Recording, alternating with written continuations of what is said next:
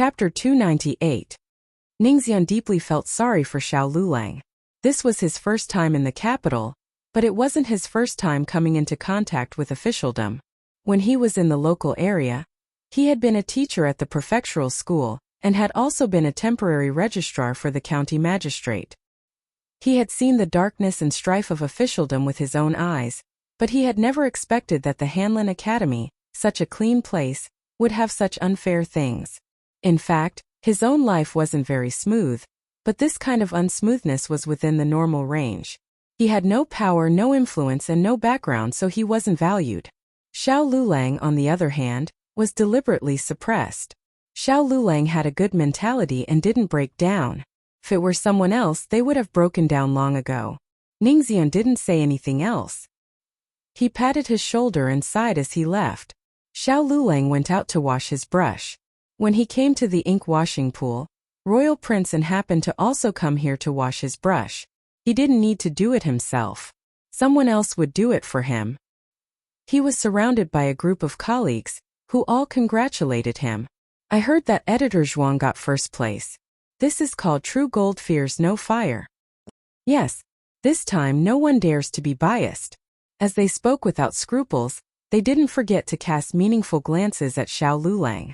The story of how Xiao Lulang got first place had long been spread in the capital. It was said that he had a face that was 70 to 80% similar to the young Duke of Zhaodu, and that he had won the favor of the young Duke's father and the young Duke's senior brothers.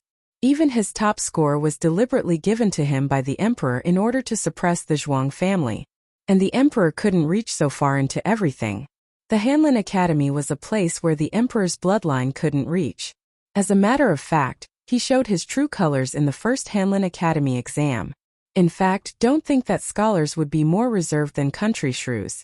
Country shrews only had a loud voice and coarse reasoning, so they couldn't scold people's sore spots. When scholars scolded people, they could cut people's hearts open. Their lips and tongues were as sharp as knives, and each knife drew blood. However, the officials of the Hanlin Academy were not as unscrupulous as the foppish sons of the Imperial College. They cherished their reputation and would not really block Xiao Lulang here to do anything to him, nor would they deliberately trip him to embarrass him. They would only use their authority to suppress him, or group together to ridicule him and isolate him. Xiao Luang's expression didn't change much. After washing the brush, he planned to leave. That should be the case. The correct number is 27. After Royal Prince finished explaining the answer to an editor who asked him for advice on arithmetic, he called out to Xiao Lulang, "Wait a moment." Xiao Lulang stopped and looked at him indifferently. "What's the matter?" Royal Prince said, "Hanlin Academy is a place of fair competition. No matter what others say, I hope you understand that strength speaks for itself here. You know how you became the top scorer. Hanlin Academy won't give Marquis Xianping a chance to interfere. You really shouldn't have sided with Marquis Xianping. If he was a general, siding with Marquis Xianping was still acceptable, but he was a scholar. The banker was the tallest tree." Xiao Lulang didn't respond to Royal Prince An's words. He only glanced at the question in the editor's hand and said, 19. After saying that, he calmly left. Royal Prince frowned. What 19? The editor was studying Royal Prince An's solution, and didn't dare to eavesdrop on their conversation. Royal Prince walked over and took the question to look at it again. He suddenly realized that he missed a number on the 7th step. The final result of the calculation was, Royal Prince took the pen and paper and calculated on the paper. 19. How did he know? Had he done this question before? It couldn't be that he just listened to the editor read the question and then calculated the result in his mind. Impossible. He wasn't that smart. For this kind of huge calculation, an ordinary person would have to calculate on paper for a day. Even the Hanlin Academy scholars who were smarter than ordinary people would have to spend at least an hour. He was exceptionally smart, so he only used a quarter of an hour. But this still required him to write down the complicated and huge calculation steps on paper. And he calculated wrongly. How could Xiao Lulang calculate it correctly using only mental calculation? After his shift, Royal Prince sat on the carriage to return home. He was surprised to find Grand Tutor Zhuang in the carriage. "Grandfather." Royal Prince bowed. "Why are you here?" I was passing by so I came to see you, Grand Tutor Zhuang said in a good mood. Ever since Empress Dowager Zhuang sent Zhuang Yueshi home from the palace, Grand Tutor Zhuang hadn't shown such a happy expression for many days. Royal Prince and couldn't help but ask, Grandfather, why are you so happy? Is there a joyous occasion? Grand Tutor Zhuang looked at him with admiration and couldn't hide his smile. It's indeed a joyous occasion. There weren't many things that could make his grandfather happy. Royal Prince and looked at Grand Tutor Zhuang in confusion. He didn't know why, but he had a bad feeling in his heart. Grand Tutor Zhuang finally stopped keeping him in suspense and smiled at Royal Prince and, Grand Tutor Yuan is interested in you. Grand Tutor Yuan? Royal Prince and was shocked. Grand Tutor Yuan was a prominent figure in Zhao country. He was the #1 assistant minister in the cabinet. Why would he suddenly be interested in him? It wasn't that Royal Prince and looked down on himself and felt that he didn't have the ability. It was just that his reputation had spread out long ago. If Grand Tutor Yuan wanted him, he would have done so long ago. If it was because of this imperial examination, he only got second place. Above him was Xiao Lulang, the new top scholar. Grand Tutor Zhuang smiled. When you went to Mount Yuluo to organize the library, he saw the ancient books you organized and was very satisfied with you. Royal Prince and was also very satisfied with the ancient books he organized. He had read a lot of books since he was young and never slacked on his studies in Chan country. He was also quite good at history. He didn't organize many ancient books that day, but he was confident that he organized them the best. Grand Tutor Yuan loves to study ancient books. Grand Tutor Zhuang said. I see. Royal Prince and was enlightened. No wonder he suddenly liked him. Then, does he plan on taking me as his disciple? It would be great if he could take Grand Tutor Yuan as his master. Although they were all considered the emperor's disciples after passing the Jinshi exam, no one would dislike having such an excellent master. In his opinion, only 4 people in the 6 countries were qualified to be his master. One was the deceased Elder Feng, one was Yan country's layman Han Shan, one was Zhao country's Sir Lian Yun, and the last was Grand Tutor Yuan. Even his 4th uncle Zhuang Xianji wasn't qualified. As for Chancellor Hua, he didn't get along with Empress Dowager Zhuang. Royal Prince and naturally didn't like him that much. Not a disciple, but a grandson-in-law, Grand Tutor Zhuang said. Royal Prince and frowned. Grand Tutor Zhuang said, he wants to betroth you to his granddaughter who grew up in the Taoist temple. That girl's talent is quite good. Grand Tutor Yuan values her, but she's a woman and can't inherit Grand Tutor Yuan's legacy. If you really marry her, you'll be no different from Grand Tutor Yuan's disciple. How was there no difference? There was a generation difference. Royal Prince and didn't say this. His marriage wasn't up to him to decide. However, if he didn't marry the girl he liked, then wouldn't it be the same no matter who he married? After Attendant Yang was promoted, he was busy teaching the scholars in Hanlin Academy, and temporarily didn't have time to make things difficult for Xiao Lulang. Xiao Lulang finished his duty on time. He packed his things and left Hanlin Academy. As soon as he left, Editor Tsun also came out of his office. He had been hiding from Xiao Lulang for the past 2 days. Firstly, he felt guilty for scheming against Xiao Lulang. Secondly, he was observing when Xiao Lulang would confront and complain to Attendant Yang. Xiao Lulang headed west after leaving Hanlin Academy. He clearly remembered that Xiao Lulang always headed east. Could it be that he really went to complain to Attendant Yang? The west happened to be the direction of Hanlin Academy. Xiao Lulang did go to Hanlin Academy, but he didn't go to Attendant Yang. Instead, he went to find Feng Lin and Lin Qingya. Last night, he sorted out some astronomy and mathematics questions that should be suitable for their current progress. Sun Wei followed him sneakily. When he saw Xiao Lulang heading in the direction of Hanlin Academy, his heart jumped to his throat. However, he did not expect that Xiao Lulang would be stopped by someone on the way. It was a woman. The woman was dressed beautifully, her eyebrows were delicate, and her hair was full of pearl hairpins. Although she wore a veil, it was still difficult to hide her charm. Editor Tsun only took one look and felt his eyes pop out of their sockets. The woman didn't go forward. It was the young maid beside her who walked over and said something to Xiao Lulang. From Sun Wei's point of view, he could only see Xiao Liulang's back. He didn't know what Xiao Liulang's expression was, and he couldn't hear their voices. Then Xiao Lulang left. The young maid and the woman slightly bowed to Xiao Lulang. Chapter 299. The next day, when Xiao Lulang arrived at the Hanlin Academy, he found that everyone was looking at him strangely. Although they weren't close to him, they wouldn't look at him with such disdain and complicated expressions. It was as if they disdained what he had done, but at the same time they couldn't believe it.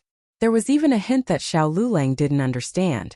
Ningxian had been called to the Hanlin Academy as an assistant teacher by Assistant Yang, so he didn't ask Xiao Lulang what was going on with these people's gazes. But Xiao Lulang soon found out, because he was called over by Scholar Han of the Hanlin Academy. Scholar Han was the highest official in the Hanlin Academy, and was in charge of the entire academy.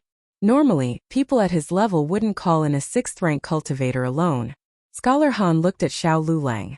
Although he restrained himself, he still glanced at the crutch in Xiao Liulang's hand. Then, his gaze fell on Xiao Liulang's face. It had to be said that this face really did look like the young Duke of Zhaodu who had passed away. Scholar Han came back to his senses and sighed deeply. He frowned and said, "Do you know why I called you here?" Xiao Lulang said neither humbly nor overbearingly, "I don't know." His manners and temperament weren't bad, not at all rustic. Scholar Han thought for a moment, then looked at Xiao Lulang and said, "Do you know that the court officials of the Zhao Kingdom are not allowed to wander around brothels?" Xiao Lulang said, "I know." Scholar Han looked at him seriously. "Then why did you go?" Xiao Lulang said seriously, "I have never been to brothels." Scholar Han said, "If you haven't been there, how do you know the brothel girls?" Xiao Lulang said strangely, "I don't know him." Scholar Han saw that he didn't seem to be lying, so he frowned and said, "You can leave. Do your job well and keep yourself clean. Don't degrade yourself and associate yourself with others. Don't do things that will damage the reputation of the Hanlin Academy." In Zhao country, brothels were legal, but it was not appropriate for an official to visit a brothel. Marquis Xianping was thick-skinned and did not care about his reputation. No matter how the emperor reprimanded him, he did not blush or pant. The Hanlin Academy, on the other hand, cared a lot about their reputation. He felt that people like Xiao Lulang shouldn't have the money to visit a brothel. After exhorting Xiao Lulang, he let Xiao Lulang leave. At the same time, he called an old attendant to tell him to tell the Hanlin Academy officials not to spread rumors. Xiao Lulang bumped into Ningxian, who had just returned from the Hanlin Academy. Ningxian pulled him to the back of the hallway and asked him in a low voice, "What happened? The entire Hanlin Academy is saying that you went to a brothel. I believe that you went to kill people, but I don't believe that you went to a brothel." If he wanted to go, he would have gone long ago. In order not to go to a brothel, he offended his colleagues and got himself drunk. Xiao Lulang said calmly, "I haven't been there." "Of course I know you haven't been there. But did you offend someone recently?" "I mean someone other than Royal Prince," and Ningxian felt that Royal Prince and would not use such a sinister method to frame Xiao Lulang. It was too easy for him to suppress Xiao Lulang. There was no need for him to be so despicable. Xiao Lulang shook his head. There were many people in the Hanlin Academy who disliked him, but he couldn't remember who he had offended. Ningxian said anxiously, "Think about it carefully. If you don't find out who this scourge is, he will secretly harm you in the future. Scholar Han may believe you once, but he may not believe you 10 times. Gossip is a fearful thing." Xiao Lulang thought about it carefully. At this moment, Sun Xiu came out of Yang Xiu's office and walked towards the corridor. Ningxian was afraid of being discovered, so he gestured at Xiao Lulang and disappeared in a flash. Xiao Lulang was used to it. He walked calmly into the corridor and inevitably bumped into Sun Xiu. Sun Xiu's eyes flashed when he saw him. If it was in the past, Xiao Lulang would definitely not pay attention to the eyes of an insignificant person, but today he inexplicably noticed it. Sun Xiu? He stopped in his tracks. Sun Xiu's official position was half a rank lower than his, but he had started earlier than him. He was a Shushi from Enka in the year of Yi Chou. 3 years ago, he was admitted to the Hanlin Academy and became a 6th-rank Shushi. Shushi's promotion speed was slower than that of the 3 cauldrons. 2 years had passed, but he was still a 6th-rank Hanlin Academy Shushi. It was not that Shushi's official position was low. Scholars could not enter the Hanlin Academy, and those who did not enter the Hanlin Academy could not enter the cabinet. Every official who had experience in the Hanlin Academy, even if they did not enter the cabinet, would be highly regarded in other yamens. It was just that comparisons were odious. For someone like Sun Xiu, who had toiled for 5 years without being promoted, what he hated the most was this kind of champion who had appeared out of nowhere. A 6th-rank Shushi. That was a huge advantage over him. Sun Xiu reined in the jealousy in his heart and looked at Xiao Lulang coldly. Xiao Lulang, what's the matter? Look at this is his attitude toward the new champion. So what if her rank is higher than mine? She's still a soft bun who can be bullied by anyone. Xiao Lulang paid no heed to the glee that flashed across Sun Xiu's eyes, but he suddenly recalled something. Back when Sun Xiu was working in the Compendium Pavilion, he seemed to have some complaints about me. Sun Xiu harumphed. Isn't that because you implicated me? If I hadn't been assigned with you, would I have been able to do so much? Xiao Lulang nodded. So, you intentionally didn't call me and locked me up in the Compendium Pavilion for an entire night? Despite Zhang Xian saying those words so casually, Sun Xiu's heart nearly exploded. What nonsense are you talking about? Sun Xiu's eyes widened as he bluffed. Xiao Lulang had heard from Ningxion that Yang Xiu was furious because he was late the next morning.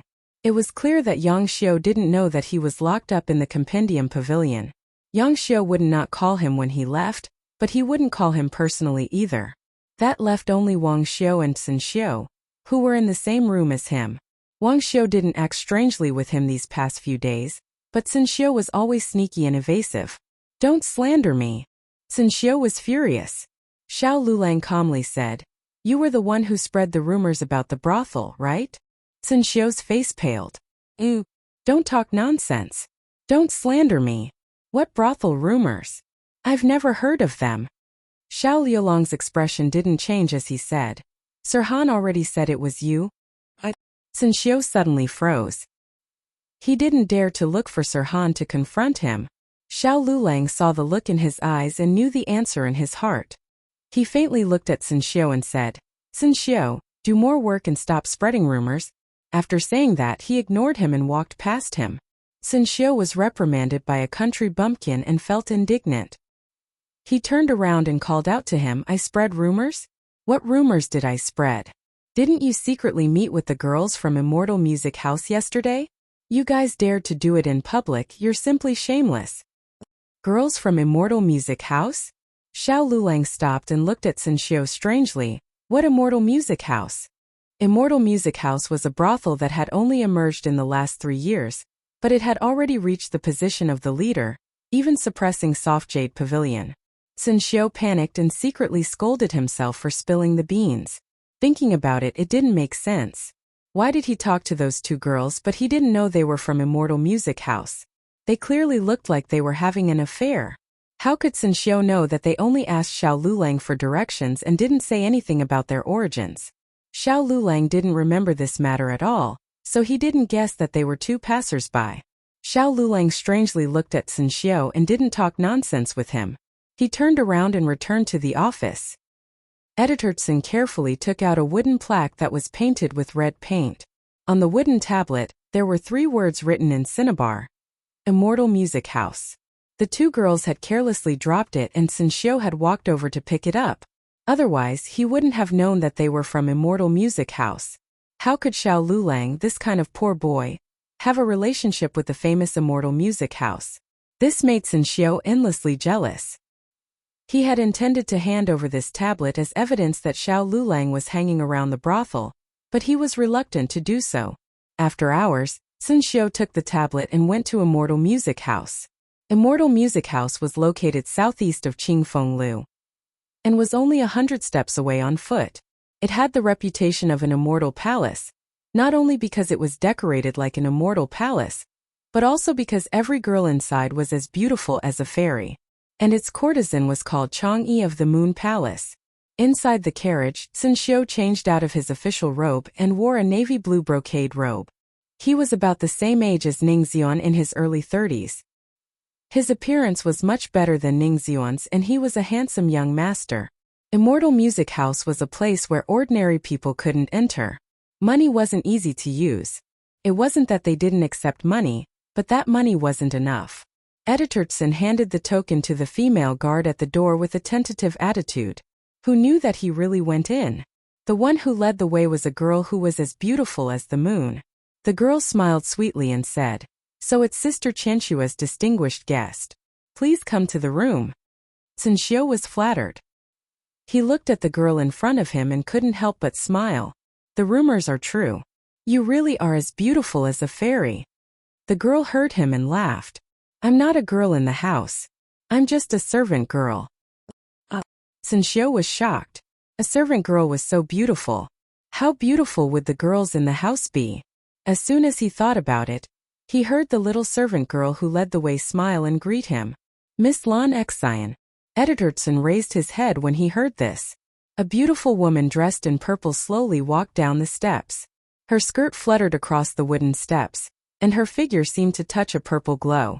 She was elegant and outstanding, and her smile was brimming with radiance. Sun Xiu felt that his soul was about to leave his body. He held the handrail of the stairs and almost knelt on the ground because of his weak legs. How shameless! Miss Lan Xian sneered and went down the stairs. Her cold smile revealed endless charm. But it was charming and extraordinary, making people's hearts sway. The little servant girl said, "Young master, please." The little servant girl led Sun Xiu to the room. "Miss Qianshua, your guest is here. Please come in." A voice that sounded like the sound of nature came from inside. It was indescribably quiet and ethereal. Sun Xiu only heard the voice and felt his whole body go limp. He didn't know how he walked into the room. By the time he reacted, the door was already closed. It was the girl he saw yesterday. The girl was holding the token that she had lost and recovered. She raised her hand and took off the veil on her face. Sun Xiu only took one look and even stopped breathing. What did he mean by as beautiful as a fairy? This was the real Nine Palaces Moon Fairy. Despite his knowledge and experience as a Hanlin Academy editor, he couldn't find a suitable word to describe the beauty of the girl in front of him. Who are you? After the girl saw Sun Xiu's face clearly, her eyes turned cold and she put the veil back on her face. Sun Xiu came back to his senses and thought that she was asking about his background. He quickly bowed and said, "I'm Sun Guangjia. Greetings, Miss Qianshua." The girl asked with a smile, "Why is the token in your hands?" Sun Xiu was dazzled by her smile. His heart was beating wildly and he said with a red face, "Mrs. Token was lost. I accidentally picked it up and recognized that it was from Immortal Music House. That's why I brought it here." You personally picked it up?" The girl smiled slightly. "Did anyone else see it?" Sun Xiu shook his head. "No." The girl lowered her head and smiled. "Why did you trouble yourself to bring it here? How embarrassing." Sun Xiu said shyly, "It's a small matter. It's not worth mentioning." The girl said with a smile, "But you saw my appearance. It's enough to mention." Huh. Sun Xiu was stunned. However, without waiting for him to react, the girl's face turned cold. "Drag him out and kill him." Sun Xiu's whole body trembled. Ant didn't come out. His mouth was covered by a black-clothed man and he was dragged out like a sack. "It's so dirty." The girl threw the token in her hand to the ground in disgust. Her personal maid hurriedly used a copper basin to fetch water. Mississippi, the girl fiercely dipped the hand that had touched the token into the water and angrily said, "I'm so angry. I'm so angry. What a mess of a stinky man. Why didn't he pick it up? Why did he let others pick it up?" Her personal maid sighed. "Yes, it's a pity that Mrs. Good intentions were wasted. You deliberately dropped a token for him, but he turned a blind eye and walked away, letting others take advantage of you." Kombikugu mobile reading website. mshbqg.com. Chapter 300. Xiao Lulang didn't know anything about the token. Naturally, he didn't know that Editertson would take the token to Immortal Music House. That was a veritable brothel. The Qinglu Yamen, such as the Hanlin Academy, could never step in without permission. Who would have thought that Editertson would be so bold? However, for the next 2 days, Editertson didn't come to Hanlin Academy for duty, nor did he send anyone to ask for leave. On the first day, everyone was puzzled, but they didn't think of the worst. They only thought that he might be sick, or that something urgent had happened at home, so he couldn't report to Hanlin Academy. The second day was the same. Editor Yang had the mentality that he used to be my subordinate, so he sent someone to Editortsen's home. Editortsen was an ordinary scholarly family in the capital. Fathertsen was a scholar who opened a private school to support the family. Mothertsen was a concubine's daughter from an old official's family, so she had some family property. The Tsen family wasn't considered wealthy in the capital, but they had a house to live in and servants to order around. Unexpectedly, the Tsen family also planned to go to Hanlin Academy to find Editor Tsen. They thought that Editor Tsen was on duty at Hanlin Academy. This kind of situation had happened before. The busiest time in Hanlin Academy was when Editor Tsen didn't return home for 3 days. But this time it was obviously not the case. Both parties immediately reported to the authorities. The authorities solved the case very quickly, or perhaps the case itself wasn't that difficult. They found Editor Tsen's body in the corner of Immortal Music House's west gate. We've seen many cases like this. Another person who wanted to sneak into Immortal Music House was beaten to death as a thief. Immortal Music House's threshold was high. Ordinary people couldn't enter, but it couldn't stop people from having wishful thinking. Coincidentally, Immortal Music House's west gate was a place where sundries were piled up. The guards of Immortal Music House weren't to be trifled with. Coming uninvited was a thief, so they would be beaten to death. The Tsen family didn't believe it, and Hanlin Academy didn't believe it. However, Editor Tsen had indeed changed out of his Hanlin Academy uniform, and was wearing a newly made navy blue brocade robe. He had also shaved his beard. It was obvious that he was going to meet someone important. Perhaps they put it on him after they killed him. The Tsen family said. Killing an official of the imperial court was different from killing an ordinary person. However, this conjecture was quickly denied because the government constables found the carriage driver that Tsen Xiu had hired that day. The coachman explained that when Tsen Weixiu got on the carriage, he was wearing Hanlin Academy's official robes. After getting off the carriage, he changed his clothes and shaved his beard. I sent him to the Cool Breeze Inn. After that, I saw him go in the direction of the Celestial Music House. With this, Zhang Xiu's path and purpose were basically determined. Moreover, with Zhang Xiu's identity, it was indeed impossible for him to openly enter the Immortal Music residence. In that case, the only way was to climb over the wall. The people of Immortal Music House didn't know that he was an official of the imperial court, and only thought that he was an ordinary lecher. Naturally, they didn't hold back. This kind of matter could be brought to court. After all, they had killed someone. No matter what, Immortal Music House had to take some responsibility. However, in this way, Zhang Xiu's reputation would be completely ruined. In the end, Immortal Music House gave some consolation money and ended this matter. Paper can't wrap fire. The news of Zhang Xiu being beaten to death in a brothel still spread within the Hanlin Academy. Although no one talked about it openly, they were all discussing it in private. You guys say, why would such an upright person like Zhang Xiu suddenly go to a brothel? Could it be that he was instigated by Xiao Xiu? In our Hanlin Academy, apart from him, no one else had an affair with a brothel girl. She'll lower your voice. Scholar Han, you are not allowed to discuss this matter. Did I say anything wrong? The day before Zhang Xiu disappeared, I saw him talking to Xiao Xiu. I don't know what they said. They were very emotional. Just as they were discussing this, Xiao Lulang walked over from not far away. They instantly fell silent. After exchanging glances, they each scattered. However, Xiao Lulang heard everything that he should have heard. Of course, he didn't instigate Zhang Xiu. However, when a person was ostracized, even breathing was wrong. Ever since he made up his mind to marry his precious granddaughter to Royal Prince and Grand Secretary Yuan, had people gather the poetry collections that Royal Prince had left outside over the years. He carefully looked through them. He was indeed a talented and ambitious person. Many of the poems that had been passed down to this day were written when he was a hostage in the Chan country. Although he was still young and inexperienced, he was in a foreign land, shouldering the lifeline of a country, enduring humiliation, and still having such youthful lofty sentiments. He was indeed a rare talent. Grand Secretary Yuan had people deliver the poetry collections to his granddaughter. He understood that his granddaughter was talented and arrogant. She didn't like ordinary people, but a gifted scholar like Royal Prince and should be able to enter her eyes. Grand Secretary Yuan didn't know that the little Taoist nun's face was as black as charcoal when she saw the poems on the table. Why did he want her to read poems? She only wanted to read novels, alright? Speaking of which, it had already been so long. Why hadn't the third book of Chronicles of the Cloud Court come out yet? Wasn't it supposed to be one book a month? It had already been 1 month and 3 days. Had he become arrogant?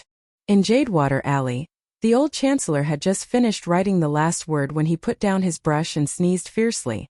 Achoo! He had just taken over the directorate, so his salary wasn't high. The main reason was that all his savings had been robbed by the old matriarch and he wanted to get a new carriage. In order to cope with his increasing expenses, he had no choice but to return to his old profession and write novels. He hadn't written for many years. His previous pen name had long been forgotten, so he used a new pen name, Zui Shengmeng Di. Just hearing it made one feel very emotional. His first comeback novel told the story of a sick and weak hostage of an enemy country, who caused chaos in the imperial court, and a love and hate relationship with the princess of the Great Xia dynasty. In order to avoid unnecessary trouble, he indicated at the beginning that this was a dream of the hostage.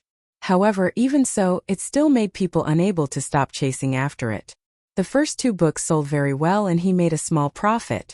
The third book should have been handed in a long time ago, but there had been a lot of things to do at the directorate recently, so he had delayed it. In order to express his apology, he decided to personally send the original manuscript to the study room that he was working with. Today, the little nun also went to the study room to rush the manuscript. The old chancellor couldn't help but prick up his ears to listen. Behind the bookshelf, the page boy was introducing other novels to the little nun. The little nun flipped through a few books in boredom and said, "Not good.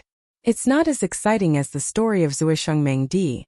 The old chancellor thought that she would say that his story had new ideas, but unexpectedly, she said that it was exciting. The old chancellor cleared his throat. Seemed quite exciting. The little nun said, "The part where the princess royal divorced the prince consort was quite good. The princess of the imperial family shouldn't have suffered such grievances." The princess royal was actually just an unremarkable supporting character in the novel. The plot about her wasn't written in detail, and the divorce of the prince consort was only briefly mentioned. He didn't expect her to have such a deep impression. She was a soulmate. The old chancellor coughed lightly and couldn't help but have some interest in communicating with the other party. Perhaps he might be able to find more inspiration. This Taoist priest also likes this book? The little nun said, "It's okay. The writing is passable." The old chancellor thought, "I'm the chancellor of the directorate, but I'm only passable in writing?" However, in order to lower the threshold of the audience, he did deliberately weaken his writing style, and added a large amount of vernacular to ensure that it was easy to understand. However, in order to cater to the aesthetic of scholars, he also added a lot of original poems. Usually, this kind of part would be skipped by ordinary people and wouldn't affect the progress of the plot. The old chancellor asked again, "What do you think of the character Princely?" Princely was the main character in the book, the sickly hostage who subverted the entire Great Xia dynasty.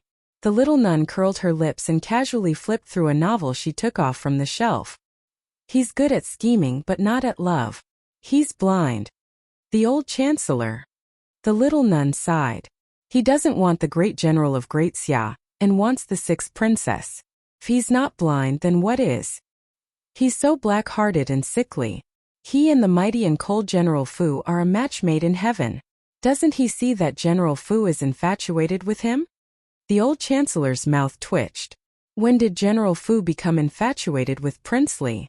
Why didn't I know? The little nun sighed. And the Empress of Great Xia, she's also blind. How can she like the Emperor of Great Xia when concubine Hua is so good to her? Isn't it good to be together with concubine Hua? Concubine Hua flirted with her so many times. The old chancellor. No, concubine Hua didn't flirt with her. Concubine Hua and the Empress have a pure superior-subordinate relationship. No, miss. No, Taoist. How did you read the book? What did you see? Concubine Hua and the Empress of Great Xia are mortal enemies. They both stabbed each other in the heart. Wait, that's not the point. The point is that they are both women. General Fu and Prince Li are both men. Is it okay for a little girl like you to have such a strong taste? The old chancellor's heart was pierced by thousands of arrows. He felt that he could no longer look at this book in the eye. In the blink of an eye. It was June and summer had completely arrived in the capital. Last winter, the capital was exceptionally cold. This year it was exceptionally hot. Because some daughters fainted in class, the girls' school even had a few days off. The news of the little nun of the Yuan family returning to the capital quickly spread in the capital. But what really made the news was the marriage between the little nun and Prince N. It was said that Grand Tutor Zhuang intended to marry the Yuan family, and had already sent someone to collect the marriage invitation. After the marriage invitation, as long as the two's birth characters did not clash, the marriage could be discussed. This year, the little nun of the Yuan family was not the only daughter to be discussed. Zhuang Yueshi, Du Xiaoyan, Gu Jinyu and the other daughters were all of marriageable age. Their families had already started to deal with it.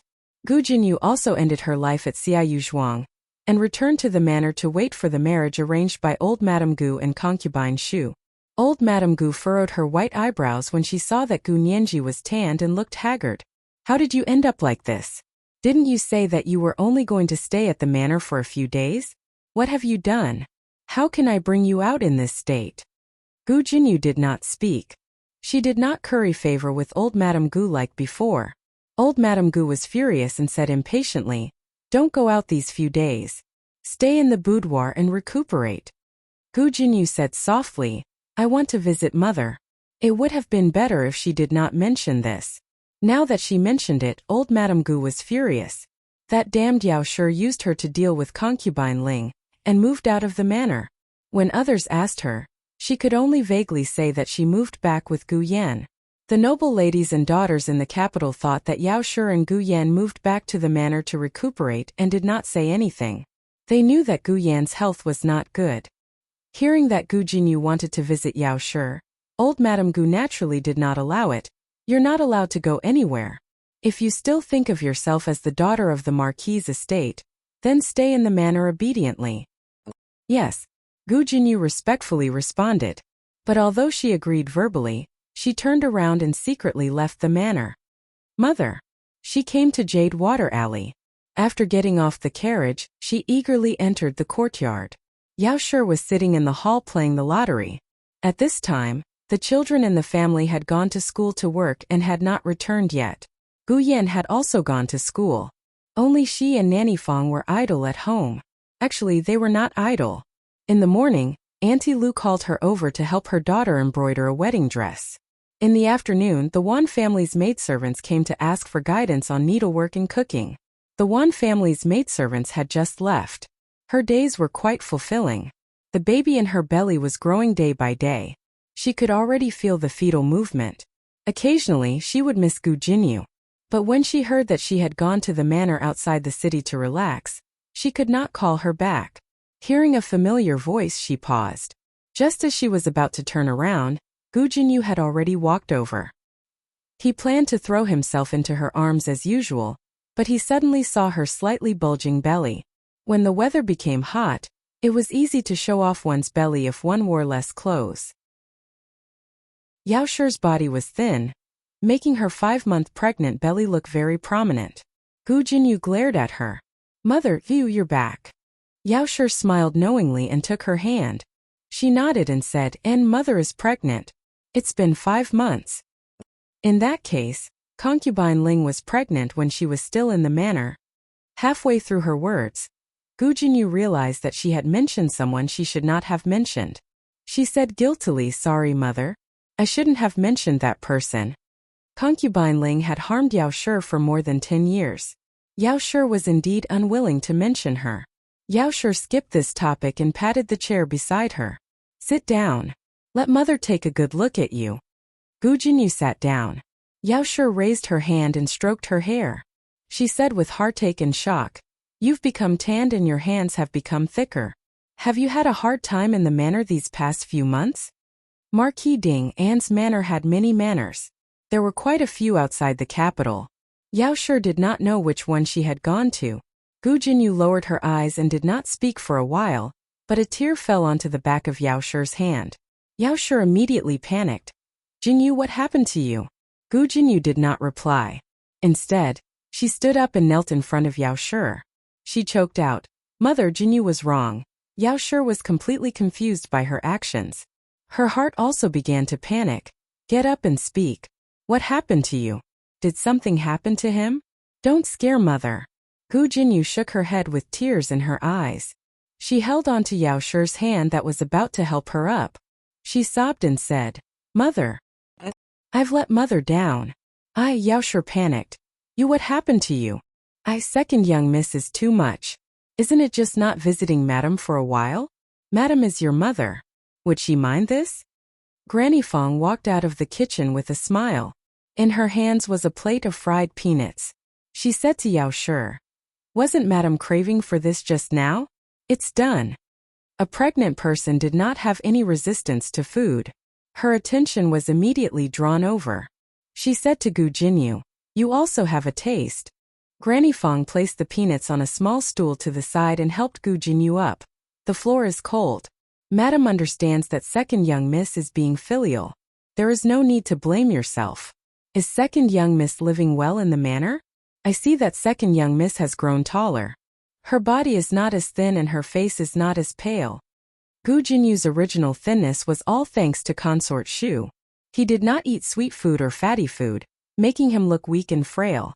Now, although he was a little darker and his skin was a little rougher, it was true that he was a little rounder. Yao Shi took a look and found that it was true. Gu Jinyu was interrupted by Granny Fong, and could not continue to confess to Yao Shi. She followed Granny Fong's words and said, I miss Mother too much. I haven't come to see Mother for so long. I didn't even know that Mother was pregnant. I'm really unfilial. Yao Shi sighed, so it was because of that. You scared me to death. I thought that something had happened. I don't blame you. But why did you suddenly go to live in the manor? Are you unhappy at the Marquis' estate? No. Gu Jinyu lowered her head. Gu Jinyu lowered his eyes. That place is very close to Father's residence. I can go over and keep Father company. I see. The relationship between father and daughter was very good. Yao Shi did not suspect anything. The mother and daughter chatted for a while. Granny Fong kept them company. Later on, Yao Shi was tired and went to take an afternoon nap. Granny Fong then brought Gu Jinyu to the front yard and said to Gu Jinyu, Second young miss, no matter what you wanted to say to Madam, I hope that you will not say it again. Gu Jinyu was stunned. Granny Fong said, Madam suffers from very serious depression. It was not easy for eldest young miss to cure her. This servant does not wish for Madam to fall ill again. Furthermore, Madam is pregnant now. She cannot be provoked. I did not think it through. Gu Jinyu lowered her head sadly. I originally wanted to apologize to Mother. I did something that let elder sister down. I stole elder sister's credit and caused elder sister to be hurt. I don't want to hide it from Mother anymore. Granny Fong naturally knew about these things, but she did not expect Gu Jinyu to have the courage to admit it. Chapter 301. When Gu Jiao returned to Bisui Alley, Gu Jinyu had already left. Nanny Fong had been guarding the door. When she saw her return, she hurriedly went forward and told her about Gu Jinyu's visit. I know. Gu Jiao nodded. Nanny Fong noticed her stiffness and asked worriedly, Eldest miss, what's wrong? I'm fine. Gu Jiao said. Today, she met a tough opponent at the martial arts center. Her arm was actually numb. She hadn't met such an interesting opponent for a long time. Looking at second Miss's appearance today, she seems to be sincerely repentant. Nanny Fong said thoughtfully, What did she experience at the farmstead that made her change so much? Gu Jiao paused and said, She didn't go to the farmstead. She went to Ciu farmstead. Nanny Fong was surprised. Eldest miss. Has seen her before? Yes, I happened to see her once. Gu Jiao told her about her visit last time. She actually went to that kind of place to suffer. Nanny Fong suddenly didn't know what to say. Nanny Fong had watched Gu Jinyu grow up. Nanny Fong could tell whether she was sincerely remorseful or putting on an act. Second Miss seemed to have really changed. Then would eldest Miss forgive her? Gu Jiao didn't say anything and stepped into the house. After June, the sky turned dark late. When Xiao Lulang returned from Hanlin Academy, the sky was still bright. Little Jing Kong went for a walk with chickens. Gu Jiao was arranging rooms for people next door. Before the old lady regained her memory, in order to make it easier to rob the old chancellor of his private money, she asked the old chancellor to connect the two houses and open a door on the wall of the backyard. As soon as Xiao Lulang arrived at the backyard, he saw Gu Jiao carrying several clean mattresses over. He stopped her. "Is there a guest at home?" Gu Jiao said. "It's Gu Yan's secret guards." Not only had they arrived, but they had also brought Yu Ye from the hot spring villa. This was Gu Jiao's order. Gu Yan had lived in the farmstead for so long, but the only servant he hadn't chased out was Yu Ye. Even Nanny Fong had been chased out by him once. There were more and more things to do at home. Gu Jiao thought that it would be good to have a clever maid. Fortunately, there were many empty rooms next door. After the two families were connected, they could be considered one family. Thus, senior servant Fong had already moved in and didn't have to squeeze in the same room as Madame Yao. Xiao Lulang also helped to move some things. The two secret guards were usually nowhere to be seen. Yu Ye was at the scene the entire time. It was her first time seeing Xiao Lulang. She was so excited that her eyes almost popped out. Yaya! Was this the son-in-law? Son-in-law is so handsome. Gu Jiao tilted her head. Oh, I think so too. Yu Ye's explicit praise didn't affect Xiao Lulang, but Gu Jiao's understated words made Xiao Liulang's heart feel strange. He cleared his throat and said calmly, "I'll go see if the people from Jing Kong are back yet." After saying that, he turned around and left. Looking at his strange walking posture, Yu Ye quietly moved closer to Gu Jiao and asked with an indescribable expression, "But eldest miss, why does the son-in-law walk with his hands and feet in the same direction?" There was no need to learn martial arts today.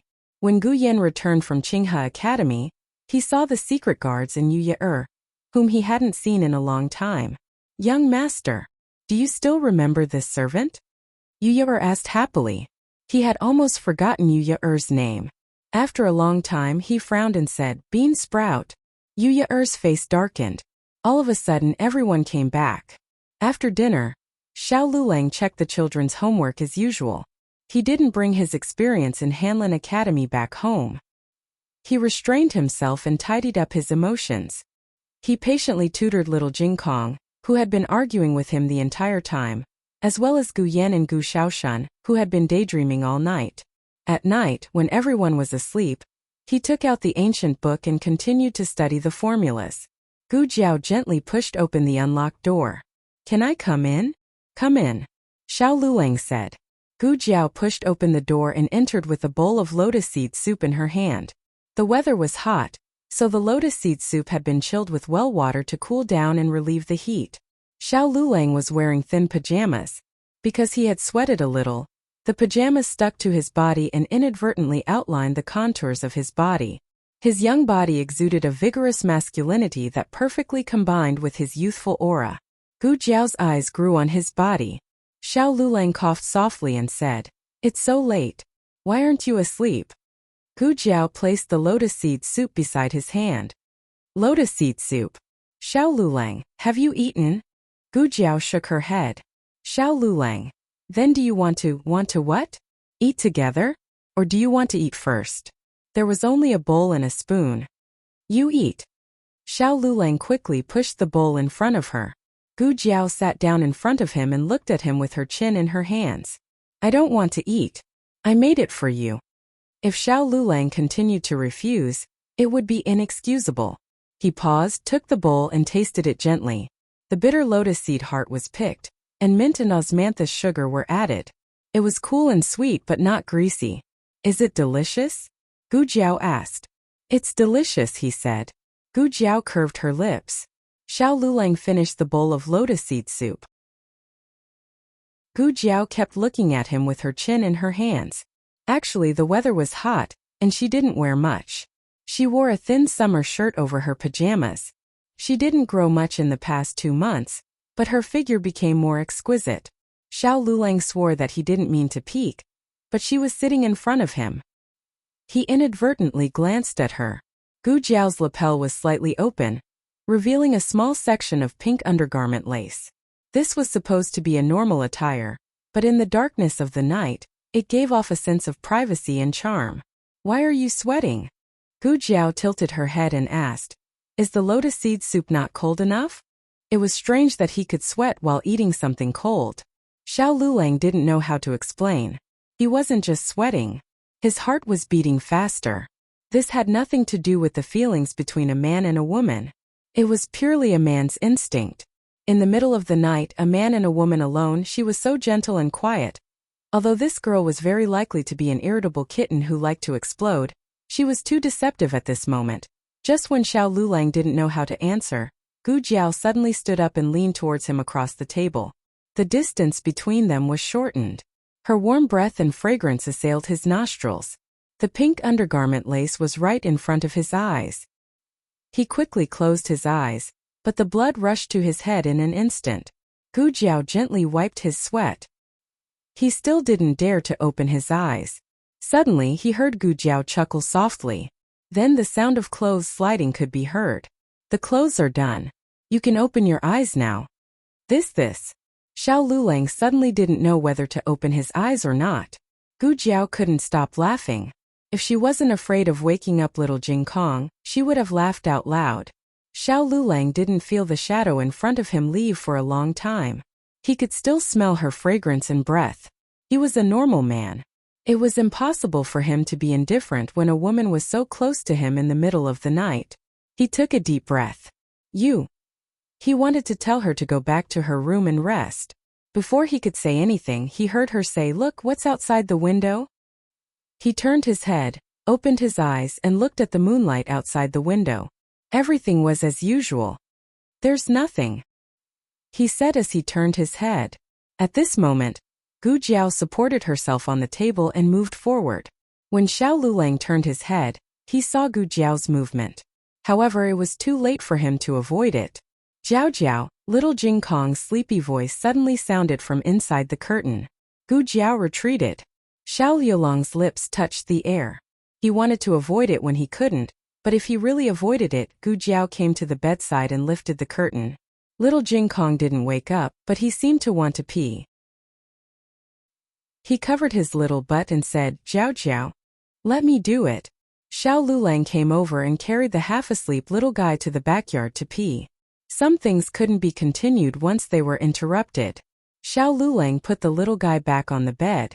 The weather was too hot. Little Jing Kong only wore a small red doo-doo and slept on the mat. Xiao Lulang closed the curtain and said to Gu Jiao, "It's getting late.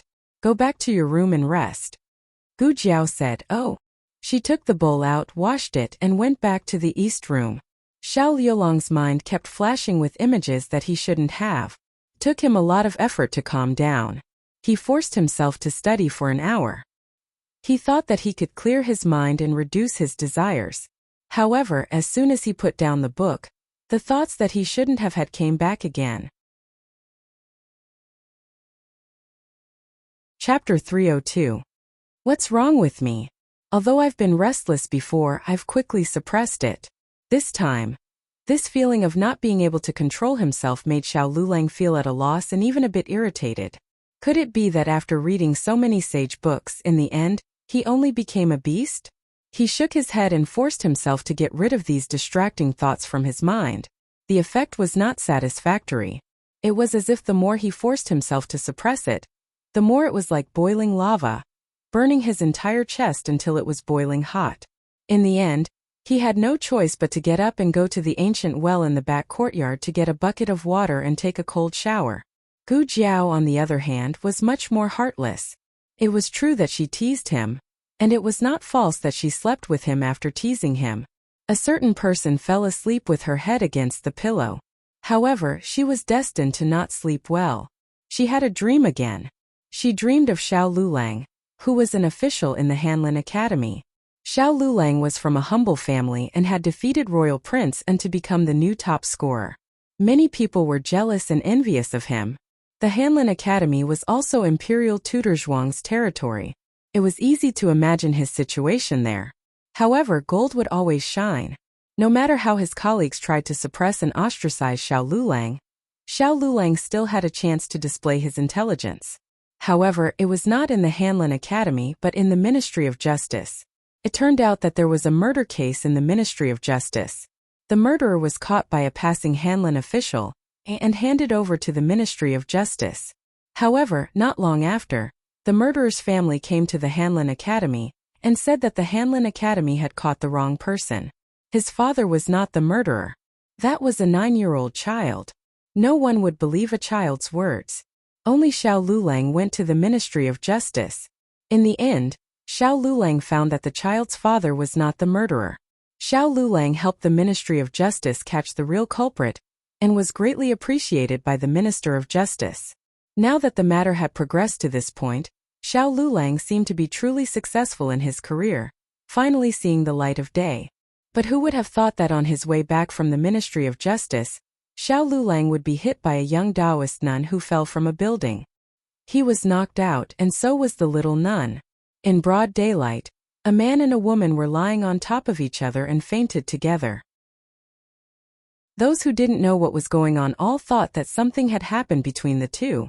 At that time, Xiao Lulang was wearing the official uniform of the Hanlin Academy. The news quickly spread. Xiao Lulang's reputation was ruined, and his career as an official had come to an end. When Gu Jiao woke up, she sat on the bed and hugged the quilt with a toothache. Her husband was really good at going against the current. He was smart, but he was also unlucky. Being hit by someone on the street was about the same as winning the lottery in her previous life. How could something like that happen? It was actually quite easy to avoid it. She remembered that when Xiao Lulang was leaving the Ministry of Justice, he had been stopped by a Hanlin official surnamed Yang and scolded. If it weren't for that delay, Xiao Lulang could have perfectly avoided the disaster. Gu Jiao got up before the sun rose. Xiao Lulang also got up early in the past, but he never got up earlier than Gu Jiao. Today was an exception. He was fetching water from the back courtyard. First, he fetched water from the ancient well, then he carried buckets back to the kitchen and poured them into the water jar. Looking at his sweaty appearance, it wasn't hard to guess that he had been working for a long time. "Why are you so early? You didn't sleep last night, did you?" Gu Jiao asked in a strange tone. He had too much energy and needed to do some physical work to burn it off. Otherwise, he would be too hot. Of course, Xiao Lulang didn't say this. He said, "Seriously, I slept. It was a little hot, so I got up early." It was quite hot, especially since the ancient people wore a lot of clothes. Gu Jiao felt that the capital was hotter than the countryside. She slept and her pajamas were soaked in sweat. She fetched water and went back to her room to take a bath. Listening to the sound of the water, Xiao Lulang's blood was boiling in his chest. He felt that he had wasted the whole morning. Little Jingkong didn't go to school today. He practiced martial arts in the back courtyard for a while. After breakfast, he went to play with Zhao Xiaobao next door. Gu Yin and Gu Xiaoshun were also on vacation. They slept in their room. Gu Jiao didn't tell Xiao Lulang what she saw in her dream. She went to the medical center as usual. Xiao Lulang went to the Hanlin Academy. As soon as he entered the main entrance, he saw many Hanlin officials standing in the open space in front of the hall. The atmosphere was so intense that he didn't know what they were discussing. He always had nothing to do with the crowd. He didn't plan to join them, so he went to his office. But before he took 2 steps, he saw Ningxian at the corner of the corridor waving at him. He thought about it and went over. Ningxian pulled him to the other side of the corridor and gossiped in a low voice. "Did you hear? Royal Prince and made a great contribution this morning." "Oh," Xiao Lulang answered perfunctorily. He wasn't interested. "Hiss," Ningxian gasped. "He's your opponent. Aren't you curious about what he did? You're the top scholar and he's the second. Logically, you should be faster than him. If he's faster, well, it's normal to be faster than you. You can't beat him in terms of family background." This was the truth. A poor student might not be able to reach the starting line of others even if he worked hard for 8 to 10 years. Some people were born at the end of their lives. But Ningxian still wanted to say, "There was a murder on Beifang Street. It was reported in the middle of the night. The murderer was arrested this morning. Royal Prince and arrested him? Xiao Lulang asked. Ningxian said, that's right. He was on duty. When he passed by the Ministry of Justice, he met his uncle, the Assistant Minister of the Ministry of Justice. The Assistant Minister of the Ministry of Justice told him about it. Based on the bloodstains at the scene, he led his subordinates and arrested the murderer. He can't leave the Ministry of Justice now, so he asked someone to come to Hanlin Academy and ask for leave. He said he'll come back in the afternoon. Why do you think he's so powerful? Not only was he born into a good family, he was more outstanding and hardworking than ordinary people. How could ordinary people live like this? The entire Hanlin Academy was shocked by Royal Prince Anne's case. At this moment there was a sudden commotion outside the door. You got the wrong person. My father is not the murderer. It's not him. It was a child's voice. Xiao Lulang looked in the direction of the voice. Ningxian said, let's go and have a look. He thought Xiao Lulang would refuse. After all, he wasn't the kind of person who liked to watch a show. Who knew that Xiao Lulang would actually follow? There was a commotion outside the door. A child dressed in cotton clothes, less than 10 years old, was thin and small, and his clothes were messy. Perhaps because he had been running all the way.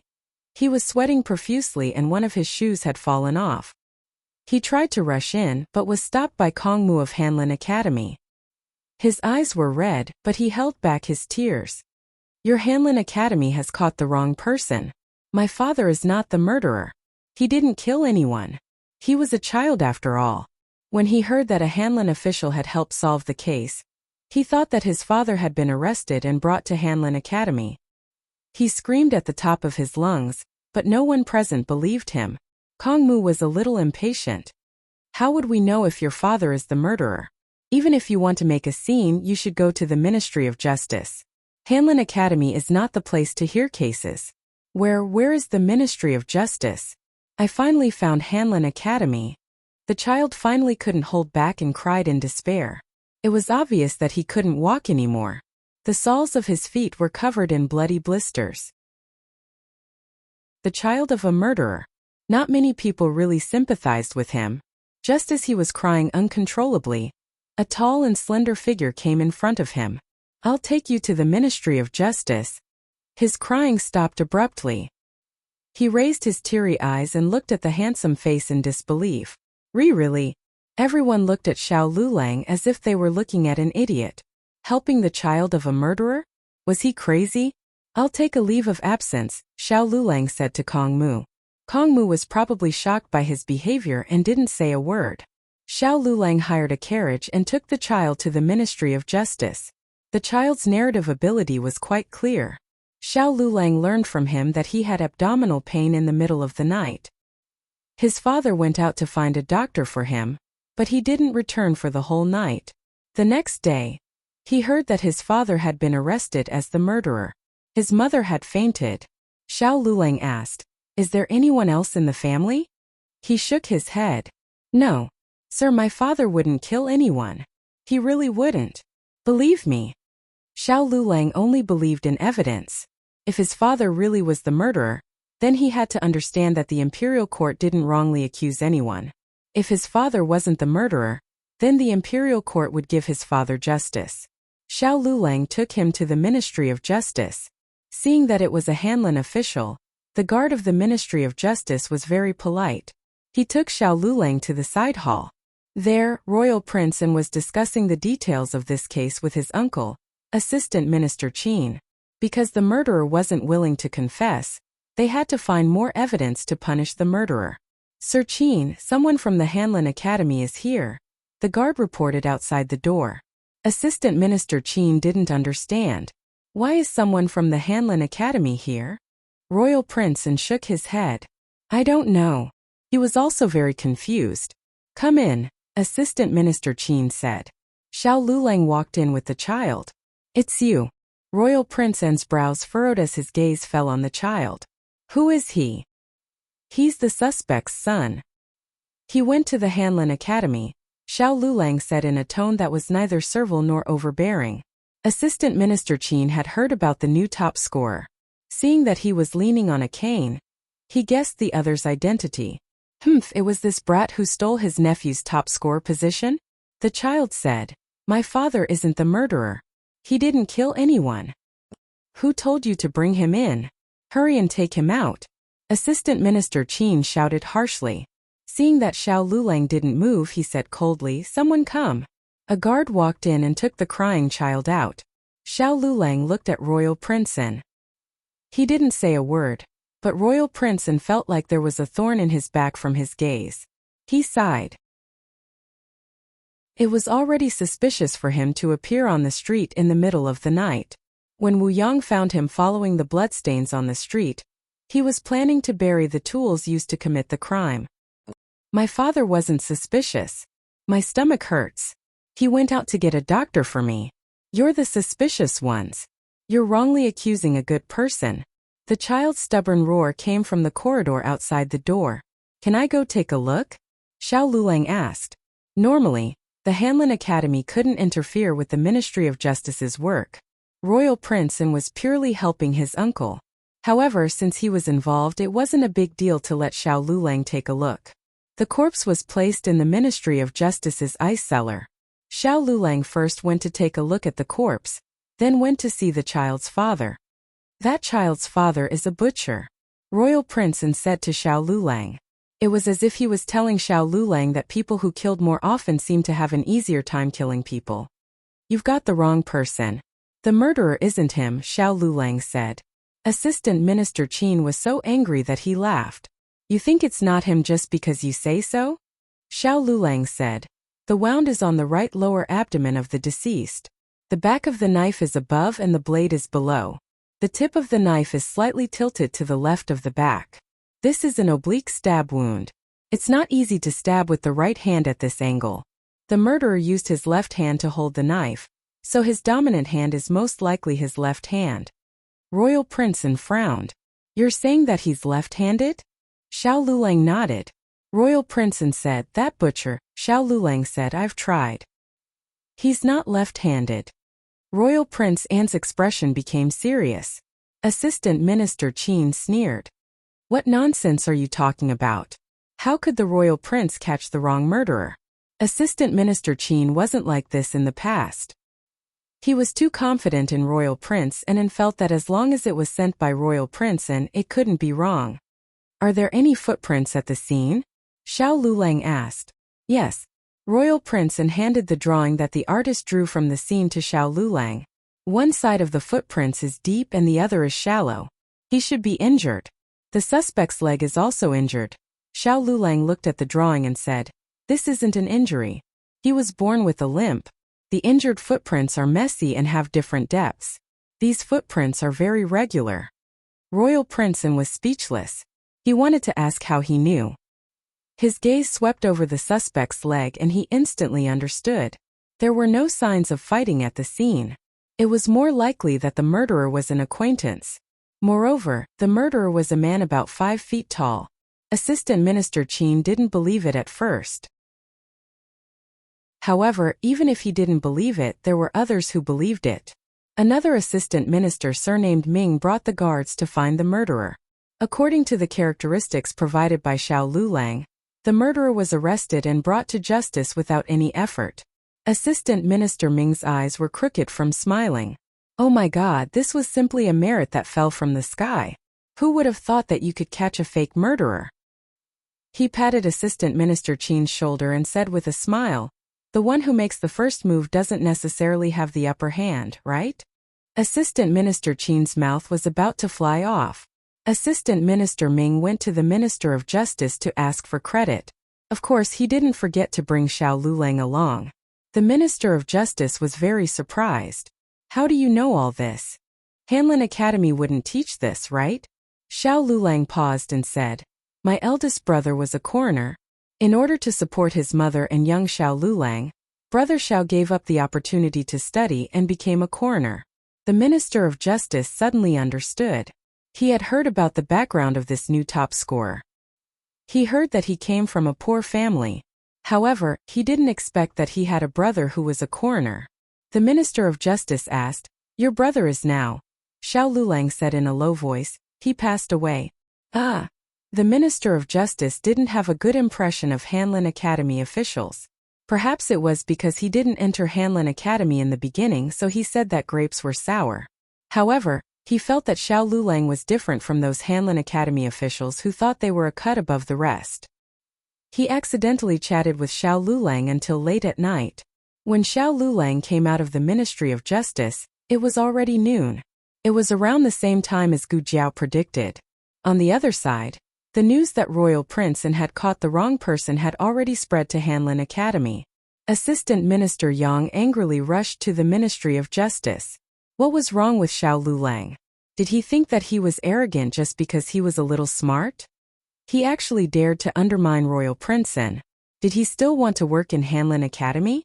Why didn't he secretly suggest a plan to Royal Prince An and slap Royal Prince An's face in public? Assistant Minister Yang was furious. The carriage was parked in a small alley near the Ministry of Justice. As soon as Assistant Minister Yang jumped off the carriage, he was put in a gunny sack by someone. It wasn't too far from the Ministry of Justice to Hanlin Academy. The reason why he hired a carriage in the morning was because the child couldn't walk. Now Xiao Lulang planned to walk back. He took a shortcut. When he walked through the secluded alley, he had a feeling that something was going to happen. He looked back but didn't see anything. Strange. He suddenly had the illusion that he had survived a disaster. In a stable near the Ministry of Justice, Assistant Minister Yang was being beaten up by a gunny sack. Help! Ow, help! Ow, ow, ow, ow, you bullied my husband, Gu Jiao's small fists landed on his body like snowflakes. Assistant Minister Yang was beaten up to the point of doubting life. No one would believe that he had been beaten up by someone outside the Ministry of Justice's main gate. Gu Jiao was so excited from beating him up that she only remembered the important matter after a long time. Aya! She forgot that there was a little Taoist nun to save. It wouldn't be good if she fell to her death. In her dream she didn't fall to her death because Xiao Lulang acted as a cushion for her. Now there was no human cushion. Humph! Gu Jiao kicked Assistant Minister Yang, took back her gunny sack, and ran towards the alley where the little Taoist nun fell. Unfortunately, she was a step too late. The little Taoist nun had already slipped and fallen from the third-floor window. Gu Chongqing had just come out of the barracks when he saw his little sister sneaking around the Ministry of Justice. He was curious about what the little girl was doing, so he urged his horse to go over. Halfway there, a loud noise came from above. A small figure broke through the window and fell from above. Gu Chongqing's eyes moved. He flew up and caught the little girl in midair, then slowly landed back on his horse. The little Taoist nun looked at him in shock. Her eyes lit up. General Talisman? Her head tilted and she fainted. Chapter 303. When the little nun opened her eyes again, she was already lying on a bed in the clinic. She froze for a moment, then remembered that she had just fallen down the stairs. She might have fallen to her death. The little nun closed her eyes.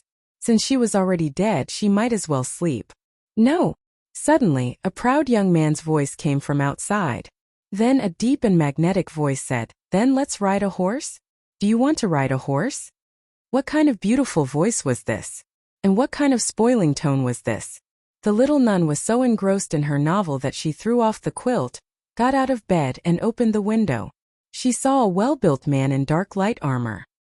His hair was as black as ink, and his thick eyebrows were slanted to his temples. His facial features were deep and stern, and his temperament was cold. His eyes were filled with endless tenderness and love. This was the General Fu from the novels. She looked at the young man opposite the General Fu. He wore a light blue robe and his body was thin. His cheeks were pale and sickly, but his features were exquisite and as handsome as jade. Most importantly, his temper was specially stinky, specially black-hearted. The sickly hostage, Prince Li Yunting. Didn't she say they were a good match? The scene was so beautiful. The little nun looked at the two people under the tree and swallowed her saliva. Creak. The door was pushed open. Dr. Song came in with a bowl of medicine. Miss, you're awake? Sure, don't be noisy. The little nun stared at the two people in the courtyard. Dr. Song strangely walked forward and followed her gaze. He smiled and said, "So it's the two young masters, Gu. Miss, do you want to thank them?" "HM?" The little nun frowned and looked at him. Dr. Song thought she didn't hear him clearly, so he repeated his words with a pleasant expression. "Miss, do you want to thank them?" The first sentence. The little nun said. Dr. Song thought for a moment, then said with uncertainty, "So it's the two young masters, Gu? They're brothers?" "Yes." "Biological?" "Yes." "Oh." The little nun lowered her head. Dr. Song's face was inexplicable. "Why are you so disappointed all of a sudden?" Dr. Song checked the little nun's pulse and let her drink the medicine. After asking Dr. Song, the little Taoist nun learned that she was saved by the heir of Marquis Ding and Manor Gu Chongqing. Gu Chongqing and the little Taoist nun had met once before, but the little Taoist nun hadn't taken a good look at him. "Sister! Sister!" Soon after Dr. Song went out, Yuan Tong came in a hurry. "Sister, are you all right? I just went to buy a box of osmanthus cakes." "How did you disappear?" "I'm dying of anxiety. Fortunately, someone came to deliver a letter, saying that you came to the medical center next to the girls' school." The letter was sent by Gu Chongqing. Gu Chongqing only recognized her after saving her. It wasn't that Gu Chongqing didn't take a good look at her face last time. It was just that it would be difficult to find a second Taoist nun like her in the entire capital. The little Taoist nun sat down on a chair by the window. "I'm fine. I just tripped and fell down from upstairs." "How did you suddenly fall down from upstairs?" Yuan Tong looked at the little Taoist nun. She pinched her face, then her arms and legs to make sure she was fine. The little Taoist nun said, "The room was too stuffy. I wanted to open the window to get some fresh air, but my foot suddenly slipped and I fell out of the window."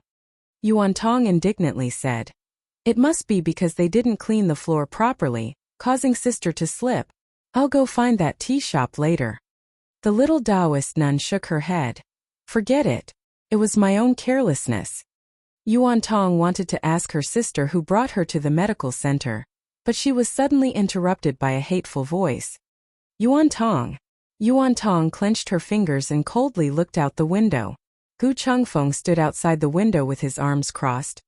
"Oh, it really is you." Yuan Tong gritted her teeth. "Bumblebee?" Gu Chengfeng asked. "What are you doing here?" Yuan Tong chuckled. "Why do you care what I'm doing here?" Gu Chengfeng, "Are you sick?" Yuan Tong, "You have medicine." "See." Gu Chengfeng rolled his eyes in disdain. "I'm just asking if you're sick, so I can introduce you to a reliable doctor." "Chengfeng, don't be rude." Gu Chongqing was startled by the quarrel. The little Taoist nun stood up and slowly bowed to Gu Chongqing. "Many thanks for saving my sister, Master Gu." Gu Chengfeng looked at Yuan Tong proudly. "Did you see that? My big brother saved your sister." Yuan Tong's words were stuck in her throat. She glared at Gu Chengfeng. Childish. The little Taoist nun was fine.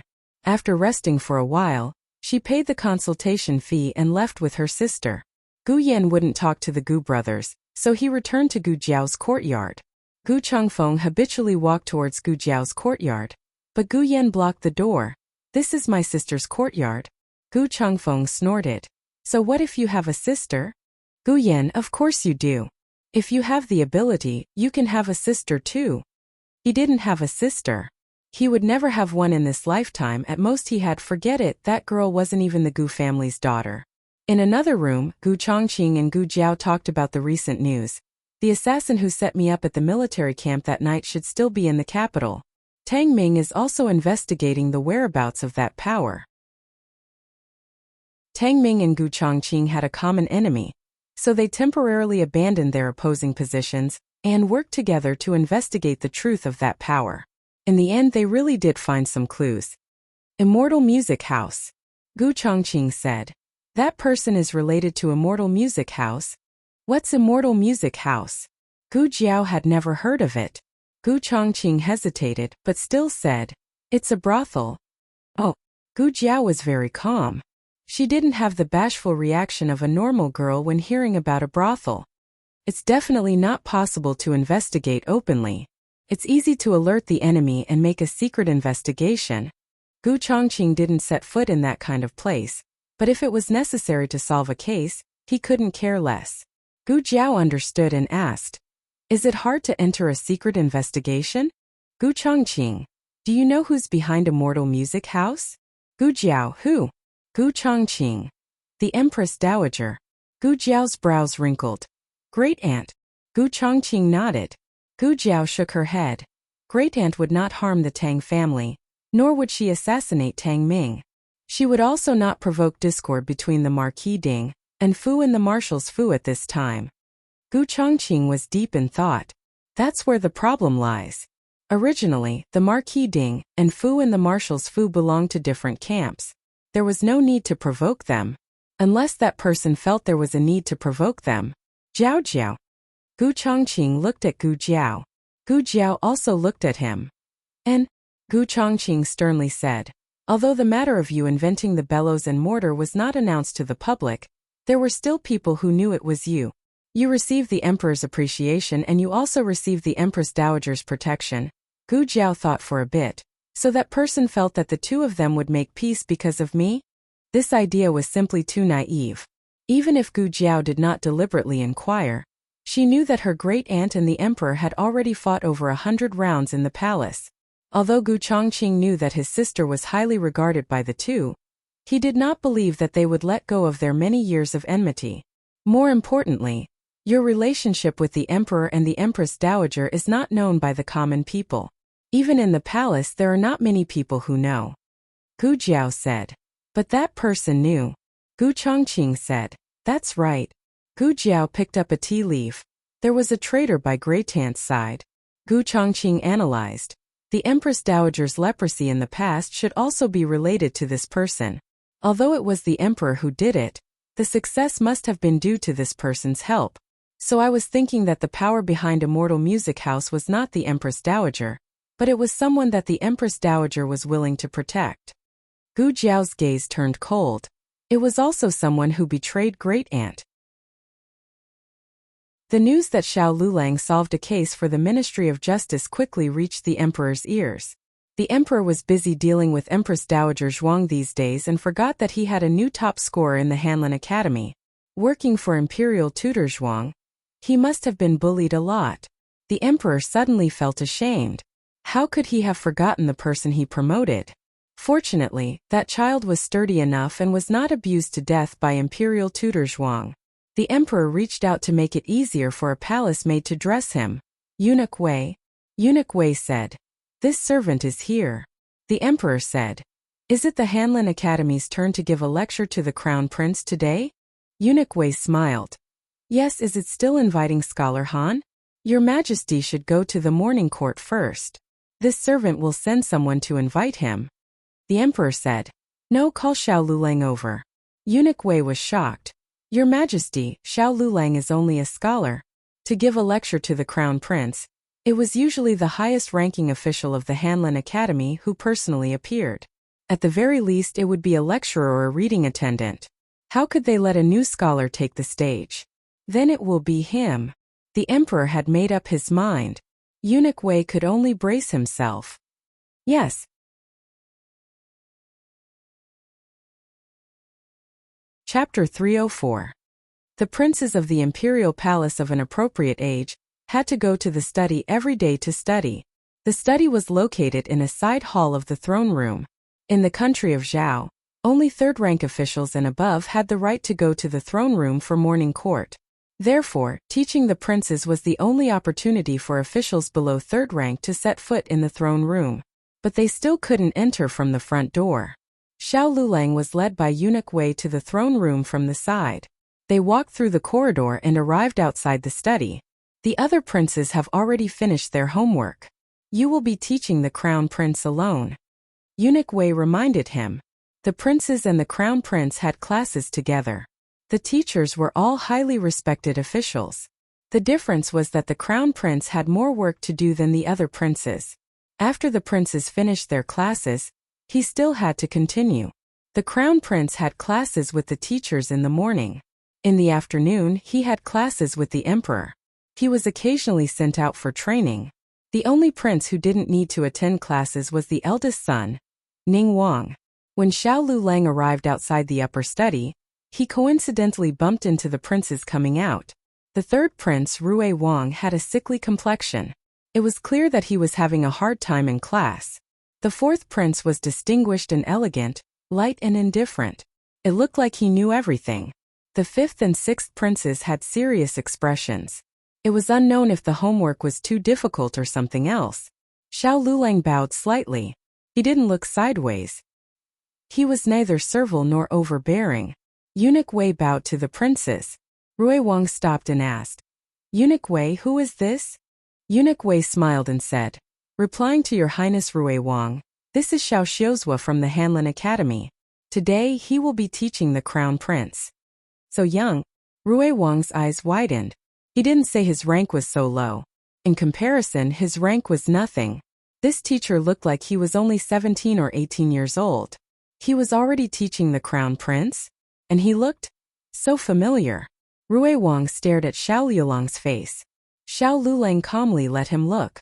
After all, Rui Wang was not the crown prince and was not close to the young Marquis of Zhaodu for a while.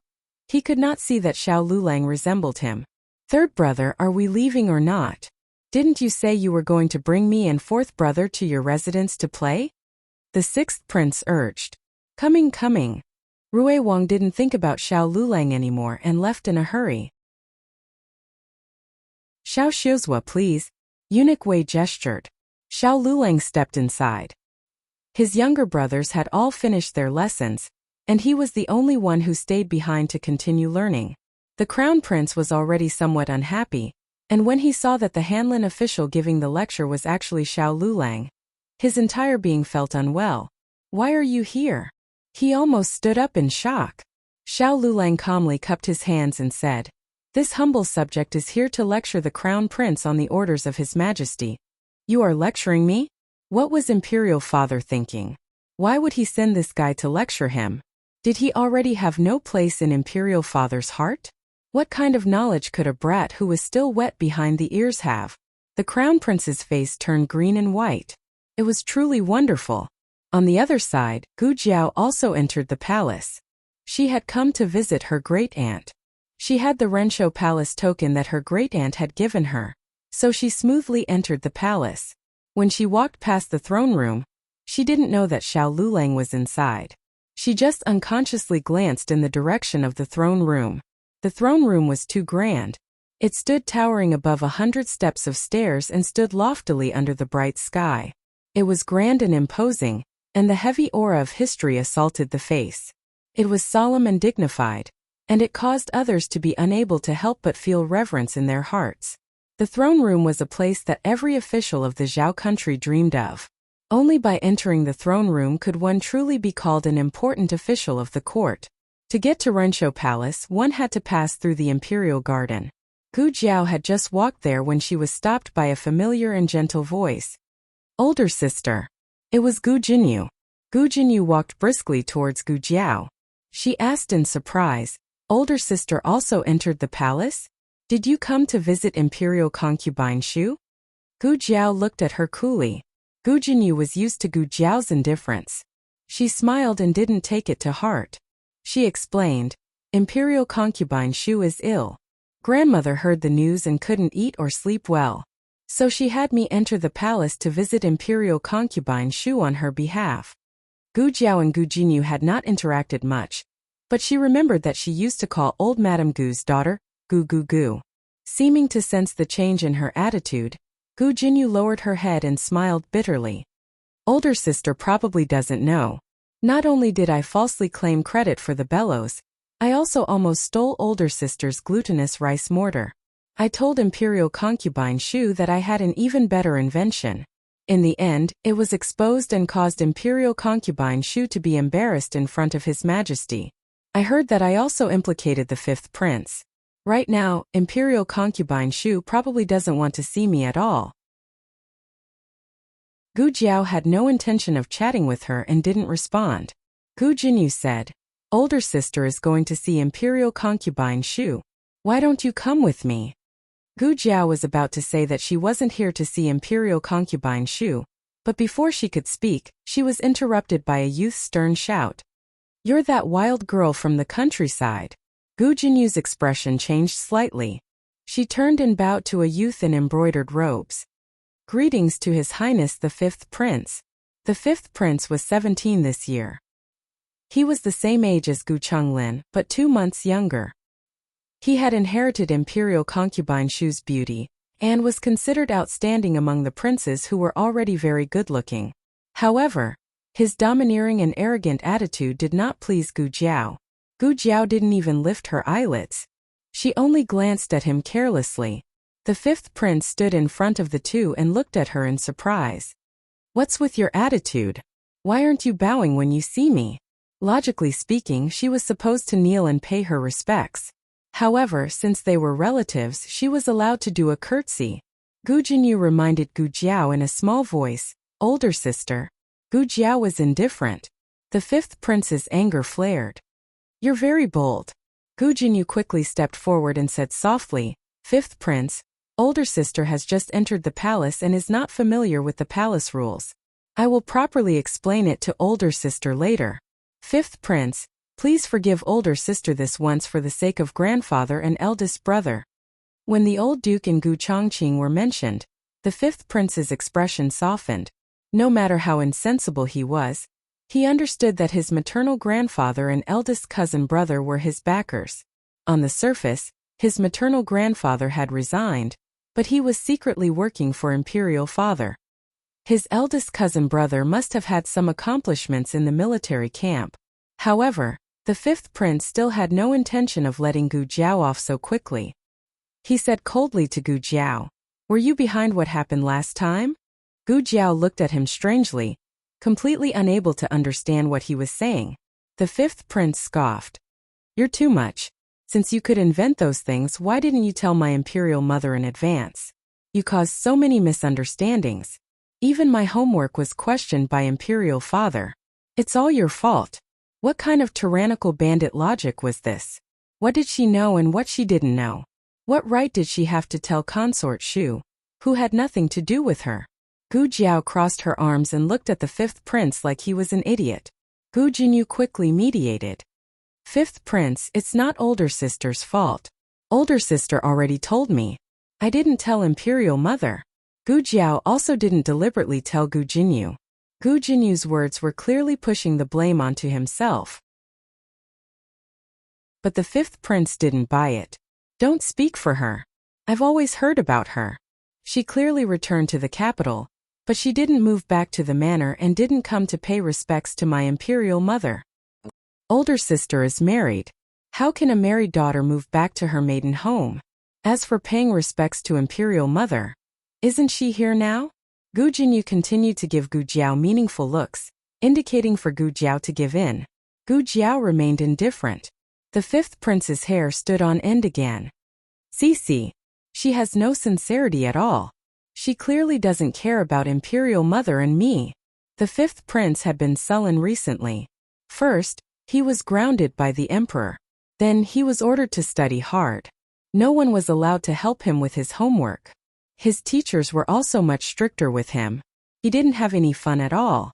Today, everyone had agreed to go to Third Brother's manor, but he had to stay in the palace because he hadn't finished his punishment report from imperial father. He more or less wanted to vent his anger on Gu Jiao. If it was Gu Jinyu, perhaps she would let him have his way. But Gu Jiao wouldn't let him have his way. Gu Jiao looked at him and said, "I'm not here to visit imperial concubine Shu, and I'm not here to pay respects to you." Saying this, she tilted her head slightly, indicating for the fifth prince to move aside. The fifth prince had only been a little angry at her, but now he was completely enraged. "I treat you as a relative and only ask you to pay respects to me, but you don't want face when I give it to you." The fifth prince said coldly, "Kneel." Gu Jinyu's face paled. "Your Highness, move aside. Otherwise, I'll punish you too." The fifth prince rarely spoke so harshly to Gu Jinyu. It could be seen that he was truly angry. Gu Jinyu didn't dare to make another sound. Gu Jiao frowned in annoyance. "I'll say it one last time. Move aside." The fifth prince said angrily, "You're shameless. Come slap her." Two strong eunuchs walked forward and reached out to grab Gu Jiao, but they didn't even touch Gu Jiao's clothes before they were thrown onto the grass. The fifth prince was so angry that he stomped his feet. How dare you commit a crime in the palace? He raised his hand to grab Gu Jiao. So noisy. She had such a bad temper. Coincidentally, there was a water tank with water lilies nearby. Gu Jiao grabbed the fifth prince's collar and threw him into the water tank. Ah, the fifth prince screamed. He fell into the water tank while sitting and was soaked. His hands quickly grabbed the sides of the tank, and he struggled out of the water tank with a big water lily. The huge commotion shocked Empress Xiao, who was passing by. It was a sunny day today. Empress Xiao was supposed to accompany Qin Shiyu to the Imperial Garden to play, but Qin Shiyu ran away after a while. She was strolling around leisurely. Hearing the commotion, she walked over and saw the fifth prince sitting in the water tank in a sorry state. He wanted to climb out but couldn't. Although the fifth prince looked a little sorry, he was really funny. The fifth prince was very handsome, and with a pink lotus flower on his head, it really made people unable to restrain their laughter. Ahem! Empress Xiao cleared her throat and covered her mouth with a handkerchief. She ordered the servants, "What are you waiting for? Go and help the fifth prince up." Yes. Eunuch Su personally led the servants and pulled the wet fifth prince out of the water tank. It was summer. Being soaked in water didn't make one feel cold, but it was ugly. The fifth prince's face looked even worse. The servants didn't dare to laugh at him. They held it in. Empress Xiao walked over slowly. She glanced around and asked, "What happened?" "Greetings, mother." The fifth prince bowed sullenly. Gu Jinyu also bowed. "Greetings, Empress. May the Empress have good fortune and peace." Empress Xiao's eyes fell on Gu Jiao, who was beside Gu Jinyu. "Which palace is she from?" Gu Jinyu hurriedly said, "Empress, she is my elder sister." "Your elder sister?" Empress Xiao had never seen Gu Jiao, but she had heard of her. But sometimes people's brains short-circuited. She couldn't remember Gu Jiao's elder sister. Besides, Gu Jiao's appearance was really unsightly. Empress Xiao frowned and withdrew her gaze from Gu Jiao. "What happened?" Empress Xiao asked the fifth prince. The fifth prince glanced at Gu Jiao. He didn't intend to tell on her, but he couldn't stop the eunuch from gossiping. A eunuch got up from the ground and knelt down in front of Empress Xiao. "Empress, this girl is so bold. She dared to attack the fifth prince in the palace. If you hadn't arrived in time, the fifth prince would have been killed by her." Empress Xiao's expression turned cold. How could she assassinate a prince in the palace? "Empress." Gu Jinyu knelt down and risked his life to plead. "There was just a misunderstanding between the fifth prince and my sister. She didn't want to kill the fifth prince. Your Majesty, please understand." "Oh, the Imperial Garden is so lively today." Noble Consort Zhuang's faint voice came from the entrance. She was followed by Consort Yu. Consort Yu was Rui Wang's biological mother. They had always been close. This was the first time Noble Consort Zhuang came out to the garden after Princess Ning's miscarriage. She didn't expect to encounter such a wonderful thing. Noble Consort Zhuang bowed slightly to the Empress.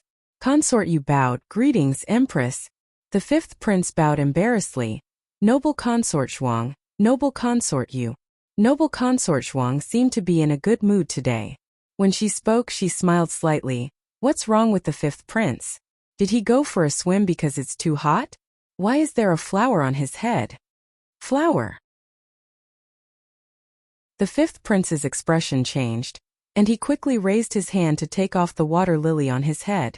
Thinking that he, a prince of a country, had a flower on his head in front of so many people, he was ashamed and resentful. He couldn't wait to find a hole to hide in. Empress Xiao looked at Gu Jiao and sighed. The fifth prince had a little disagreement with this girl. "I'm investigating this matter." Noble Consort Zhuang smiled and looked at Gu Jinyu and Gu Jiao beside her.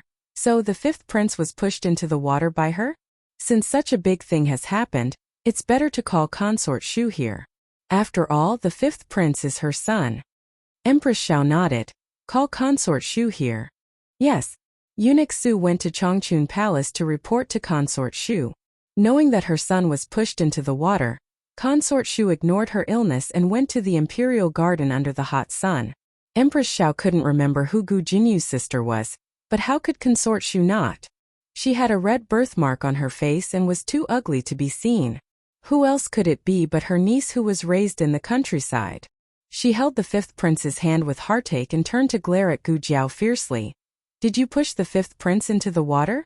I think you're going against the heavens. Empress Xiao said, Consort Shu, the matter hasn't been clarified yet. Miss Gu and this eunuch each have their own story. Let's listen to what the fifth prince and this girl have to say.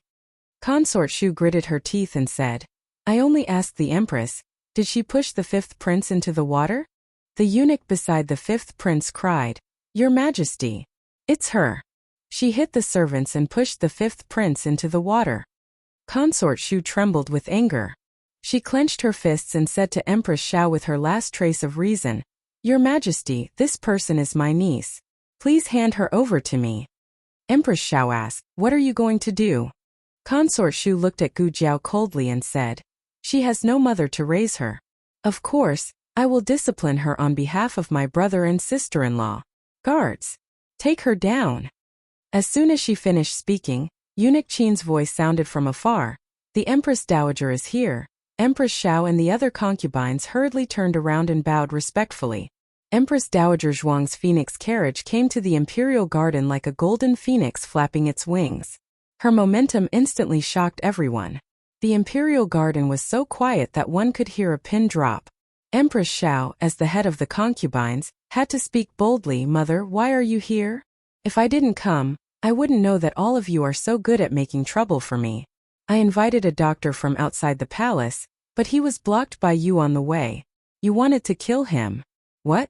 I just came back to the palace and you want me to be well. The only thing she didn't say was that they stopped the Empress Dowager from practicing medicine and wanted to kill the Empress Dowager. Mother, please forgive us. Empress Xiao knelt down with the help of the palace maids. Since the Empress knelt, noble consort Zhuang and the others could only follow suit and kneel on the ground.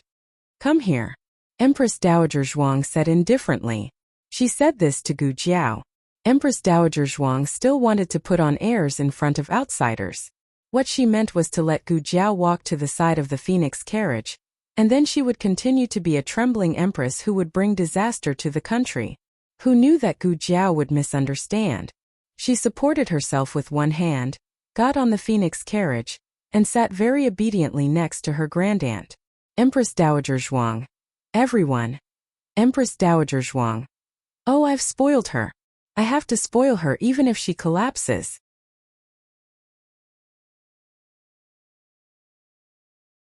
Chapter 305.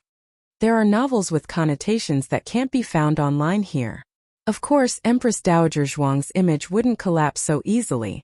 After all, she was still very unreasonable to others. Consort Shu was about to speak up for the fifth prince when Empress Dowager Zhuang glared at her coldly. Consort Shu's face turned pale with fright. Empress Dowager Zhuang came quickly and left quickly.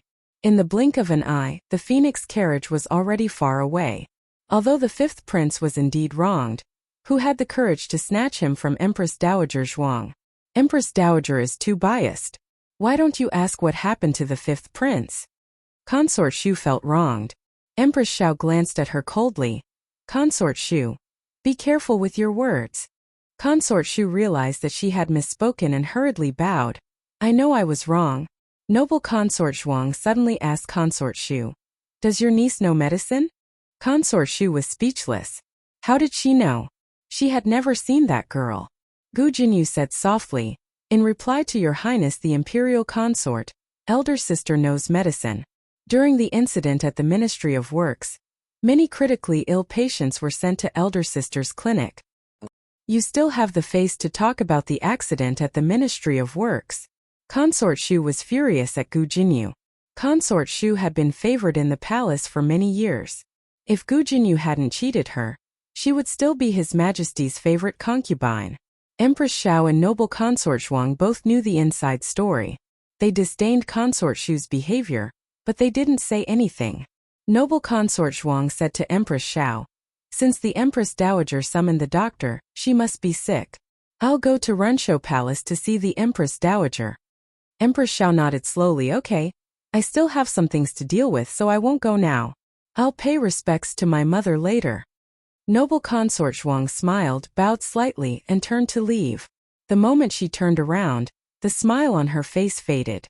No matter how high her status was or how much the Empress Dowager valued her, she couldn't call her mother. Empress Xiao continued to look for Qin Chuyu. After taking a few steps, an idea flashed through her mind. Eunuch Su, that girl. Couldn't be the one who invented the bellows and glutinous rice mortar, right? It's her. Eunuch Su nodded. Empress Xiao broke into a cold sweat for herself. His Majesty thought highly of that girl. Fortunately, he didn't have time to punish her. But then again, how did that girl become Empress Dowager Zhuang's guest? She seemed to be very familiar with Empress Dowager Zhuang. It seemed that this was not the first day they had met. Does His Majesty know about this? On the other side, Empress Dowager Zhuang and Gu Jiao returned to Renshou Palace. Eunuch Qin went to the small kitchen and instructed the cook to make Gu Jiao's favorite snacks. Empress Dowager Zhuang brought her back to her bedroom and sat down on a bench. Tell me, how did you find time to visit me today? Gu Jiao sat down beside her and thought for a moment before saying, I miss Grandaunt. Empress Dowager Zhuang snorted. I don't believe it. Gu Jiao curved her lips and took out a food box from the small basket. After opening it, the aroma of crispy sesame oil and brown sugar rushed to her nose. It's still hot. Gu Jiao took out the steaming brown sugar glutinous rice cake. The brown sugar glutinous rice cake was fried black and sprinkled with freshly fried white sesame seeds. The color was attractive and the aroma was rich. Empress Dowager Zhuang's mouth watered. Gu Jiao put a small yellow duck bowl in front of Empress Dowager Zhuang. Empress Dowager Zhuang looked at the tableware in Little Jing Kong and was speechless. Why did they use such childish tableware? Are there no bowls at home? She asked with a dark face. Gu Jiao said, today Uncle Zhou and Aunt Lu are holding banquets at the same time. There aren't enough bowls, so they were borrowed. The cupboard was empty. Only the strange tableware in Little Jing Kong was not borrowed. These tableware were all made by Gu Jiao in the way he liked. However, he had a little problem of liking the new and disliking the old.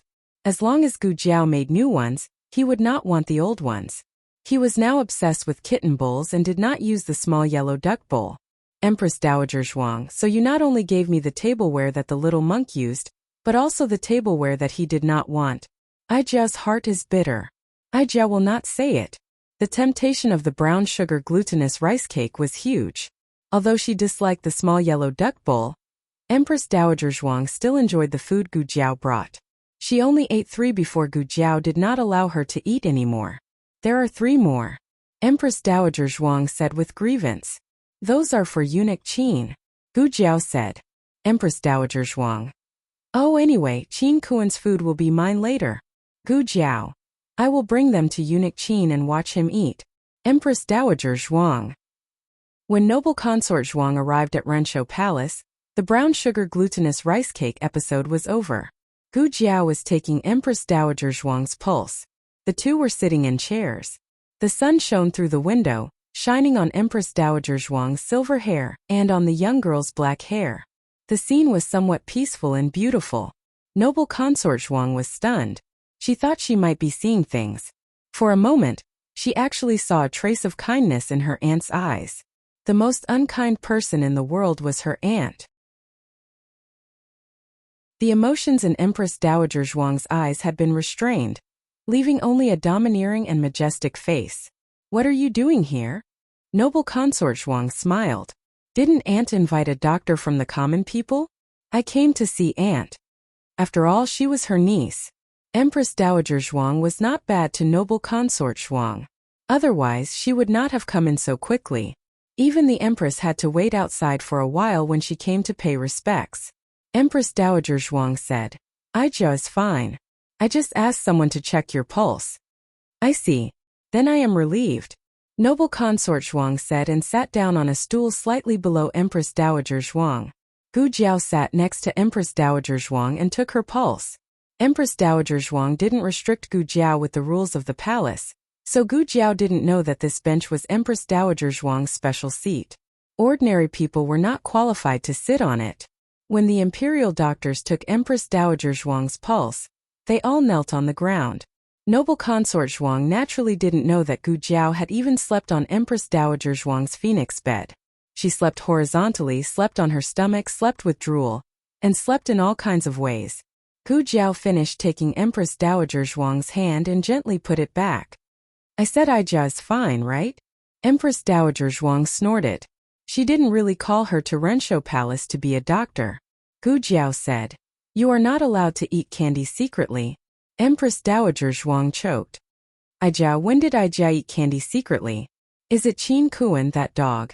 Halfway through her words, she realized that noble consort Zhuang was still here. She changed the topic and said coldly, Aijia doesn't eat candy. Only children eat things. Oh, then it seems that you don't need to give this. Gu Jiao took out the candied fruit from her pocket and silently put it back. Empress Dowager Zhuang. Not allowed to go back. Noble consort Zhuang. In fact, Empress Dowager Zhuang was still very arrogant. This didn't change much before or after returning to the palace, whether it was her grand aunt or Empress Dowager Zhuang. Even when she spoke to Gu Jiao, her tone wasn't very good. But when she liked someone, she couldn't hide it. When she looked at that person, there would be light in her eyes. The last time noble consort Zhuang saw her aunt like someone so much was when Princess Ning and was in the palace. Although Princess Ning and wasn't her aunt's biological daughter, she was more like her own flesh and blood. Her aunt almost doted on her.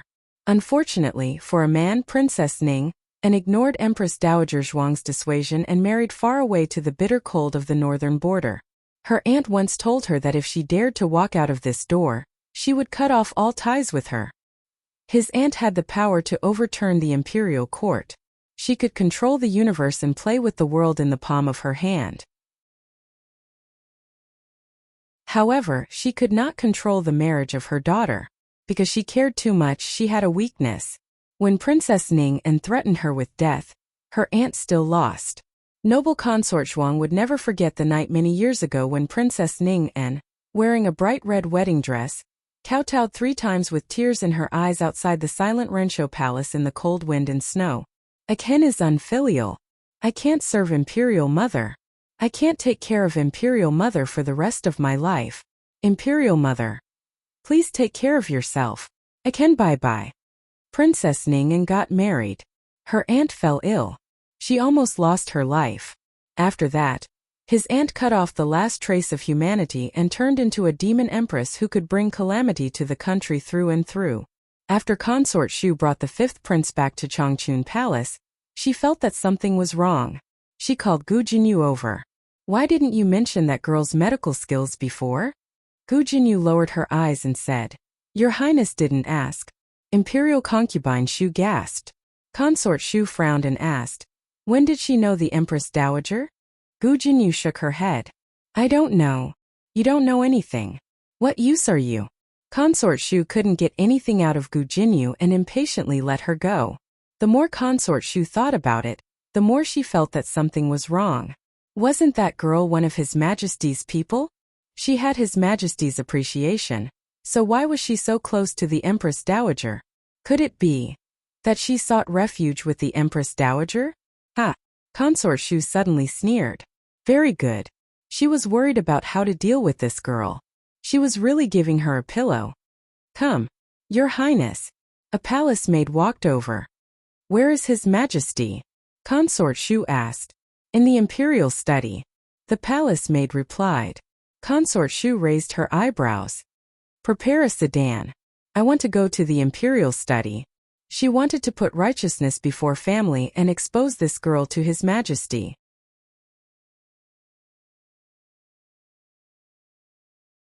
Chapter 306.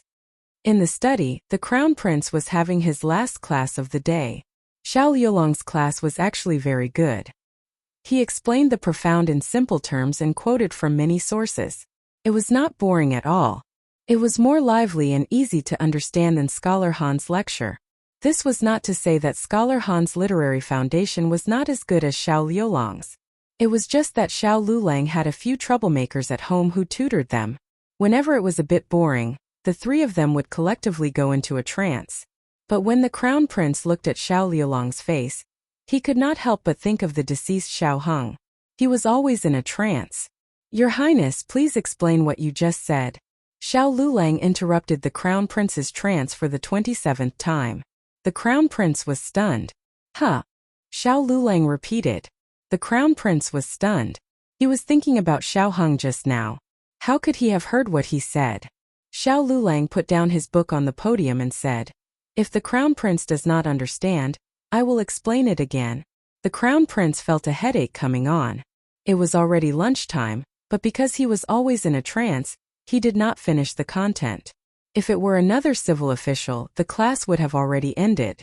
They did not dare to delay the crown prince's class. But Xiao Lulang was very stubborn and insisted on finishing the class. The crown prince braced himself and listened again. After listening carefully, he learned a lot. At least he could immediately repeat the explanation. Xiao Lulang tested him on the key points of today's lesson. The crown prince thought that he did not understand, but unexpectedly he answered all of them. He was surprised. When did he understand?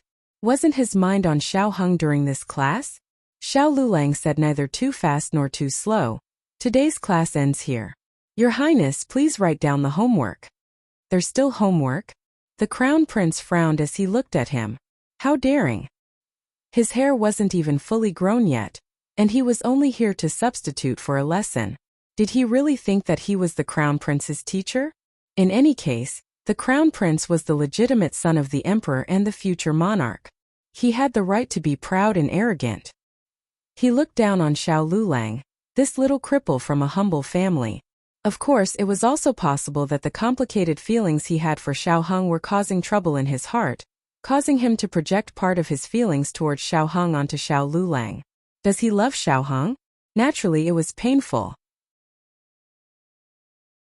He had so many brothers and sisters in the palace, but before little Qi was born, he didn't have any real siblings.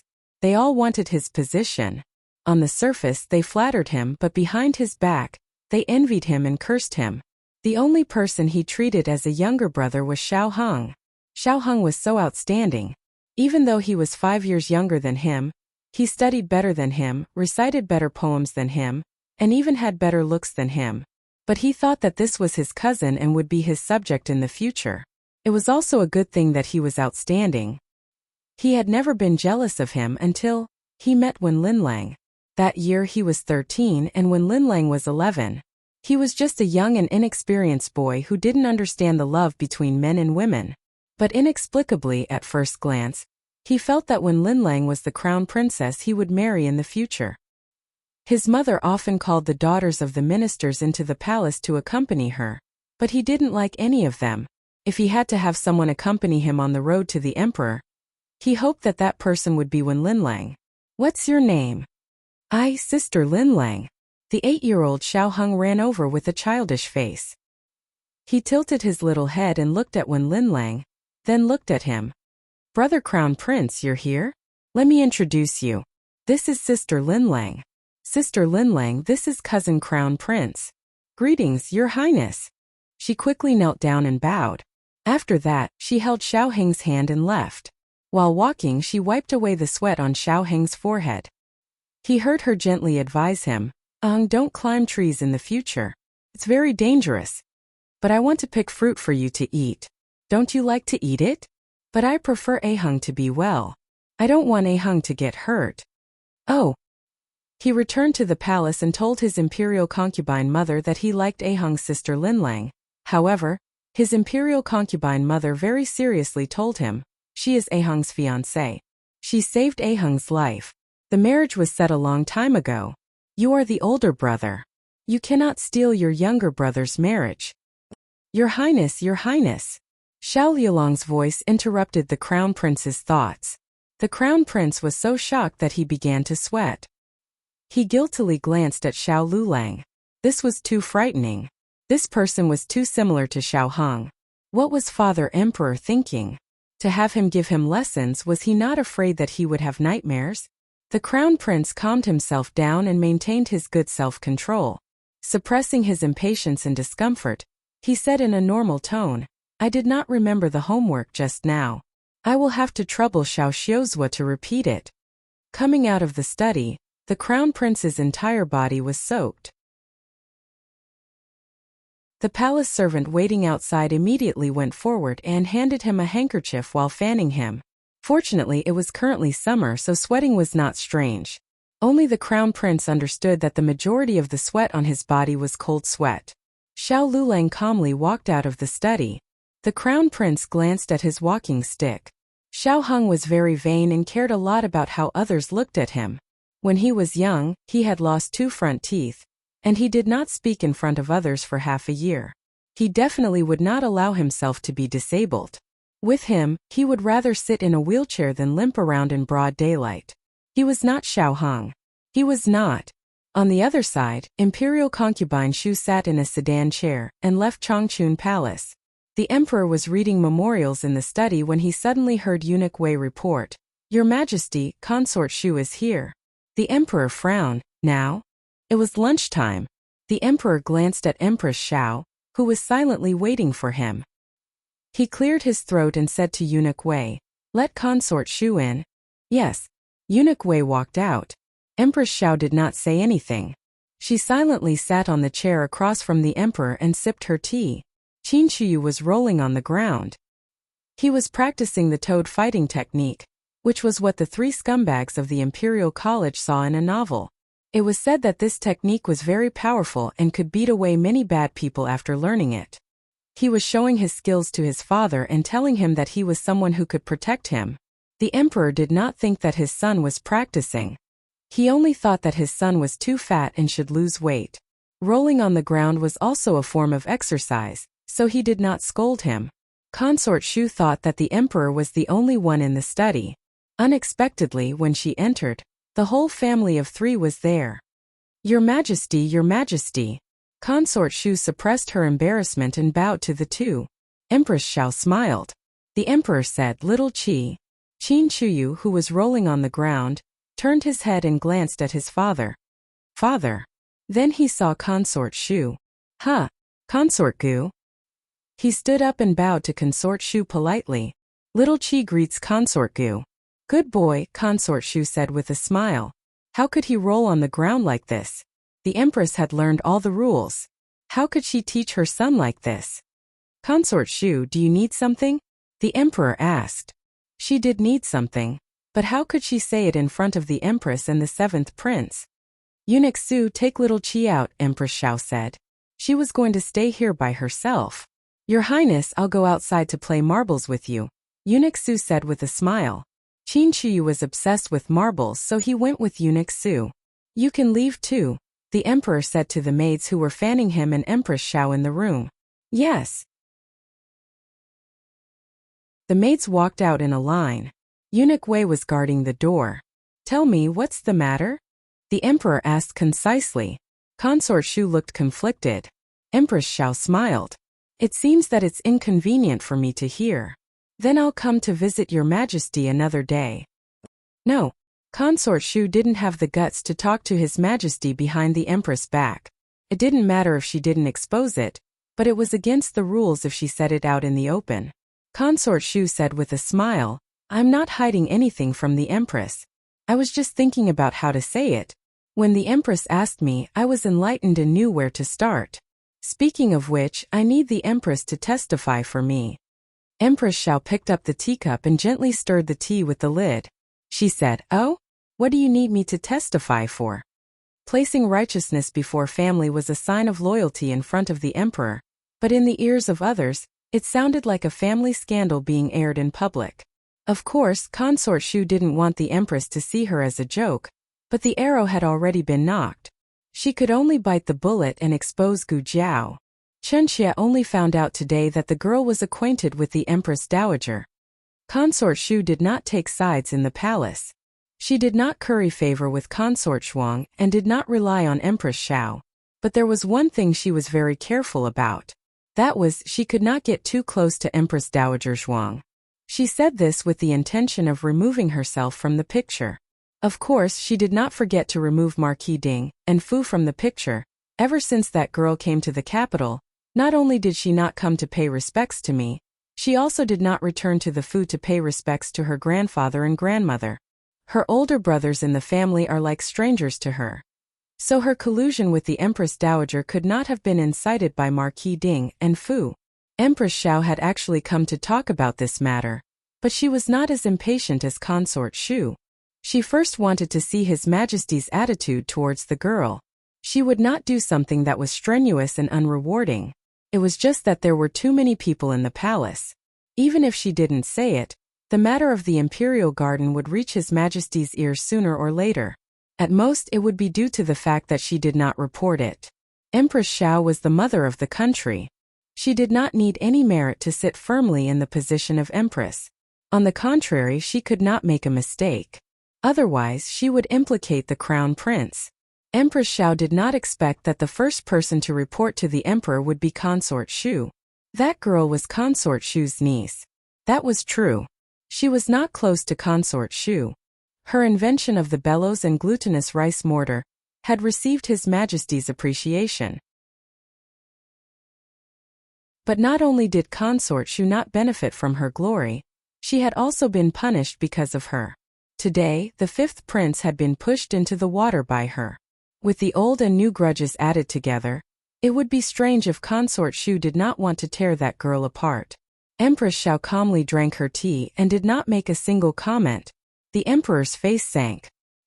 He looked towards Empress Xiao. Did the empress also see it?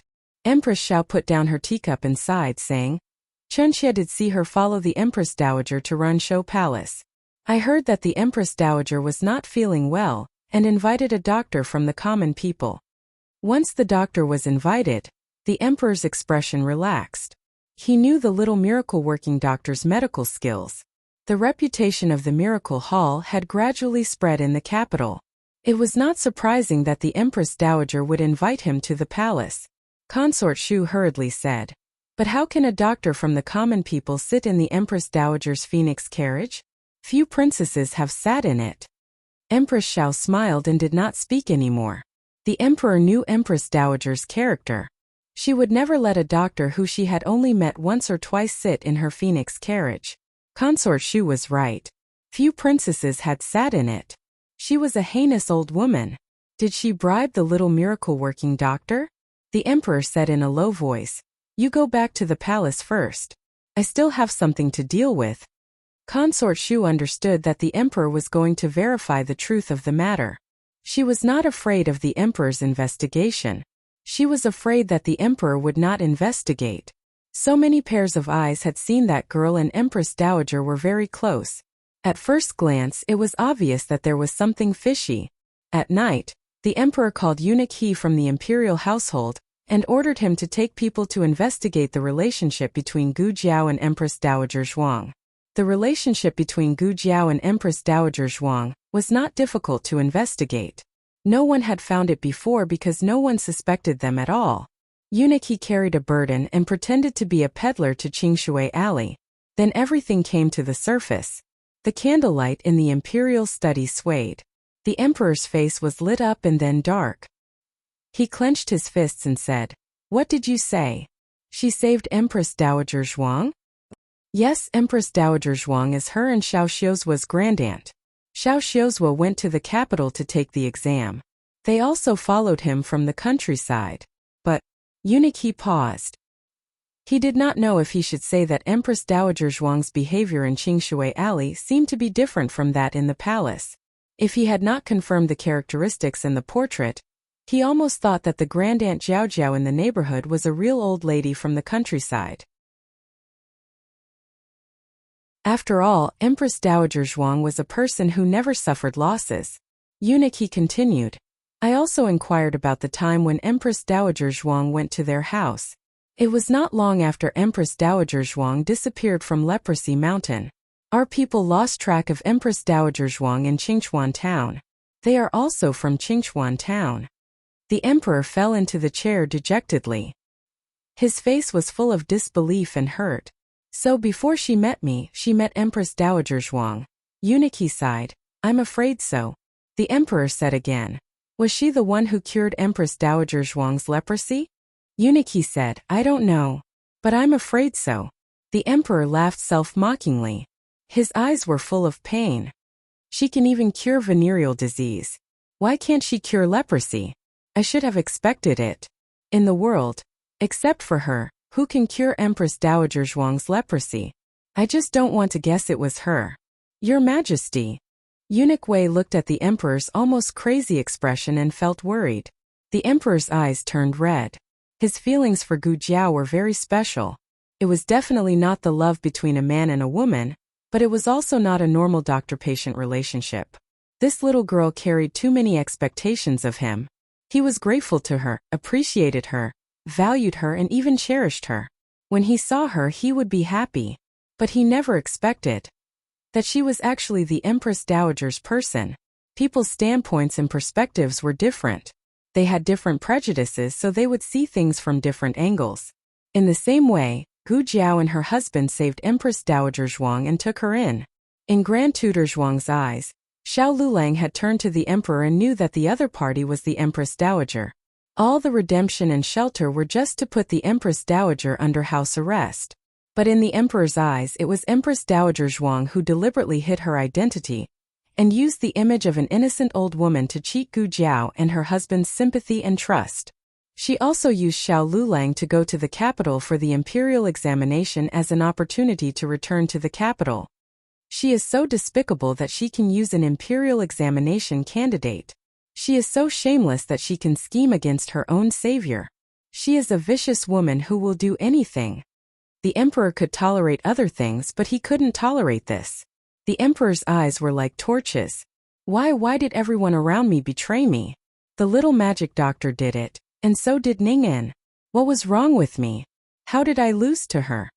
Eunuch Wei and Eunuch He didn't say anything. They understood that the emperor was thinking of Princess Ning'an again. Princess Ning'an was the daughter of concubine Jing. The emperor had been raised by concubine Jing since he was a child, so he had a close relationship with Princess Ning'an. The two grew up together. The Empress Dowager had a good relationship with concubine Jing's children in the early years. Otherwise, she wouldn't have supported concubine Jing's adopted son to the throne. But the emperor was dissatisfied with Empress Dowager Zhuang's regency after he ascended the throne, so he distanced himself from Empress Dowager Zhuang. In the end, they broke off their relationship. Between the emperor and Empress Dowager Zhuang, Princess Ning'an chose Empress Dowager Zhuang. It wasn't that she had framed the emperor for Empress Dowager Zhuang, but that her protection of Empress Dowager Zhuang made the emperor feel bitterly disappointed. In the end, Princess Ning'an married to the northern frontier for her sweetheart, causing Empress Dowager Zhuang to fall seriously ill and almost die. The emperor felt a faint twisted pleasure in his heart. You took Ning'an away from me back then, and now she is taken away by someone else. Have you tasted the pain that I suffered back then? The emperor was so depressed that he felt like he couldn't breathe in the palace. He decided to take a walk outside the palace. He changed his clothes and went to Marquis Xuanping's estate with Eunuch Wei. He wanted to have a drink with Marquis Xianping, but the Marquis went to the soft jade pavilion. The emperor then secretly went to find the old Marquis, but the old Marquis wasn't at home either. The emperor was confused. Did these two people make an appointment to anger him today? The emperor misunderstood the old Marquis. The old Marquis didn't know that the emperor had left the palace and went to the martial arts center. Gu Jiao also went to the martial arts center. Gu Jiao had lost to someone a while ago. After hearing the news, the old Marquis came to watch Gu Jiao fight. Gu Jiao's opponent was still a young swordsman from last time. Her opponent was about 27 or 28 years old, and was at the peak of his strength. On the other hand, Gu Jiao was still young, so she was inferior to her opponent in terms of strength. Of course, the most important thing was the moves. Gu Jiao learned how to kill people in the organization, but she couldn't kill people in the martial arts center. The old Marquis saw the problem after watching half a round.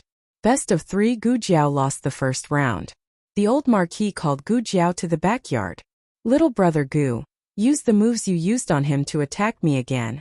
After saying that, the old Marquis imitated the swordsman's moves on the spot. Every move was exactly the same. Gu Jiao exclaimed in her heart. Was the old man so powerful? He could learn it with just one look? Gu Jiao went to attack the old Marquis, but she lost even more miserably than in the arena. The old Marquis said, "Your moves are very messy. You're using fist moves and palm moves on the spot. Where did you learn from?" Gu Jiao took out a small notebook and wrote, "No master, I fought blindly." The old Marquis's mouth twitched. she could fight blindly like this. The old Marquis thought for a while, then demonstrated and said, if you want to use fist moves, you can use these moves. If you want to use palm moves, with his guidance, Gu Jiao won 2 rounds in a row after entering the arena and clinching victory in this competition. The old Marquis was very satisfied. This child's talent was really too high. She was not inferior to Gu Chongqing at all. Gu Jiao won the fight. She touched the small mask and looked up at the old Marquis. The old Marquis went downstairs and called her to the armory of the martial arts center. He said to her, "You've never used a weapon. Actually, you're at a disadvantage. I originally thought that you didn't like to use weapons." Now she knew that he didn't know how to use weapons at all. Gu Jiao thought, "I'm very good at shooting, the kind that can explode the head with one shot." The old Marquis looked at the weapons in the room and said, "Pick one." Gu Jiao didn't have much interest in cold weapons. The old Marquis thought that she didn't know how to pick, so he looked carefully and picked up a red tasseled spear. He said to her, "Use this." Gu Jiao nodded. "Okay." The old Marquis demonstrated a set of spear moves for her. The old Marquis still restrained his aura, but Gu Jiao still felt an earth-shattering power. "This is an expert, a real expert. You try." The old Marquis stopped and threw the red tasseled spear to Gu Jiao. Gu Jiao caught it. In her previous life, she had too little contact with cold weapons. Other than daggers, there were only scalpels. Suddenly giving her a red tasseled spear, she was a little stunned. She made a mistake on the first move. If it was Gu Chongqing or any of the old Marquis' soldiers, the old Marquis would have already lashed out with his whip. But with little brother Gu, the old Marquis seemed to be especially patient. He himself didn't know why. When Gu Jiao made a mistake for the 7th time, the old Marquis' temper couldn't be controlled anymore. Gu Jiao looked at him cutely, her eyes full of innocence. The old Marquis, forget it. She's still young. I'll teach her slowly. I'll show you one last time. Watch carefully. If you make a mistake again, I won't teach you anymore." After the 18th demonstration, "This is really the last time." The old Marquis was about to collapse. This child was here to torture him. Why did she learn so quickly barehanded? But she couldn't even play with a red tasseled spear. Just as the old Marquis was about to vomit blood, Gu Jiao finally demonstrated a complete set of spear moves. The old Marquis was paralyzed on the ground, only feeling that he was about to collapse. Who was the one training who? Why did he have to take the extra step of teaching this kid martial arts? He had almost lost his life from the training. Let's stop here today. His arms and legs were about to break, and his old waist was also sprained. Gu Jiao hadn't played enough. She had tasted the sweetness. But seeing that he really was about to collapse, she felt a twinge of conscience and decided not to squeeze the old man dry. She took out a small notebook and scribbled, "Then let's practice again next time?" The old Marquis' temples suddenly throbbed. Next time? There's a next time? The old Marquis' face was full of rejection. Gu Jiao thought for a while, then took out 2 small jade-like fingers and gently pinched his sleeves. Under the mask, the pair of watery phoenix eyes looked at him very innocently. The old Marquis gave a vague Gu Jiao shook her little head happily. The old Marquis looked at the little head shaking in front of him and inexplicably wanted to spit. Of course he restrained himself, because he felt that it was wrong to hurt his brother. This scene was seen by Gu Chengfeng, who was tailing Gu Jiao. Others might not recognize Gu Jiao, but how could he not? He was the one who introduced Gu Jiao to the martial arts center. Moreover, he had long been in cahoots with the masked Gu Jiao many times. Speaking of which, his grandfather actually liked this kind of thing. With his grandfather's bad temper, he thought that the girl would be beaten into a pile of fertilizer. Gu Chengfeng was tailing Gu Jiao because he found some information about Immortal Music House. He planned to sell the information to this girl. He also didn't want to extort her. The price of affection was 1,000 taels. But who would have thought that this girl would actually play with his grandfather for so long? Today probably wouldn't work out. Forget it, it's the same to find her another day. Gu Chengfeng returned to the Marquis' residence. Not long after, the old Marquis also returned. He was very tired. Teaching Gu Chongqing wasn't so tiring, because Gu Chongqing could be beaten up as he pleased. That brat he couldn't do it. In the end he suffered internal injuries. Grandfather. Gu Chengfeng suddenly walked out from the corridor. The old marquis was startled. Seeing that it was Gu Chengfeng, his eyes turned cold. Why are you hiding here in the middle of the night instead of sleeping? After seeing the other side of his grandfather, Gu Chengfeng didn't seem to be as afraid of him as before. He smiled and said, Grandfather didn't come back so late. I was worried about you, so I waited here for you. The old marquis looked at Gu Chengfeng suspiciously. Gu Chengfeng immediately revealed a smile. Grandfather, can you lend me your Nirvana Phoenix for 2 days? The Nirvana Phoenix was the old marquis's mount. It was even more powerful than Gu Chongqing's horse. Gu Chengfeng had been eyeing it for a long time, but never had a chance to ride it. The old marquis loved horses as much as his life. Riding a horse was like riding him. The old marquis ignored Gu Chengfeng and strode towards the courtyard. Gu Chengfeng took out the killing move he learned from Gu Jiao.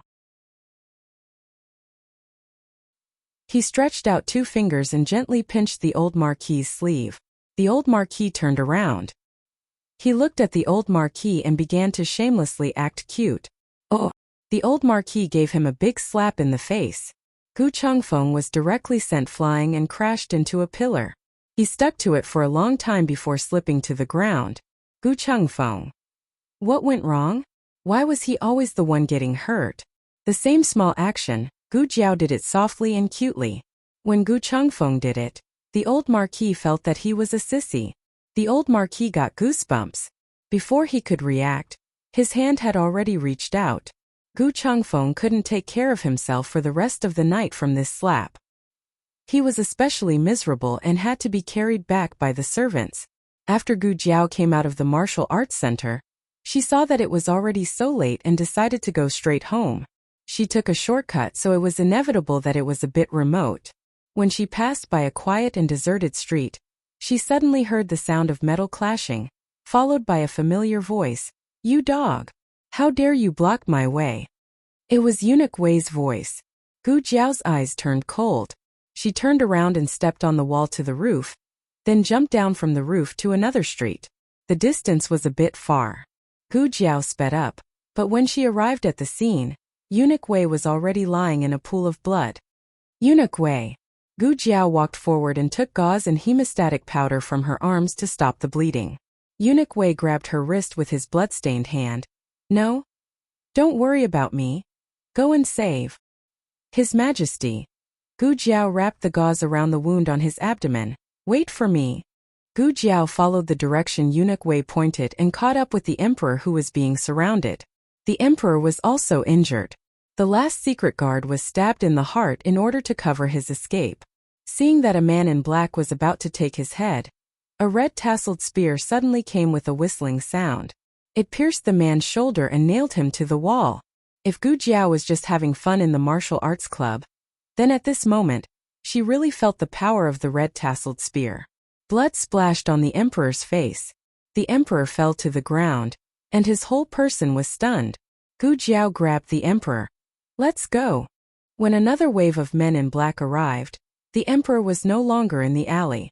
Gu Jiao first hid the emperor in a cowshed, then turned around to look for Eunuch Wei. Unfortunately, she couldn't find him. The emperor was injured. If the other party wanted to investigate, they would start from the medical center. With that thought in mind, Gu Jiao brought him back to Jade Water Alley. She couldn't go to her son-in-law's house, nor could she go to Xiao Liulong's house. Little Jing Kong was already asleep. After thinking about it, there was only one room in the house that was empty. Gu Jiao helped the emperor to her great aunt's house. What's wrong, Jiao Jiao? Yao Shi heard the commotion and came out. Gu Jiao put the emperor on the bed and said to Yao Shi, Nothing, just a patient. Do you need help? Yao Shi asked. Boil some water. Gu Jiao said. Okay. Yao Shi went to the kitchen. Madam, let me do it. Yu Yere put down the half-washed clothes and said to Yao Shi, Go to the house and rest. I will boil the water. Yao Shi nodded and looked at the house with some worry. Gu Jiao had already closed the door. The emperor's wound was not in a good place. It was above his thigh, and he almost lost his melon. Gu Jiao lit all the candles and used the night pearl that her great-aunt gave to Gu Yan. She opened the small medicine box and began to cut the melon for the emperor. No, perform the surgery.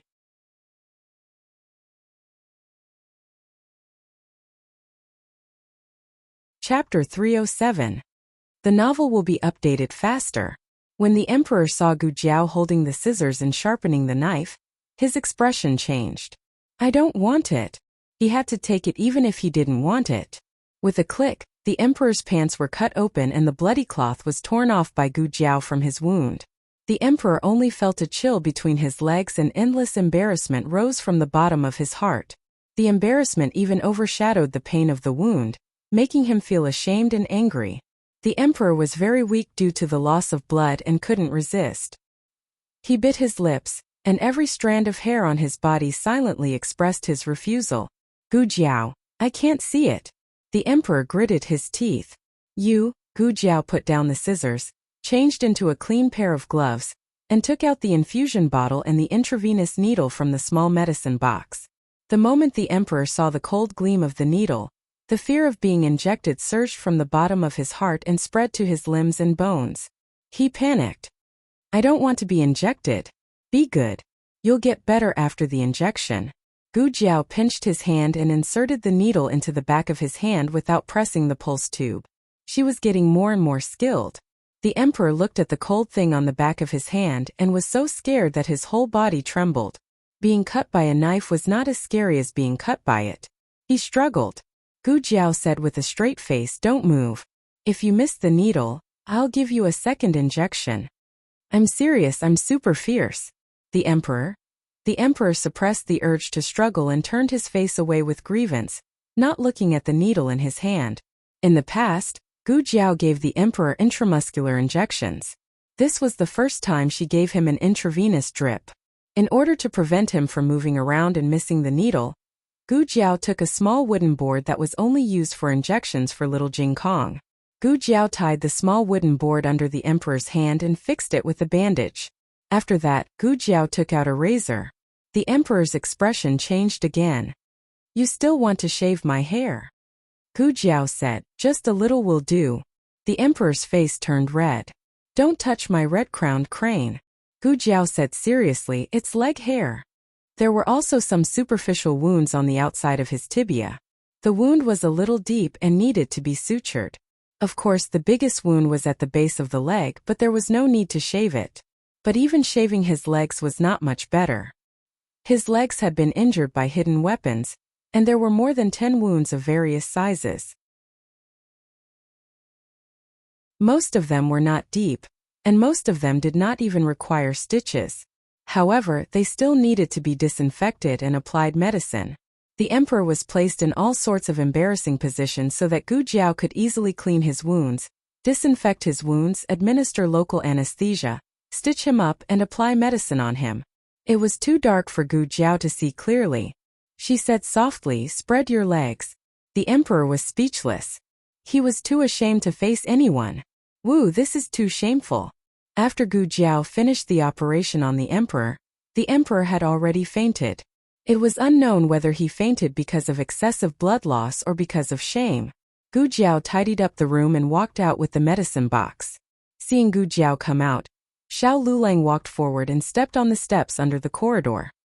He took the medicine box from her hand and said, Mother said that there was an injured person in the house. Xiao Lulang had already been waiting in the courtyard for a while. He had just gone to Lin Qingye's house.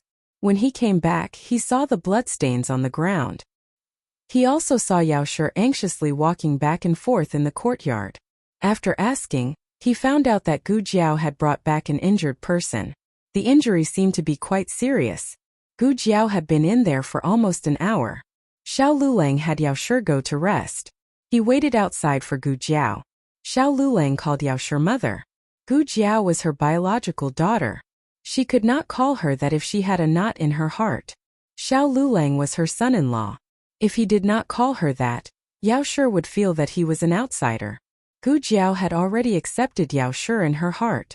Thus, when Xiao Lulang called Yao Shi mother, it was quite pleasing to her ears.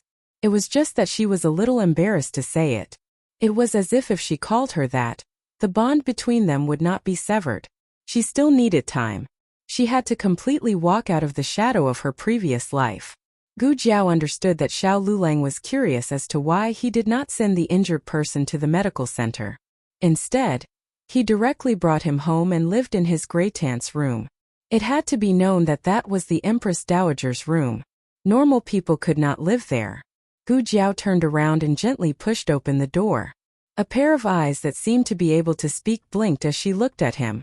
Xiao Lulang walked into the room and used the light from the oil lamp to see the other person's face clearly. His Majesty? He was astonished. He encountered an assassination? No wonder he didn't send him to the medical center. It was very dangerous to send him to the medical center in this kind of situation. The emperor had already fallen asleep and his injuries had been treated. However, it was not hard to see what kind of danger he had experienced from his pale face. Xiao Lulang closed the door for the emperor and looked at Gu Jiao. Are you all right? The emperor had encountered an assassination, and she had coincidentally picked him up. It was hard to not worry if she had also encountered a wave of danger. Why did she use the word picked up? It was mainly because Gu Jiao liked to pick up people at home too much. She had picked up an Empress Dowager by accident. Then she had picked up a little monk by accident. Then she had picked up an old chancellor of the Imperial College by accident. Alright, the old chancellor wasn't picked up by her. It was her great-aunt who picked him up. Gu Jiao wanted to say that she was fine.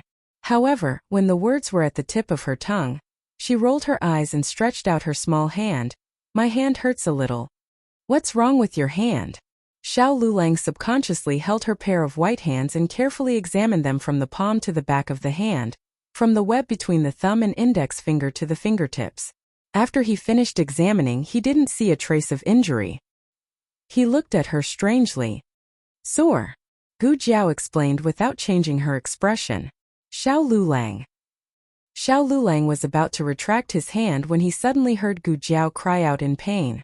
One of her hands was held by him while the other hand was raised to cover her left eye, looking very uncomfortable. Xiao Lulang wasn't so easily fooled. He asked indifferently, what's wrong? Your eyes are sore too? Gu Jiao rubbed her eyes. Sand got into my eyes. Xiao Lulang didn't know if the sand really got into her eyes or if it was fake.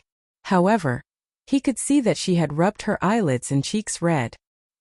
He couldn't help but raise his hand and move her hand away. Let me take a look. His slender jade-like fingertips gently landed on her eyes while his thumb landed on her cinnabar birthmark. The birthmark didn't have any temperature, but his fingertips were inexplicably hot. Perhaps it was because the sand really got into her eyes. Her left eye was red and there was a glimmer of moist light flickering in it. The corner of her eye was also slightly red, giving off a trace of weakness as if she had just been bullied. It was extremely seductive. Xiao Liulang's throat moved and was a little dry and hoarse. He slowly lowered his head and got close to her eyes, blowing gently. Is there still sand? He asked softly. Gu Jiao blinked and felt for a moment. There's more. He lowered his head again as if he wanted to kiss her eyes. I didn't see anything. Young master, please continue. Yuya who had just finished cleaning up the kitchen, came out and saw the young master and her family's young miss playing kissing in the corridor. She was so scared that she quickly covered her eyes, turned around, ran back to the kitchen and closed the door in one go. Xiao Lulang felt a wave of shame in his heart. They didn't do anything kissing, but they had to bear the name of kissing. Really was a grievance. Gu Jiao's eyes were fine. Xiao Lulang planned to send her back to her room, but he didn't know if it was because she had pulled too much when she was saving the emperor. But the pipa button on her chest had broken and her clothes had split open, revealing a white undergarment embroidered with pink lotuses. Xiao Lulang unconsciously swept his eyes over it before quickly looking away. However, that pink and tender little lotus tip was like a nail that was hammered into a certain person's mind and couldn't be removed. But it was clear that Gu Jiao didn't realize that one of her buttons had been undone.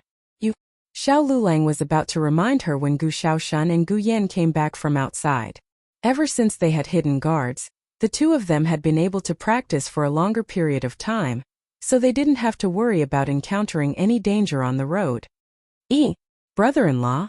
Gu Xiaoshan saw Xiao Lulang, and before his gaze could fall on Gu Jiao, Xiao Lulang moved to the side and firmly blocked Gu Jiao. He used his body to block Gu Jiao between himself and the wall. His hands were on either side of her, not leaving a single gap in his line of sight. This appearance was very much like a beast protecting its food. He turned around and said to the two of them in a deep voice, "You two enter the room first." The two, who had never been treated so seriously by their brother-in-law even though they were at the bottom of the class in the exam. Brother-in-law's eyes were so fierce. The two of them obediently entered the room. Gu Jiao blinked as she looked at Xiao Lulang, who was right in front of her. Her husband was pushing her against the wall. Xiao Lulang cleared his throat and pulled back the hand that was protecting her. He opened his mouth, but in the end, he didn't remind her that her button was undone. Instead, he took off his outer robe and wrapped it around her body. "Go back to the room. It's cold at night." The emperor woke up in the middle of the night. The anesthetics effect had worn off and he felt pain all over his body. Yu Yi was guarding his room. When she saw that he had woken up, she quickly went to call Gu Jiao. Gu Jiao said to Yu Yi, "You go rest. There's no need to guard the back." "Yes." Yu Yi returned to her room. Gu Jiao pushed open the door and entered. Yu Yi took very good care of the emperor. She didn't let him sweat or catch a cold. Everything was just right. "Help me up." The emperor wasn't used to speaking while lying down. Gu Jiao helped the emperor sit up and took a cushion for him to use as a backrest. The capital was hot during the day, but it was still a little cold at night. The emperor's original clothes couldn't be worn. His figure was similar to one of Gu Yan's secret guards. Gu Jiao took a new set of secret guard clothes for him to change into. Gu Jiao lit up the oil lamp. "Do you feel uncomfortable anywhere? Are you hungry?" The emperor shook his head. His face was pale and haggard. "I'm fine."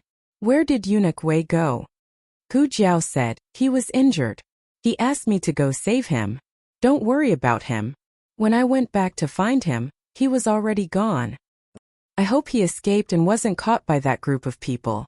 The emperor closed his eyes. Eunuch Wei had been with him for more than 20 years. He was no longer an ordinary servant. Speaking of which, he was careless. He had been out of the palace a few times and hadn't been attacked. He thought it wouldn't be a big deal to bring a few less secret guards. Who knew that he would give the enemy an opportunity? "Why did you save me?" the emperor suddenly asked. Gu Jiao looked at him with a strange expression. The emperor felt a stabbing pain in his heart from this gaze. He turned his face and said weakly and dully, "Isn't letting me die what you want? Or do you think, if you save me again you can trick me into trusting you again? I can tell you clearly, don't waste your time. I won't be fooled." Gu Jiao stared at him. The strange expression in her eyes gradually changed to surprise. In the end, the surprise faded and there was a trace of understanding. She didn't say anything. She didn't say a word to defend herself. She just silently stood up and put down a painkiller and a cup of warm water on the bedside table. Then she got up and left. Her movements when she opened and closed the door were very light, as if she didn't have a temper. However, that silent and lonely little figure made the emperor's heart ache. She clearly knew that it wasn't like this.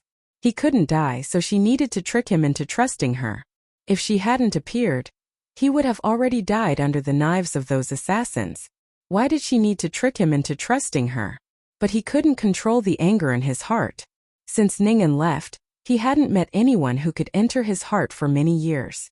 As long as he thought that the little divine doctor who should have belonged to him had joined Empress Dowager Zhuang's camp, he couldn't help but feel angry. In fact, he also understood that he couldn't blame her. After all, she met Empress Dowager Zhuang first and he was the one who met her later. But the words that came out of her mouth were so hurtful. Perhaps it was because of their closeness that her words hurt even more. This was also good. It was better to have a short pain than a long pain. Since she chose Empress Dowager Zhuang, then he and she were destined to break all ties. His life was really miserable. The people he cared about were all taken away by Empress Dowager Zhuang one by one. First Ningen, then the little divine doctor. He didn't know who would be next. But fortunately, he didn't care about anyone else. No, there was one more. This person would never betray him. He and Empress Dowager Zhuang had been enemies since the previous emperor was alive. He put Empress Dowager Zhuang into the cold palace, and Empress Dowager Zhuang exiled him beyond the Great Wall. Anyone could join Empress Dowager Zhuang's camp, but he wouldn't. Thinking of this, the emperor finally felt a little relieved. The emperor was seriously injured and couldn't return to the palace. Naturally, he didn't go to the morning court the next day. But the court wasn't chaotic at all, and there was no turmoil in the capital. The emperor wasn't surprised. After all, Empress Dowager Zhuang was there to listen to the government. She was like a stabilizing needle of the Zhao kingdom. With her, the emperor was dispensable. Thinking of this, the emperor hated Empress Dowager Zhuang even more.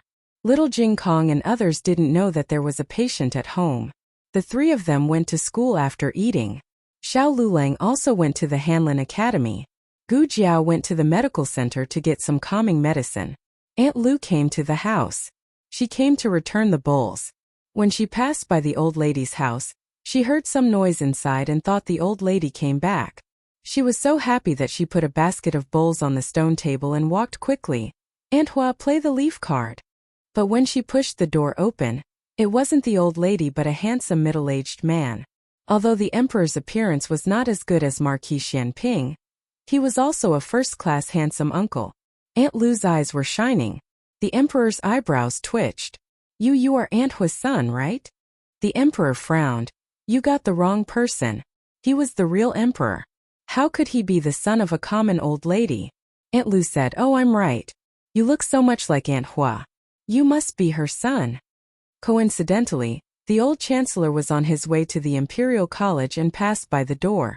Aunt Lu's sharp eyes stopped him. "Uncle Hua, your son is here." "My son? I have a son?" The old chancellor was confused and walked over strangely. He pushed the door open and saw the emperor. The emperor also saw the old chancellor. They looked at each other and the sky above their heads collapsed at the same time.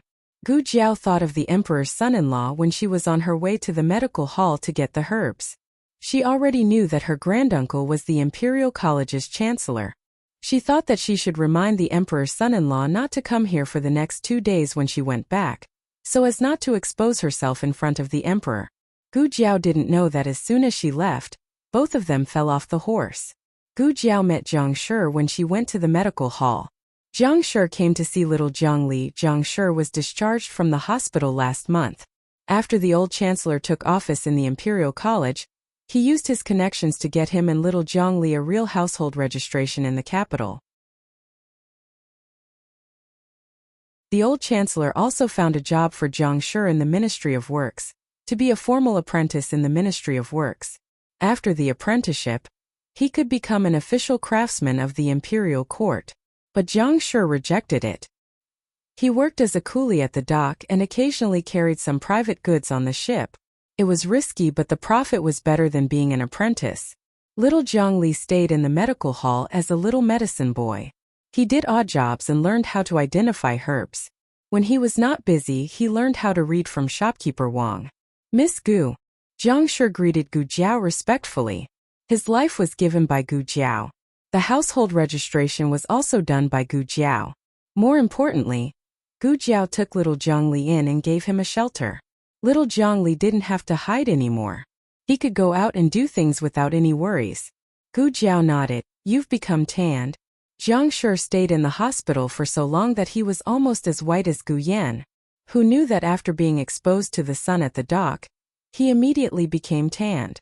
Zhang Shi smiled and scratched his head. Gu Jiao asked, "Can your body take it?" Zhang Shi smiled and said, "I can take it. The medical hall is so good that I've become fat. I'm the fattest one among them."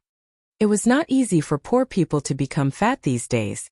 Being fat was something worth showing off. "That's good." Gu Jiao chatted with Zhang Shi for a while. She mainly asked about his physical condition and made sure that he was qualified to work at the dock. She didn't say anything else and asked him to go find little Zhang Li. Gu Jiao brought the herbs back to Jadewater Alley. She found Auntie Lu standing at the door of her house, peeking her head out. She had a sneaky, curious, and slightly anxious look. Gu Jiao walked over. "Aunt Lu, what's wrong? What's the matter?" "Oh, it's Jiao Jiao. You scared me. Aunt Lu patted her chest. Originally they heard Feng Lin and Lin Qingye call Gu Jiao Jiaonyang, but the old lady kept calling her Jiao Jiao, which sounded nice, so they followed suit. Aunt Lu whispered to Gu Jiao, "Your uncle came back and quarreled with your granduncle. They quarreled so fiercely. I heard a chair fall. Your granduncle usually looks like such a refined person. Why is he so fierce when he's angry? I also heard him say, 'Kneel down.' Although he's his son, he's already so old. It's quite scary to kneel down so easily." The corner of Gu Jiao's mouth twitched. "Are you sure you said father and not son when kneeling down?" Aunt Lu's heart ached for that handsome young man. After being tormented by Uncle Hua, would he be sad, helpless, and wronged? The old chancellor, who was tormented by the fury of thunder, was obediently kneeling on the ground. He didn't even dare to breathe loudly. The emperor was so angry that his whole body trembled. "How dare you? You're acting like my imperial father." "Huxian, you're going to ascend to heaven." The old chancellor hurriedly said, "Your Majesty, please calm down. Be careful of your wound." The emperor said angrily, "You still care about my wound? Aren't you just trying to anger me to death? Stop being pretentious in front of me." The emperor was simply sad to death, helpless to death, aggrieved to death. It was still acceptable for the little divine doctor to rely on Empress Dowager Zhuang. Empress Dowager Zhuang's methods were brilliant, but the little divine doctor was kept in the dark by that woman from the beginning to the end. He didn't know that she was a vicious woman. But Huxian, this old thing, had interacted with Empress Dowager Zhuang all his life. How could he not know what kind of character Empress Dowager Zhuang was? How could he not know that the biggest cancer in the Dazhao kingdom was Empress Dowager Zhuang? How could he not know that he and Empress Dowager Zhuang were irreconcilable? "Your Majesty," the old chancellor wanted to explain, but he hesitated. He couldn't say that Zhuang Jins had lost her memory and mistook him for his wife. It wasn't that he couldn't convince the emperor, but he just didn't want to say that. He also didn't know why. The emperor said, "Do you know what kind of crime it is to blaspheme the Empress Dowager of a kingdom?" The old chancellor said, "According to the law, you should be punished." The emperor said, "Punished? I'll punish your 9 generations." The old chancellor suddenly calmed down. Perhaps he smelled the smell of death, so he wasn't so scared anymore. He kowtowed, knelt on the ground and said, "I'm an orphan. I have no father, mother, sisters or brothers. I'm all alone. I lost my wife when I was young and had no children in my life. Among my 9 generations, there's only me." "You..." The emperor was so angry that he took the medicine bowl on the bedside table and threw it over. The old chancellor didn't dodge. However, the emperor was seriously injured and didn't have enough strength. The medicine bowl only fell on the ground in front of the old chancellor. The emperor was even angrier. Gu Jiao came to the door. She didn't want to stand by and watch, so she raised her hand to push the door. Suddenly, a hand with traces of age gently clasped her wrist. She turned her head and was slightly stunned. "Great, and who else could it be if it wasn't Empress Dowager Zhuang, who dressed up as an old lady?" "Great, and why are you here?" Gu Jiao asked. Empress Dowager Zhuang said majestically, "Such a big thing happened, how can I not come?" She couldn't say that she came out to play cards. Empress Dowager Zhuang said lightly, "You go outside and wait. I'll deal with it." "Oh." Gu Jiao obediently went to sit on the stone bench in the yard. Empress Dowager Zhuang pushed the door and entered. The emperor's angry scolding stopped abruptly. The old chancellor, who was originally kneeling on the ground, also straightened his body. He knelt with integrity. Empress Dowager Zhuang glanced at the old chancellor expressionlessly. "You also go out. I have something to say to His Majesty." "Yes, I will leave." The old chancellor didn't dare to look directly at Empress Dowager Zhuang's face. He lowered his eyes and bowed without looking sideways. Then he got up and went out.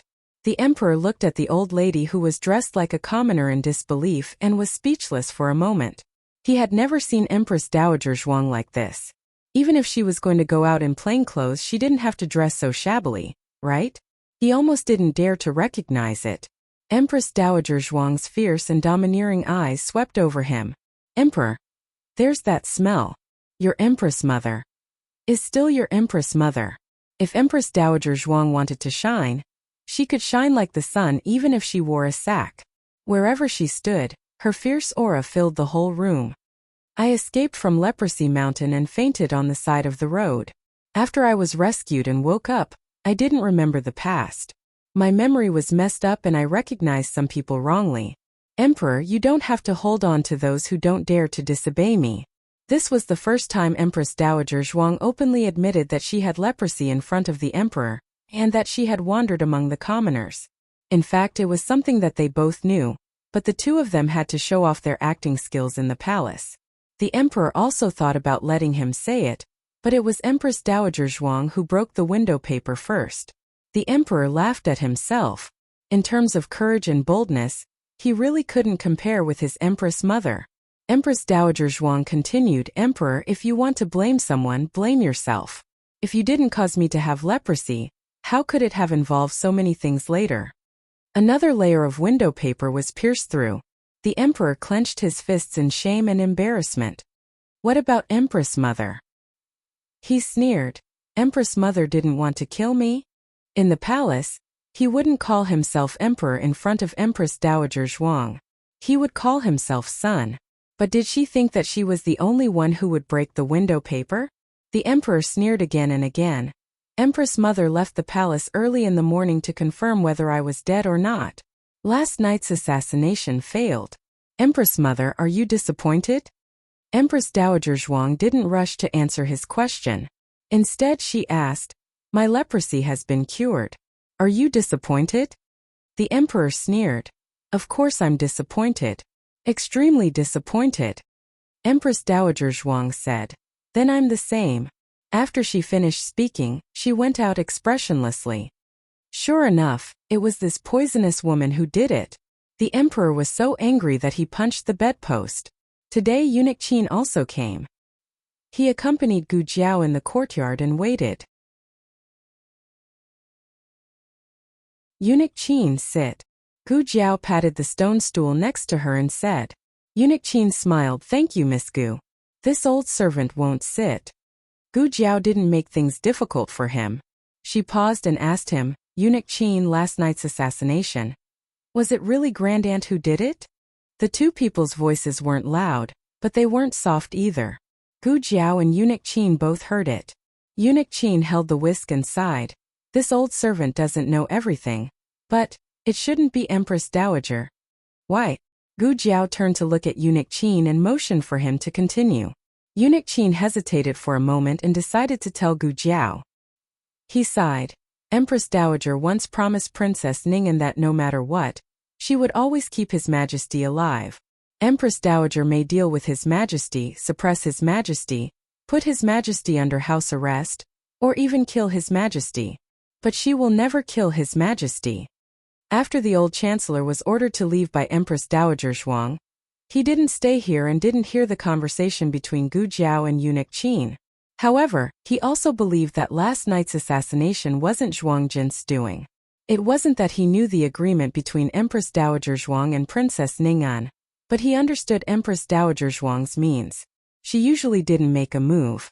Once she made a move, it would be a fatal blow. If the assassination was ordered by her, then His Majesty wouldn't be alive. But that person knew His Majesty's whereabouts like the back of her hand. She must have planted a spy in the palace.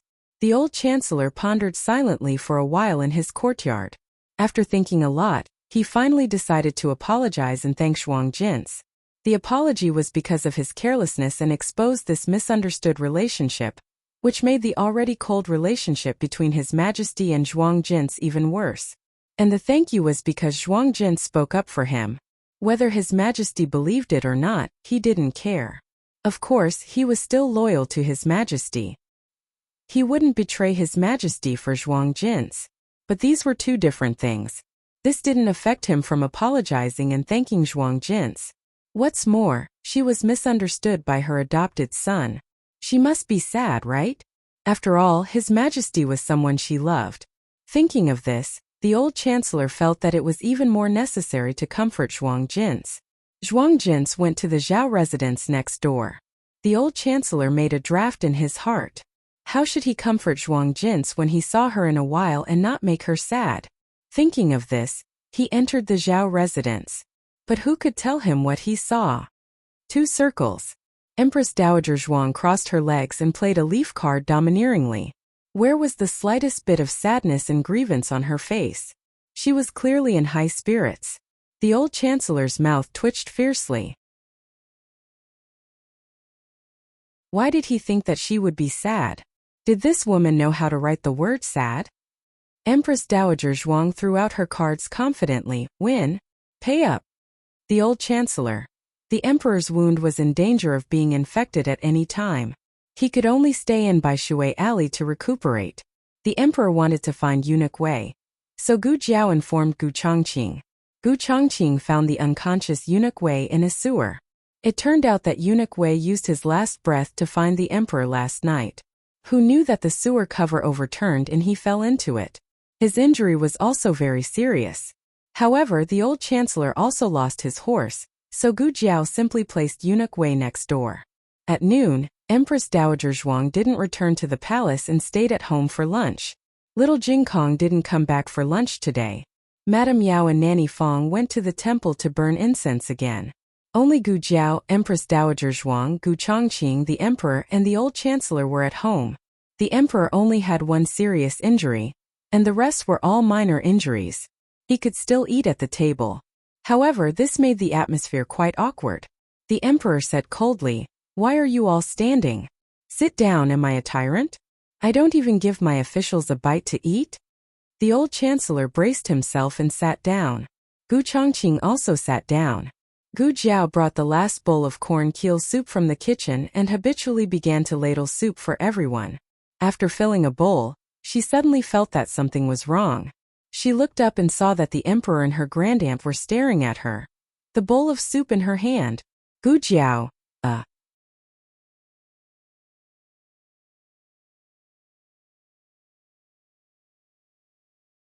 Chapter 308. Originally, when they were eating at home, the first bowl of soup was originally given to the son-in-law because it was usually her granduncle who cooked and it was hard for him to cook. But now, Gu Jiao inexplicably felt that if this bowl of soup was given to the son-in-law, it would probably take the son-in-law's life.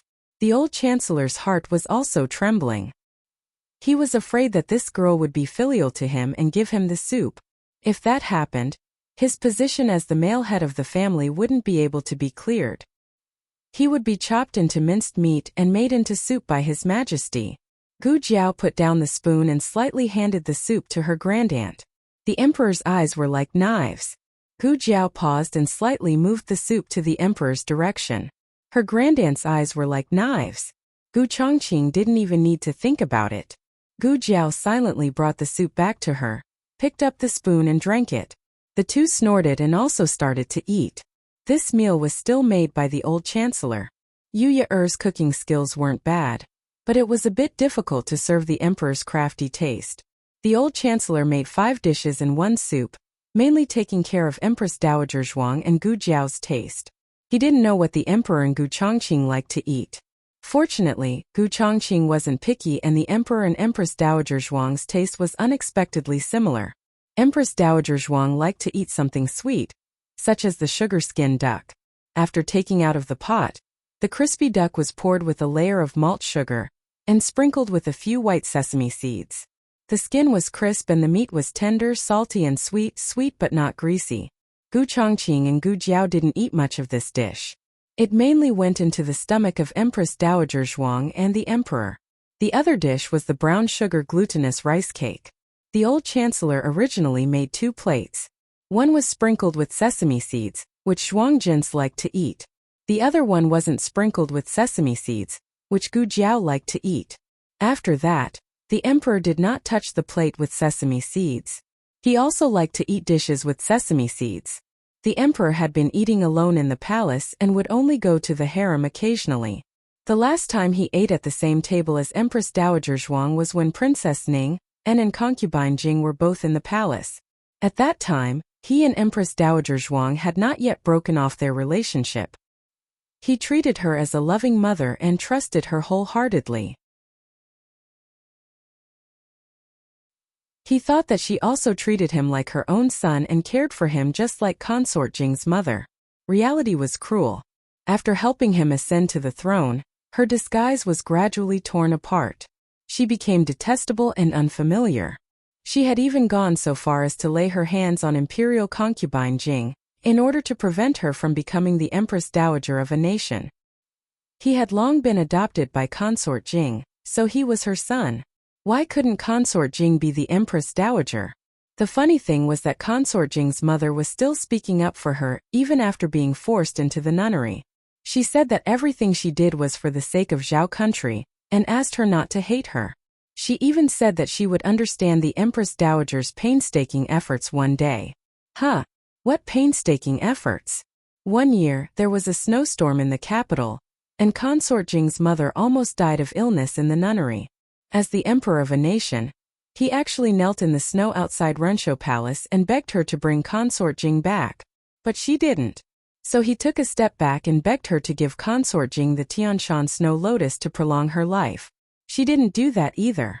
She didn't save her. She forgot how Consort Jing's mother had blocked the sword for her when the Lu family wanted to get rid of her. She also forgot how Consort Jing's mother had risked her life to steal the edict and burn it when the previous emperor had left behind a will for her to be buried with him. She had no heart. She was a vicious woman who repaid kindness with ingratitude. "Your Majesty," Gu Jiao called out to him. The emperor came back to his senses and looked in the direction that Gu Jiao was looking at. He saw that he had been in a daze and had unknowingly picked up a piece of brown sugar glutinous rice cake that Empress Dowager Zhuang had picked up. This was the last piece of brown sugar glutinous rice cake sprinkled with sesame seeds. The emperor was embarrassed. No matter how much he hated Empress Dowager Zhuang, he shouldn't have disregarded his status and snatched a piece of brown sugar glutinous rice cake from her. If this spread out, where would the emperor put his face? In order to show that he didn't deliberately do such a childish thing, he coughed lightly and said seriously, "I originally wanted to give it to Imperial Mother. I didn't expect Imperial Mother to pick it up herself." Everyone. It was obviously the Empress Dowager who picked it up first. If you want to smooth things over, you don't have to think that we're all blind. Empress Dowager Zhuang wouldn't be polite with him. She picked it up and ate it without a care. The world was big, but eating was the most important thing. Empress Dowager Zhuang's appetite would never be affected by anything. Seeing her so carefree, the emperor was so angry that he couldn't even eat properly. After eating, Gu Chongqing helped the emperor back to his room. The emperor lay on a bed that wasn't too wide. He didn't like hard beds, but he also didn't like soft beds. This level was just right. Although the room was small and the furnishings were simple, it inexplicably gave him a sense of peace and stability. It was as if everything was placed where he wanted it. No one knew that the emperor of the Zhao kingdom had a small problem of being afraid of the dark. On the bedside table, there was an old metal box with a candle and a match in it. The candle was new and was obviously just a backup. He remembered that when he was a child, Consort Jing always left a candle and match at his bedside. He didn't expect the little miracle doctor to be so considerate. In fact, the rules in the palace were strict. Matches couldn't be placed close to the bed. But Consort Jing knew that he was afraid of the dark. Thinking of Consort Jing, the emperor's eyes became moist. He had to get rid of that vicious woman as soon as possible. Only then could he take Consort Jing back to the palace and live out the rest of her life. Gu Chongqing stayed in Jadewater Alley to protect the emperor. Eunuch Wei's left arm was fractured. Gu Jiao had already put a plaster cast on it. In addition, he also needed some medicine to replenish blood and qi to help him recover. Gu Jiao decided to go to the medical center again. She ran into Gu Changfeng as soon as she got the medicine. Gu Changfeng was wearing a mask in broad daylight, but he was also wearing second young Master Gu's clothes. Gu Jiao looked at him strangely. "What's wrong? You're disfigured and can't see people?" Gu Changfeng choked. Wasn't his face disfigured? His face was still swollen from the slap from the old man this morning. Gu Changfeng cleared his throat and said seriously, "Don't worry about my face. I came to find you today for a serious matter." "What is it?" Gu Jiao said mildly. Gu Changfeng looked around and whispered to Gu Jiao, "Someone wants to assassinate His Majesty." Gu Jiao said. It's not an assassination, it's already been done. Gu Chengfeng was shocked. What? Already done? So fast? I just heard the news yesterday. Gu Jiao asked, where did you hear it? Gu Chengfeng said. Celestial Music House. Gu Jiao was slightly surprised. You went to Celestial Music House? Isn't that place very hard to get in? Gu Chongqing had said before that there must be a way in. Normally, it would be a recommendation from an acquaintance. It was a pity that a gentleman like Gu Chongqing did not know anyone who could enter Celestial Music House. Gu Chengfeng waved his hand. I quietly snuck in and was almost discovered. I accidentally heard that someone was plotting to assassinate His Majesty. However, I did not expect them to act so quickly. They were plotting in the afternoon and they acted at night. No wonder His Majesty did not go to court today. He originally wanted to go to Celestial Music House to inquire about the news. He wanted to see if there really was someone who wanted to assassinate His Majesty, and where the time and place of the assassination was. He was not the same as his elder brother. He did not have the heart of an official who was loyal to His Majesty. He also did not have the loyalty to protect the country. He was just a wastrel from the Marquis Manor, a great bandit. But no matter how idle he was, he understood that Marquis Ding and Manor and His Majesty were grasshoppers on the same rope. So in his heart, he did not want anything to happen to His Majesty. Gu Jiao asked, You came today to tell me this? I came. No. Gu Chengfeng suddenly found that he had been led by the nose by this girl. He took back the initiative. How did you know that His Majesty was attacked by an assassin? I didn't even hear the news. His Majesty being attacked by an assassin was a big matter. It was normal for the palace to block the news, but he had his own ways. He did not believe that this girl would be faster than him. Gu Jiao calmly said. I picked up His Majesty and brought him back. Gu Chengfeng. This was also possible. Gu Chengfeng's face under the mask was exceptionally spectacular. It was a pity that Gu Jiao could not see it. If there's nothing else, I'm leaving. Gu Jiao did not have the time to chat with him. Gu Chengfeng gritted his teeth. Thinking of the words he was about to say, he felt a trace of pride. I came to sell you a piece of information. Didn't you always want to know who was the mastermind behind the scenes that almost killed elder brother and Gu Yan? You know? Gu Jiao turned to look at him. Gu Chengfeng took out a token from his bosom. Look at what this is. What? Gu Jiao did not understand. Gu Chengfeng raised his eyebrows and said, This is the token of Immortal Music House. Whether it was the assassin who went to the barracks that night to assassinate my elder brother or the assassin who almost killed His Majesty last night, they are all related to Immortal Music House. As long as you enter Immortal Music House, you will definitely be able to find out about the other party. Gu Jiao reached out to take the token. Gu Chengfeng was guarding against this move of hers. He hid the token behind his back and stretched out his other hand, saying, 1,000 taels, no bargaining. Gu Jiao rubbed her chin. Gu Chengfeng took a step back and said, Don't even think about snatching it from me. If you dare to use force, I will destroy the token so that you will never be able to enter Immortal Music House again. Don't think that there will be a second one. Let me tell you, I spent a lot of effort to get this one. That place is heavily guarded, and is much harder to break into than the Marshal's mansion. He was serious. He had been cheated by this girl so many times. This time he must get back at her. Alright, 1,000 taels it is. Gu Jiao agreed. She agreed so easily. Could it be a scam? Gu Chengfeng looked at Gu Jiao suspiciously. He had been persecuted so many times that if she did not persecute him, he would feel that it was unreal. Gu Jiao said, I don't have that much money on me. Can I owe you first? Gu Chengfeng said without hesitation, No. One hand for the money, and the other hand for the goods. Gu Jiao spread her hands. But I don't have it. Want to act shamelessly? Ha ha. Gu Chengfeng took out a pen and paper that he had already prepared. I knew you would act shamelessly. Here, write an IOU. I will go to your clinic to get it later. Gu Jiao pursed her lips and looked at him with hidden bitterness. She took the pen and paper and wrote an IOU. Sign it. Gu Changfeng reminded. Did this girl think that he was illiterate? She did not even sign it. Whose IU was it? Gu Jiao unwillingly took out a seal from her bosom. She opened the seal, blew on it and stamped it. Now it's done, right? Gu Changfeng accepted the IU with satisfaction and threw the seal to her. Gu Changfeng knew this girl too well.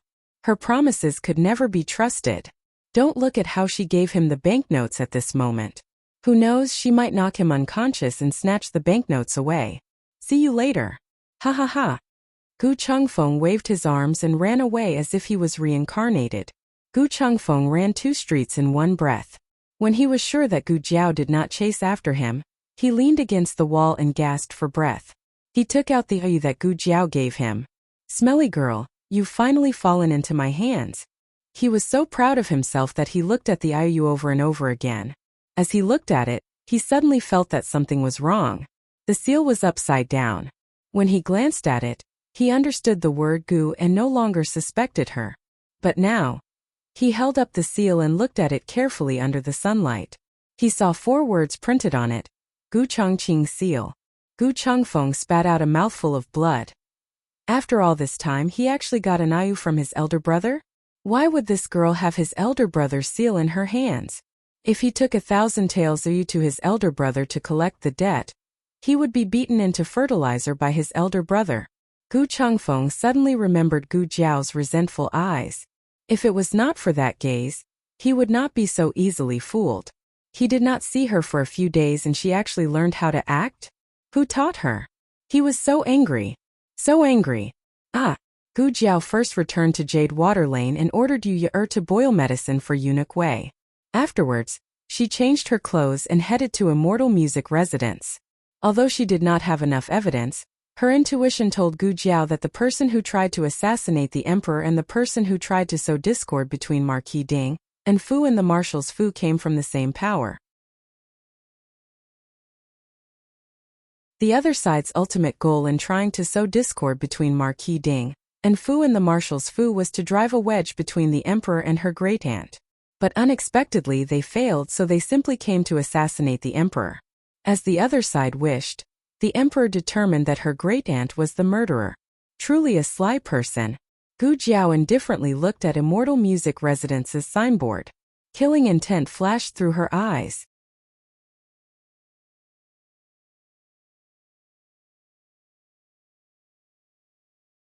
Chapter 309.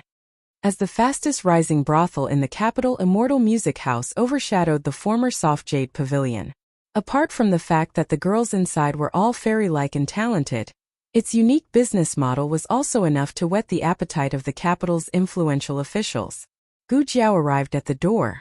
The guard at the door was a woman. The woman looked at Gu Jiao's token and didn't say anything as she let her in. It was Gu Jiao's first visit to a brothel, so it was quite refreshing. There was no extravagance, toasting, exchanging of cups, singing of orioles and dancing of swallows as he imagined. The music here was not decadent, but like the sounds of nature. Walking in the spacious lobby, from time to time, girls would pass by her. Gu Jiao casually glanced at them. They really were fairies. It was as if she had entered a fairyland, just a little bit away from becoming a fairy. Suddenly, a begonia flower fell on Gu Jiao's shoulder. Gu Jiao didn't reach out to catch it, letting the flower fall to the ground. From the railing on the 2nd floor came a soft sigh. Young master doesn't want this servant's flower. Does he dislike this servant? This sentence shattered the fairyland filter in front of Gu Jiao's eyes. Finally, there was a hint of a brothel. Gu Jiao raised her head. She was wearing a mask that covered her nose and face, but it didn't cover her rosy lips and delicate chin. It also didn't cover her pair of cold eyes. Oh! The girl upstairs let out a cry of surprise, and couldn't help but straighten her body. Gu Jiao's figure was considered tall for a woman, and with her valiant temperament, there was no pressure for her to act as a handsome young master. The girl's cry of surprise attracted several companions. Everyone stood on the railing on the 2nd floor and looked at Gu Jiao. Young master, look at me. Someone waved a handkerchief at Gu Jiao. Gu Jiao may not have eaten pork, but she has seen pigs walk. She has the spare time to strike up a conversation with a strange man. In Xianlu House, she can't be considered a very powerful person. Her target wasn't them. The few of them tried to seduce Gu Jiao for a long time, but there was no response, so they couldn't help but complain. How disappointing, isn't it? Even our sister Lianxiang looks down on him. I wonder who he's here for? Lianxiang was the girl who threw the begonia flowers at Gu Jiao. Could it be that she's here for Sister Qianxue? Heh, Sister Qianxue can see him. Who wants to see me? A lazy and gentle voice sounded from the end of the corridor. Several girls who were chatting about Gu Jiao turned around and bowed respectfully. Sister Qianxue. The girl who was called elder sister looked to be around 17 or 18 years old. She was actually younger than a few of them, but Immortal Music House had never been ranked based on age. What are you looking at? The girl asked. She was wearing a plain white inner garment with a light yellow gauze outer garment. The color was bright, fresh, and elegant, making people's eyes light up. She was wearing a veil that was the same color as the gauze, hazy. Her outline was vaguely visible, but it wasn't clear. Even women couldn't help but be attracted to her. The girl seemed to be accustomed to this and no longer expected them to answer her. Instead, she turned her head and looked downstairs. Oh! She also let out a small cry of surprise, her eyebrows slightly raised and her eyes turned. A very clean young master has come. Bring him up. This person, I want him. After she finished speaking, she turned around and went up to the 3rd floor. The servant girl behind her answered yes and stepped downstairs. She came to Gu Jiao and bowed to Gu Jiao. Young master, my family's miss invites you. Gu Jiao gave her a look. Not going.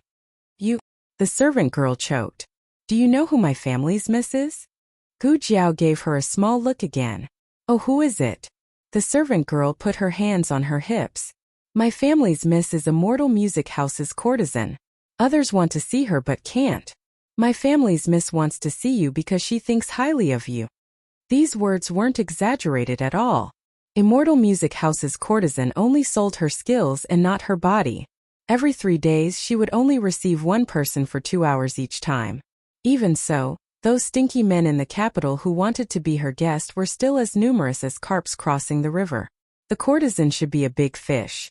Gu Jiao thought for a moment and nodded to the servant girl, indicating that she accepted her family's miss's invitation. The servant girl had a headache.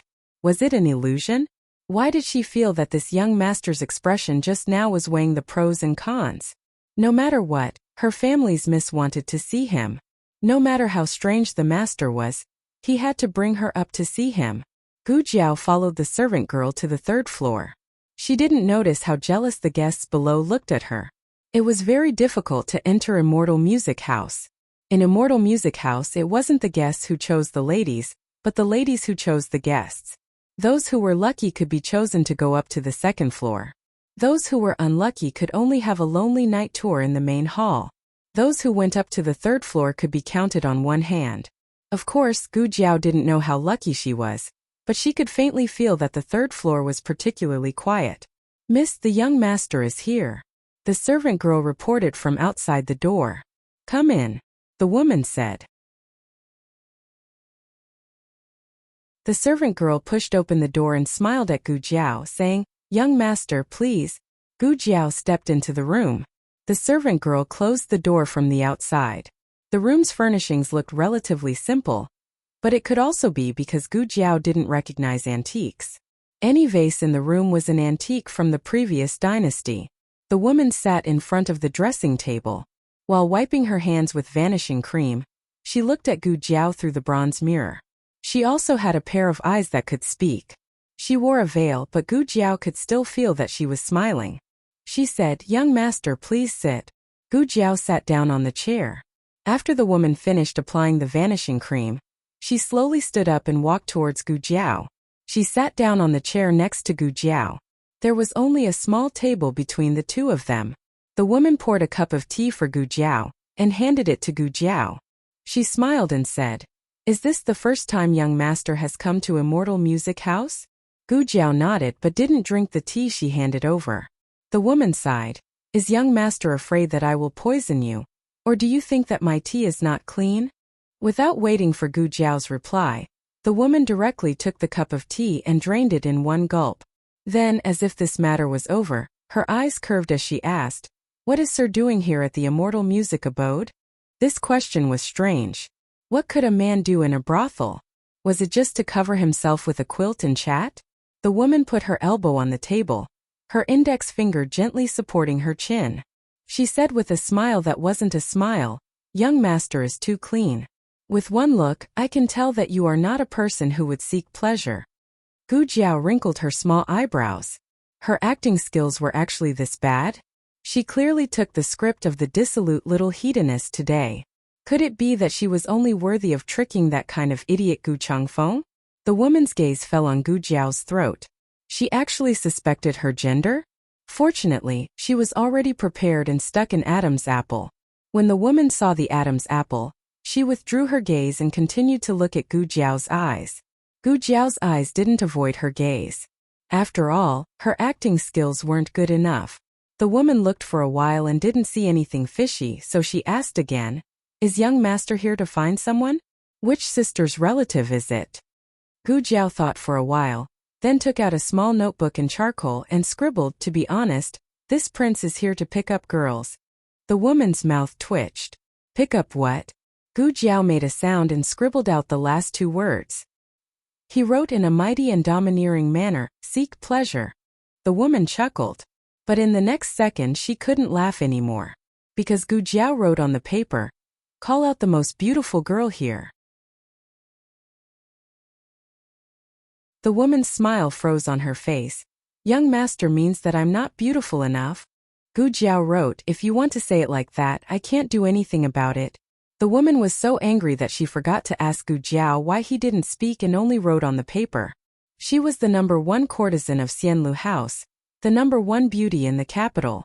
How could there be a day when she was despised for her looks? She angrily said, "Young master, when did you go blind?" Gu Jiao scribbled, "I'm not blind, I just don't think you're particularly good-looking. Not as good-looking as my husband." This sentence simply drew the woman's hatred to the max. The woman was so angry that she sent a palm strike towards Gu Jiao. Gu Jiao's figure dodged. The wind from the palm strike fell on the chair behind Gu Jiao, shattering the mahogany chair into pieces. Sure enough, she has martial arts. Gu Jiao put away the brush and small notebook, and began to fight with her in the room. The woman's martial arts were so high that it was beyond Gu Jiao's expectations. Fortunately, she had received guidance from the old marquis, so there were a few moves that could restrain the opponent's moves. Gu Jiao pinned the woman's hands behind her back, and pressed her on the bed. But the woman was far more cunning than what she showed. She twisted her body and slid out of Gu Jiao's body like a loach. Taking advantage of Gu Jiao's unpreparedness, she threw Gu Jiao onto the bed. Her hands clasped Gu Jiao's hands, and her legs pressed down on Gu Jiao's legs, saying that this old lady isn't beautiful enough. This old lady will take off your mask and see what kind of virtue you have. Daring to say that this old lady isn't beautiful. She used her right hand to clasp Gu Jiao's wrists above her head, and raised her left hand to take off Gu Jiao's mask. But Gu Jiao broke free of her shackles, and kicked her to the inside of the bed. She took the initiative and pressed down on her hands and legs. Gu Jiao sat on her lap, untied her hair tie, and tied her hands to the bedpost. The woman struggled and her clothes slipped, revealing a large area of snow-white skin. "You..." The woman was ashamed and angry. Gu Jiao took out the small notebook again and scribbled, "Who was the person who tried to assassinate the emperor last night?" The woman was startled. Gu Jiao was actually not sure if she knew, but she was the top courtesan here, and her status and martial arts were so high, so it was very likely that she knew. Perhaps she was also involved. The woman chuckled, "I am a prostitute. How would I know about the current emperor's matters?" "Young master, did you find the wrong person? If you want to investigate a case, shouldn't you go to the yamen?" Gu Jiao wrote, "Shouldn't a normal person's first reaction be to ask if the emperor was assassinated?" Gu Changfeng reacted this way. The woman choked on the spot. Gu Jiao wrote domineeringly, "If you don't tell me, I will take off your clothes and do you on the spot." The woman's expression changed, but then she smiled slowly. "All right, come on. If you don't mind my jade arms and body, then go ahead and do it. I was the one who took a liking to young master. It is my fortune to be able to serve young master. But As she spoke, she glanced under Gu Jiao's clothes and laughed. Young master doesn't seem to be interested in me. Gu Jiao thought, I didn't arm you, fake melon. The woman looked at Gu Jiao meaningfully. Young master, your skin is so white, your appearance is so delicate, and your body is so thin. In front of such a beautiful woman like me, you are still indifferent. Young master, you can't be a male. Before she finished speaking, Gu Jiao tore her outer clothes, threw it under the bed and looked at her fiercely.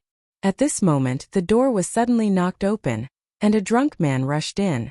In the blink of an eye, Gu Jiao grabbed the long gown on the ground and covered the woman's body, covering her completely. Oh, what's wrong with you? Why did you let someone break into Miss Qinshua's room? Miss Qinshu is receiving a guest. Can you afford to pay for ruining Miss Qinshua's mood? It was the woman's personal maid who spoke fiercely. Sorry, Miss Qinshu. A female guard entered the room without looking sideways and grabbed the drunkard out. Then Gu Jiao got down from the bed and didn't force the woman to answer. She turned and walked towards the door.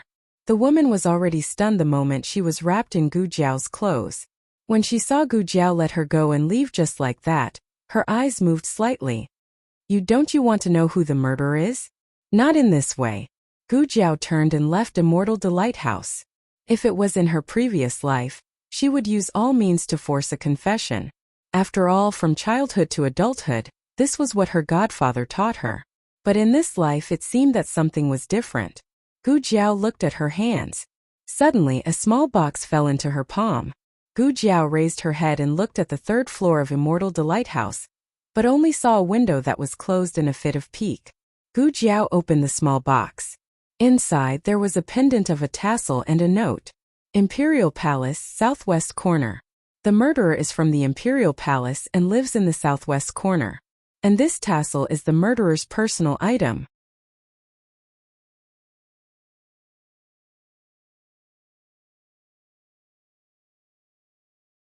Chapter 310. Gu Jiao went to the medical center first and changed her clothes before returning to Jishui Alley. Her grandaunt had already returned to the palace. The emperor was injured and couldn't manage the court.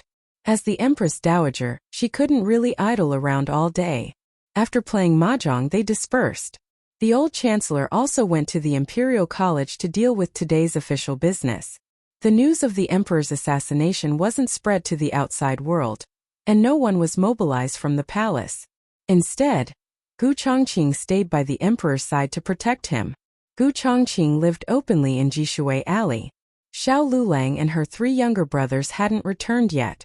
Gu Jiao went next door to see Eunuch Wei. His injury was more serious. He drank medicine in the afternoon and fell asleep not long after. Yu Yuer said, "Eldest miss, did I make a mistake? Why doesn't he wake up?" Gu Jiao took Eunuch Wei's pulse and said, "You did well. He's too weak and needs to rest for a few days." Hearing Gu Jiao say this, Yu Yuer was relieved. Gu Jiao went to her grandaunt's room to take the emperor's pulse.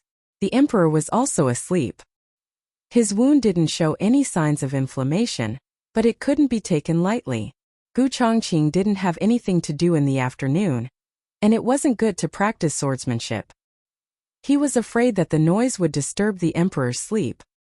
He saw corn cobs hanging on the rope and took a few to pull. In the past he saw her and Gu Yen pulling corn cobs like this. If the people in the barracks saw the cold-faced Yama, who could kill millions with a wave of his hand, sitting on a stone bench in the backyard and pulling corn cobs, their eyes would probably pop out. Gu Jiao walked over and sat down beside him. She asked about the southwest corner of the palace. Who lives in the southwest corner of the palace? Why are you suddenly asking about this? Gu Chongqing's hand that was pulling out the corn on the cob paused. I just went out and found out some information. The assassin seems to be related to the southwest corner of the palace. Gu Jiao did not mention that she went to the brothel to investigate. But Gu Chongqing wasn't stupid.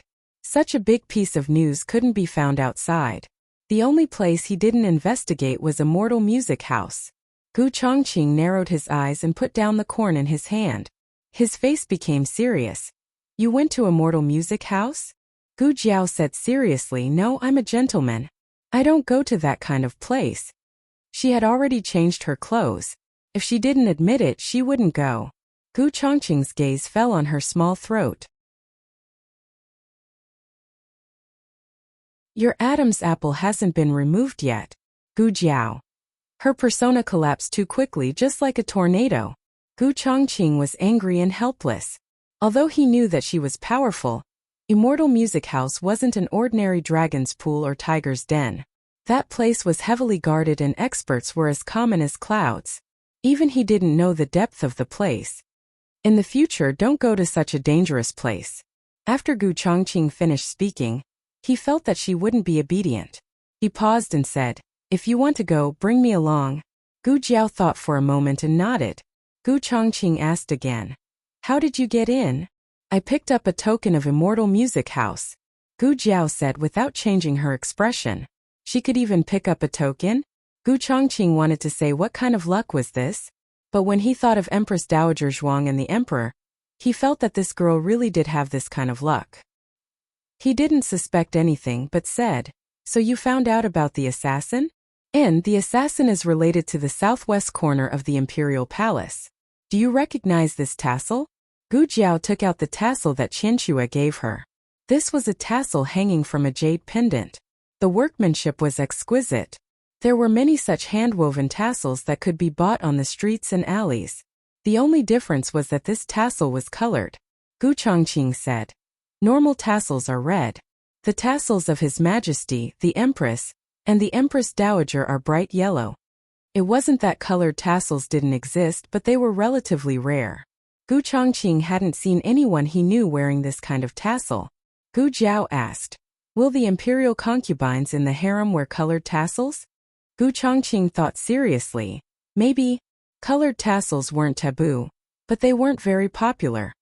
But, Gu Chongqing continued, the southwest corner of the Imperial Palace doesn't have any imperial concubines living there. It's a place to raise bees and flowers. There's only one bee garden and one flower shed.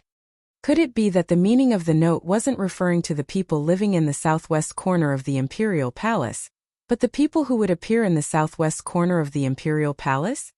Jiao Jiao. While Gu Jiao was thinking, little Jing Kong came back from the Imperial College. He jumped out of Lu Quan's carriage and ran into the courtyard. He passed by the front yard and through the hall to the backyard, and plunged into Gu Jiao's arms. His little head rubbed against her arms as much as he wanted. Recently, Gu Jiao had been busy. Little Jing Kong hadn't seen her when she came home from school for a long time. Of course, little Jing Kong didn't forget to greet Gu Chongqing. He called him Big Brother. Little Jing Kong's little bald head grew a little hair. He had a handsome buzz cut again. Gu Jiao touched his little head. Her hand was sweaty. The weather was so hot that he couldn't wear his clothes anymore. Gu Jiao went to the kitchen to get some water for him to bathe. Gu Chongqing said, "Let me do it." Gu Chongqing was very experienced in taking care of his little brother. He took little Jing Kong back to the house and gave little Jing Kong a bath. Little Jing Kong changed his clothes. After putting on his pants, he seemed to have discovered a new world. He walked valiantly to Gu Jiao and pointed at his pants and shoes. "Jiao Jiao, Jiao Jiao, I've grown taller." His pants were shorter. They used to cover his shoes, but now they were on top of his shoes. It wasn't much. It was only 2 inches. But 2 inches was still enough to make him taller. Gu Jiao nodded. "Yes, you've grown taller." "Aya." Little Jing Kong was overjoyed. He began to announce to everyone in the courtyard that he had grown taller. He even showed off his pants that were shorter. However, everyone had gone out today and hadn't come back yet. Little Jing Kong had never looked forward to his bad brother-in-law, Brother Yan, and Brother Shaoshan as much as he did now. He wanted to show off to the whole world that he had grown taller. However, after waiting and waiting, Xiao Lulang was working overtime at the Hanlin Academy. Gu Yan and Gu Shaoshan went to Nanxiang to learn from Master Lu. Even Madame Yao, who went to the temple to offer incense, stayed overnight at the temple with old servant Fang. Aya, he was so worried. He didn't even have a place to show off. Little Jing Kong sighed and paced back and forth in the courtyard with his hands behind his back. He walked like Master Zhao, who was worried that the price of rice would increase tomorrow. Ahem. A low cough came from Grandaunt's room. Little Jing Kong's eyes lit up. Oh, is Grandaunt back? He ran over and pushed open the door. Great Aunt. It's not Grandaunt. When he saw the man on the bed, he tilted his head and said in surprise, Uncle Chu? Qin Chuyu's disguise was well hidden. Until now, little Jing Kong and Su Tangtang still thought that his surname was Chu. His name was Chuyu, and his father was an official in the imperial court. The emperor had just woken up and was still in a daze. When he saw Jing Kong, he remembered that he was sleeping at little divine doctor's place. Oh, it's Jing Kong, he greeted weakly. Uncle Chu, are you sick? Little Jing Kong came to the bed and looked at him with wide eyes. Gu Jiao was a doctor, so it wasn't strange for her to have a patient in her house. The strange thing was that he was staying in Grandaunt's room. Why is Uncle Chu staying in Grandaunt's room? Little Jing Kong asked. Children didn't have as many twists and turns as adults, so they asked whatever was on their mind. Why isn't Uncle Chu staying at my place? That way he could sleep with Jiao Jiao at night. The emperor didn't expect that this room was Empress Dowager Zhuang's room. He was very surprised. This is Empress, your Grandaunt's room. Yes. Little Jing Kong nodded quickly. Then the things here. The emperor paused in the middle of his words. He was saved by little divine doctor in the middle of the night. He was almost dead, and little divine doctor was busy saving him. How could he have the time to decorate a room for him? The tables, chairs, lamps and candles here must have been set up beforehand. Thinking that everything here was arranged by Empress Dowager Zhuang, the emperor didn't like it at all. Little Jing Kong didn't know what the emperor was thinking. When he saw that the emperor suddenly looked depressed, little Jing Kong thought that he was uncomfortable. He went forward and patted his hand. Uncle Chu, you will be fine. Jiao Jiao's medical skills are very good. He can cure you. Don't worry. The emperor looked at the little hand on the back of his hand. He was the emperor, but he was comforted by a 4-year-old child. The emperor suddenly didn't know whether to laugh or cry. Soon he realized that he had slept. His clothes were untidy and his hair was messy. He wanted to ask someone to tidy up his appearance. However, Eunuch Wei was injured, and there were no other palace servants to serve him. He suddenly looked embarrassed. Little Jing Kong asked, Uncle Chu, what's wrong with you? I forget it, he would do it himself. The emperor reached for the hair crown on the bedside table. Little Jing Kong said, Uncle Chu, do you want to comb your hair? Let me help you. You are sick, so don't move. Do you know how to do it? The emperor asked. Of course. Little Jing Kong patted his small chest and said. He combed Little Eight's dog hair every day. Little Jing Kong went to the dressing table and took the comb. He kicked off his shoes and climbed onto the bed. He stood behind the emperor and began to comb the emperor's hair. He combed the hair quite well. The emperor was happy and talked more. Do you know how to recite poems? Little Jing Kong said, yes, but I don't like to recite poems. The emperor laughed. Then what do you like? Little Jing Kong said, I like to sing. Recently, he had learned a few new songs from Jiao Jiao. Oh, the emperor laughed. You know how to sing? Sing a few songs. Little Jing Kong thought seriously and stopped combing the emperor's hair. He brewed his emotions for a while, then raised a small hand and began to sing. The north wind blows, the snowflakes float, the snowflakes float, the year has come, father went out to hide, the 7 days of the year, the emperor shuddered. Why was it such a sad song? Did he think that he was not sad enough? Little Jing Kong was very absorbed in singing. His eyes were sad and there were tears in them. The emperor could not bear to look at him. Can't you sing something happier? Of course. Little Jing Kong changed his mood in a second. As he braided the emperor's hair, he swayed his head and sang, other people's daughters have flowers to wear, your father, I have little money, can't buy them, tear off the 2-foot red hair rope, tie it up for my shear, hey, tie it up. The face of the emperor, whose hair was tied into a big braid, darkened. What kind of nonsense was this? The emperor felt that he could not listen to it anymore.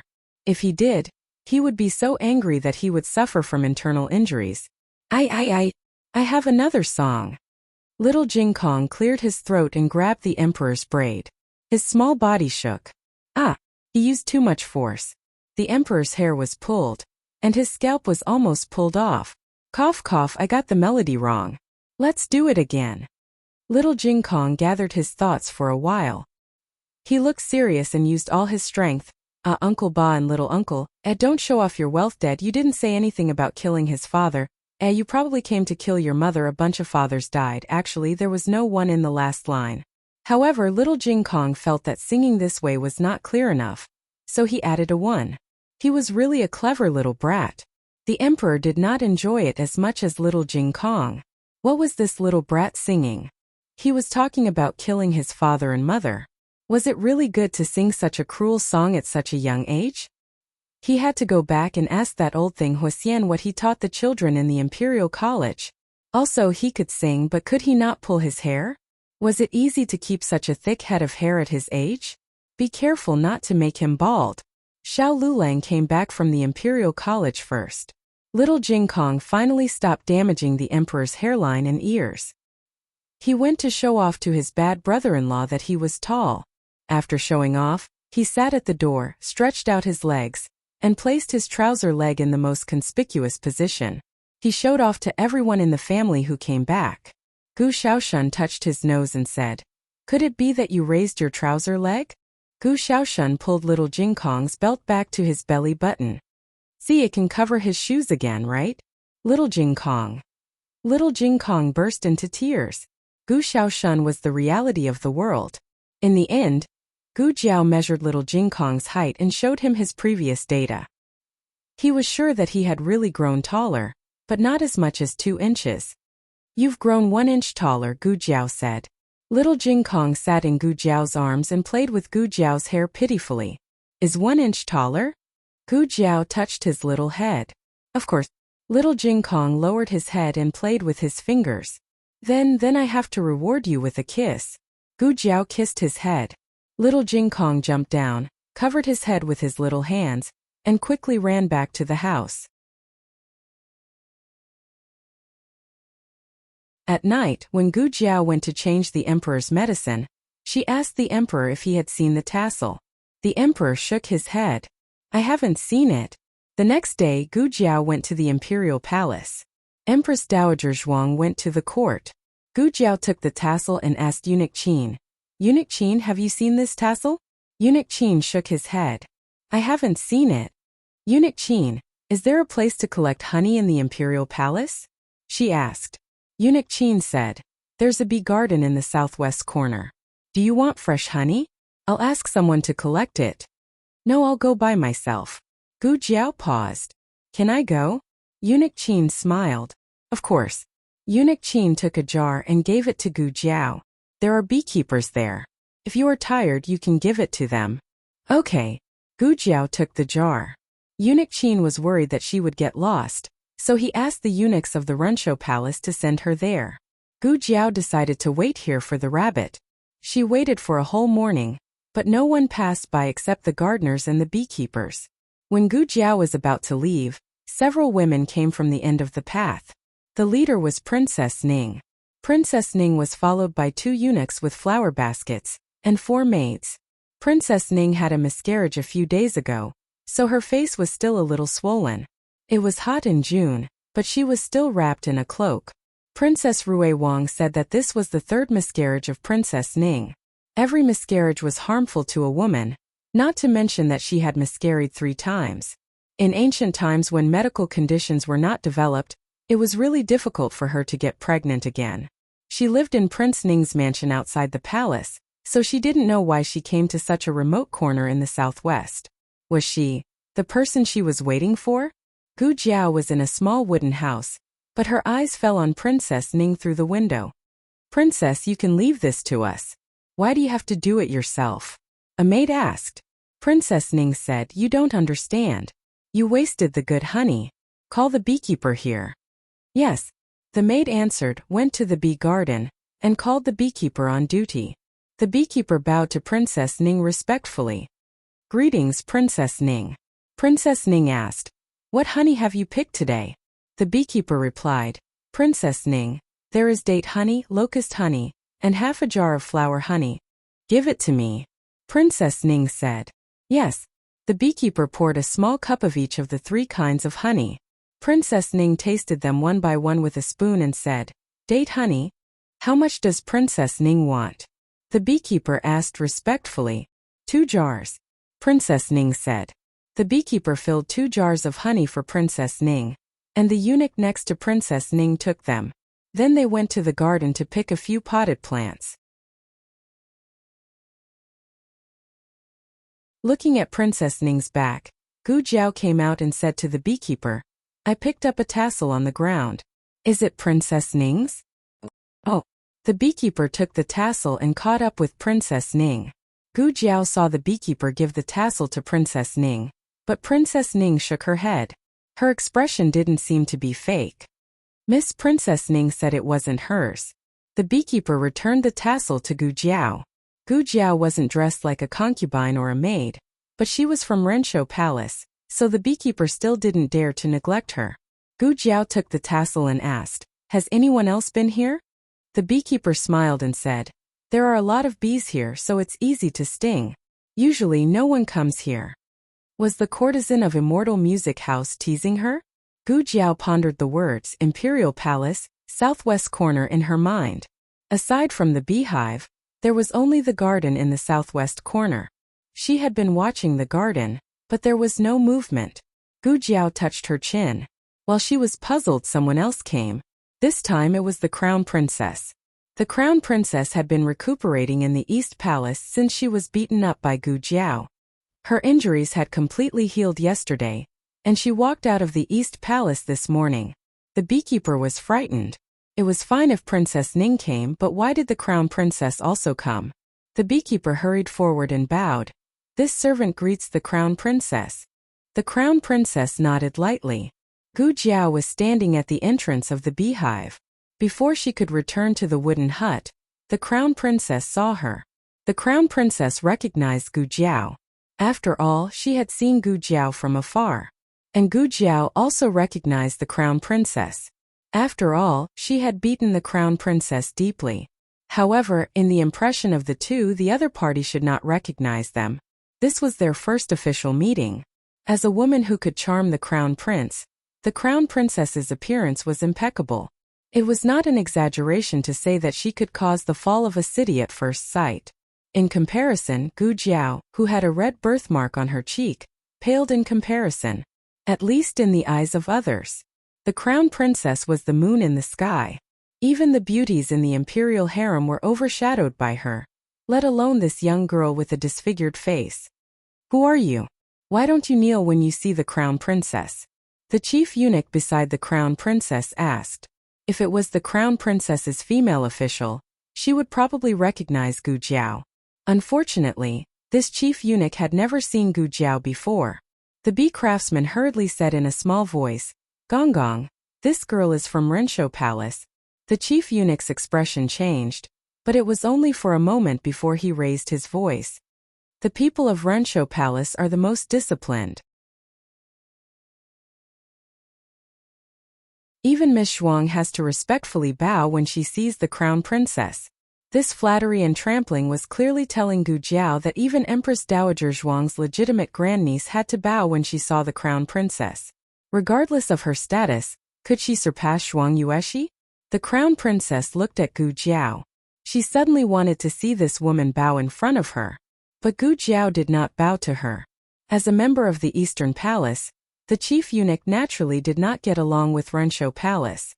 But he could not go up and punish Gu Jiao. He had to use the rules to suppress Gu Jiao. "Does the Empress Dowager know you are so rude? Is it any of your business whether the Empress Dowager knows or not?"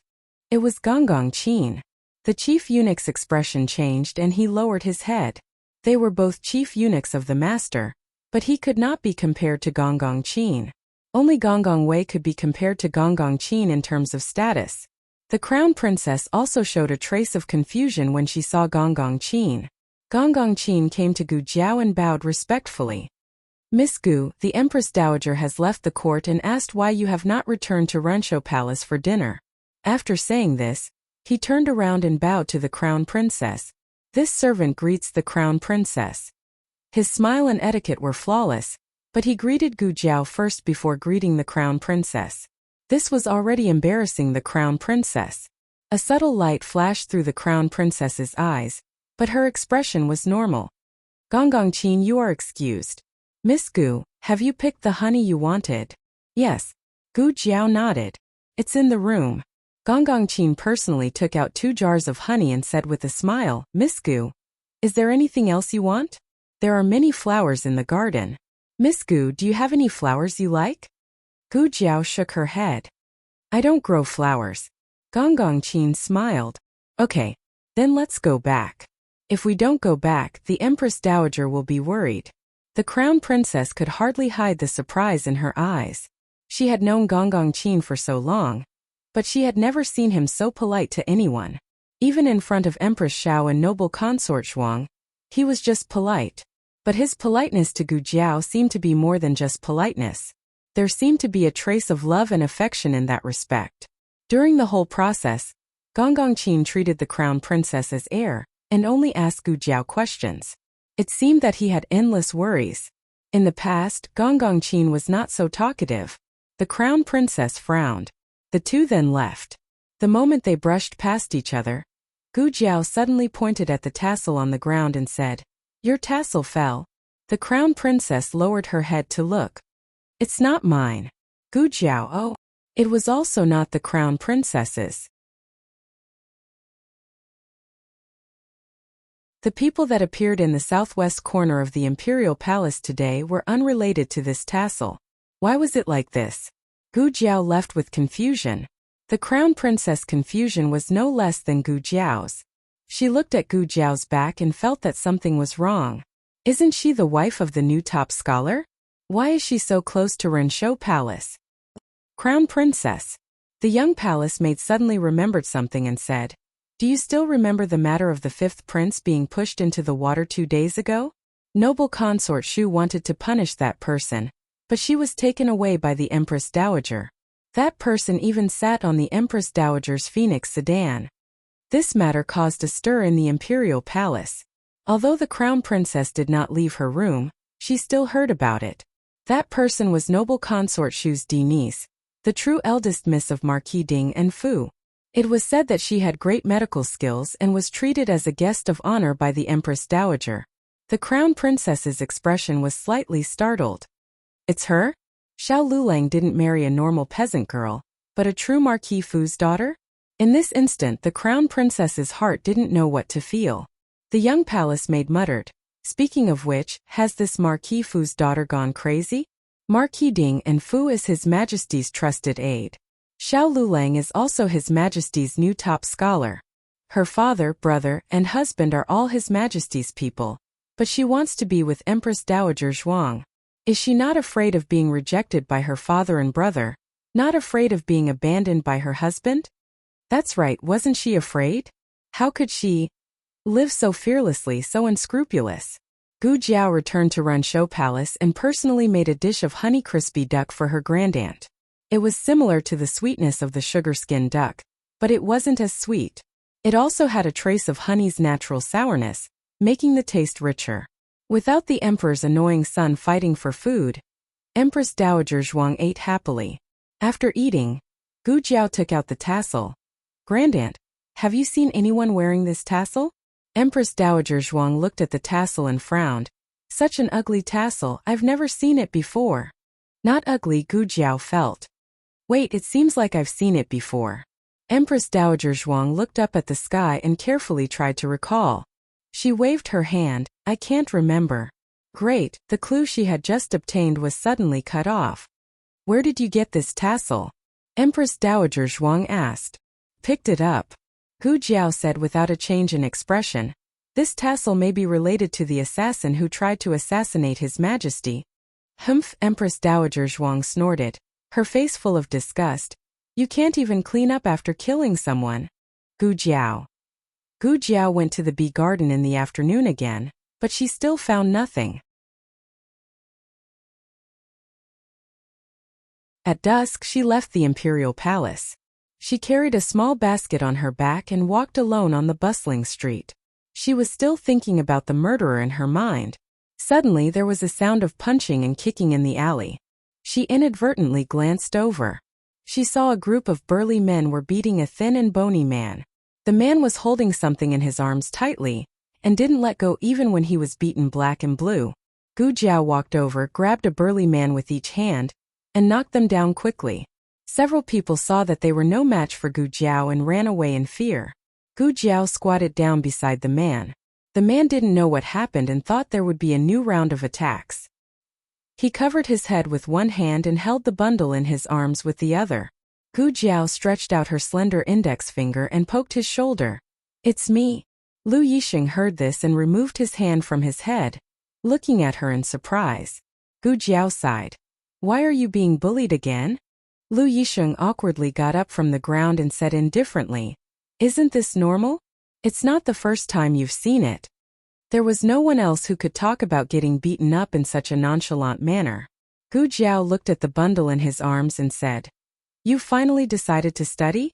Lu Yixing said indifferently, "I'm just casually studying." Gu Jiao, "Oh." Lu Yixing. Lu Yixing's lips moved.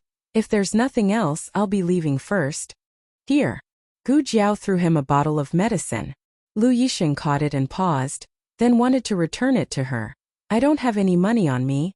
Gu Jiao said, "It's a gift for you. It's free." Lu Yixing still didn't want to take her medicine for free. After thinking about it, he picked a book from a pile of treasured books and gave it to her. "It's money for the medicine." Gu Jiao said, "The medicine isn't that expensive." Lu Yixing said, "You can also count the previous one." This person's self-esteem was too strong. He didn't want to accept other people's kindness for free. If it weren't for this, he probably would have gone to the Chun state to seek refuge with his maternal grandfather's family. Okay. Gu Jiao accepted his book. The two parted ways. Gu Jiao stopped in her tracks and took out the tassel from her bosom. "Have you seen this before?" My tassel," Lu Yixing said as he lowered his head to touch the jade pendant in his bosom. When he took out the jade pendant, he saw an identical tassel hanging on it. He said apologetically, "I mistook it for someone else. It's not mine. Mine is still here." Gu Jiao pointed at his tassel. "Have you always had this tassel?" Lu Yixing nodded. "Yes, my mother gave it to me. It's always been hanging on this jade pendant."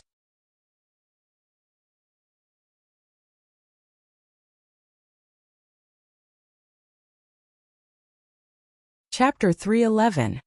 There are novels with connotations that can't be found online here.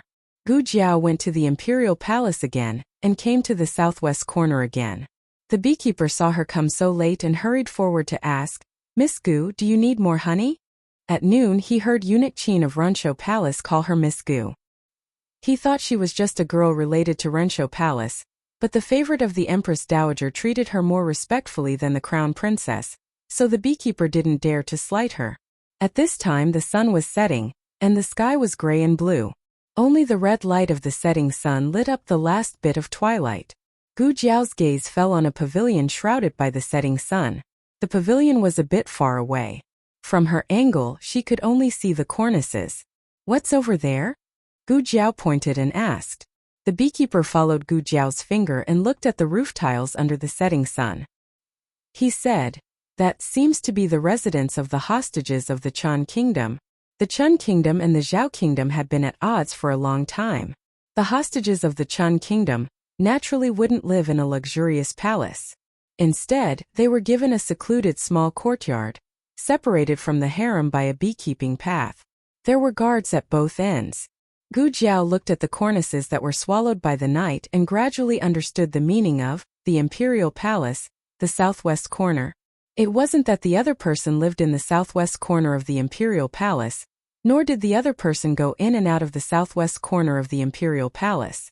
It was that the other person could be seen from the southwest corner of the imperial palace. The summer in the Zhao kingdom was hotter than in the Chun kingdom. The cicadas in the trees kept croaking, which seemed to add a bit of dryness. There was a small lotus pond nearby, and frogs croaked occasionally. It really wasn't a comfortable residence. The lanterns under the corridor were gradually lit by the palace servants. The patrolling guards held long swords and looked dignified. All of a sudden a small figure flew into the sky. The little figure's movements were extremely light and did not alarm any of the guards. However, a gray shadow suddenly flashed out from the seemingly inconspicuous corner.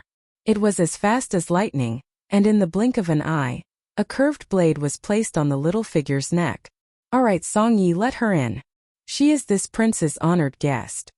A lazy voice with a hint of ridicule slowly came from inside the house. The gray-clothed man coldly put away the scimitar in his hand, but the vigilance in his eyes didn't decrease at all. He stared at Gu Jiao without blinking, as if as long as Gu Jiao did not behave in the slightest, his scimitar would be placed on Gu Jiao's neck again. Gu Jiao had no intention of hiding her identity. She wore her own clothes and did not even wear a mask. She calmly pushed open the door and entered. There were quite a few oil lamps in the house, but the brightness of the oil lamps was limited. Even when the whole house was lit, it was still a dim yellow. Yuan Tang was sitting on a chair while a palace servant changed his dressing. He seemed to have been injured in the waist and abdomen. The bandages that had been removed were covered in blood. The house was filled with the smell of wound medicine. His clothes were open, revealing a strong and sturdy chest, well-defined abdominal muscles, and two clearly defined mermaid lines. It was unknown whether it was because of the heat or the pain, but there were sparkling drops of sweat dripping down from his wheat-colored skin, dripping over each firm but not exaggerated muscle. This was a body full of masculine strength. The air was suddenly filled with the scent of male hormones. Yuan Tang did not expect Gu Jiao to come in so quickly. Fortunately, the palace servant moved quickly and quickly applied medicine and bandaged him. "You can leave." When the palace servant was about to tidy up his clothes, he raised his hand. "Yes." The palace servant tidied up and left. Yuan Tang closed his clothes and tied his belt. He was a man, so it was not a big deal to be seen, but why? Yuan Tang glanced at Gu Jiao. Gu Jiao's expression was magnanimous. She was even more magnanimous than the person who was being stared at. This woman was really interesting. "All of you can leave as well." Yuan Tang ordered the palace servants in the room. Everyone left the room in silence. The gray-clothed man just now stood guard at the door, with no intention of leaving. Gu Jiao felt a very powerful aura from the gray-clothed man. It was almost on par with the old marquis. She wondered who would be the stronger one if the two of them fought. Of course, if she was in her prime, she would have no problem cutting his throat.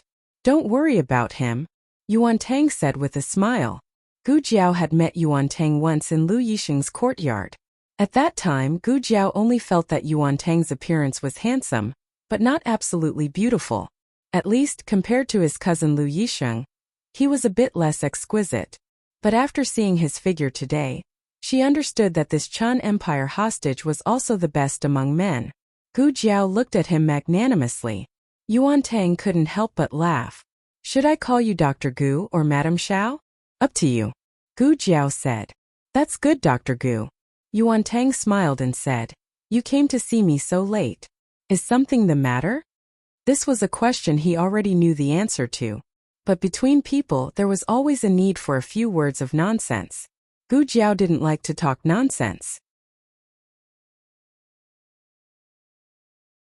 She glanced at his wounds and got straight to the point. "You even personally went to assassinate the emperor?" Yuan Tang was silent for a moment, then laughed lowly. "How could I not personally go for such an important assassination?" These words were undoubtedly an admission of everything. Gu Jiao said indifferently, "You're quite straightforward in admitting it." Yuan Tang smiled bitterly. "From the moment my Suezi disappeared, I was prepared to be exposed. But I didn't expect it to be so fast, and I definitely didn't expect it to be you." Yuan Tang didn't make any unnecessary excuses. Only a fool would treat someone else as a fool. Gu Jiao being able to investigate to this extent showed that she wasn't a fool at all. Since he couldn't fool her, why waste his breath? "Why?" Gu Jiao asked. "It's my duty," Yuan Tang said. Gu Jiao asked, "The Chun Empire's monarch's order?" Yuan Tang turned his head to look at the night sky outside the window. "I also have my own selfish motives. My aunt died at the hands of Empress Dowager Zhuang and the Zhao Empire's emperor. At that time they hadn't turned against each other yet.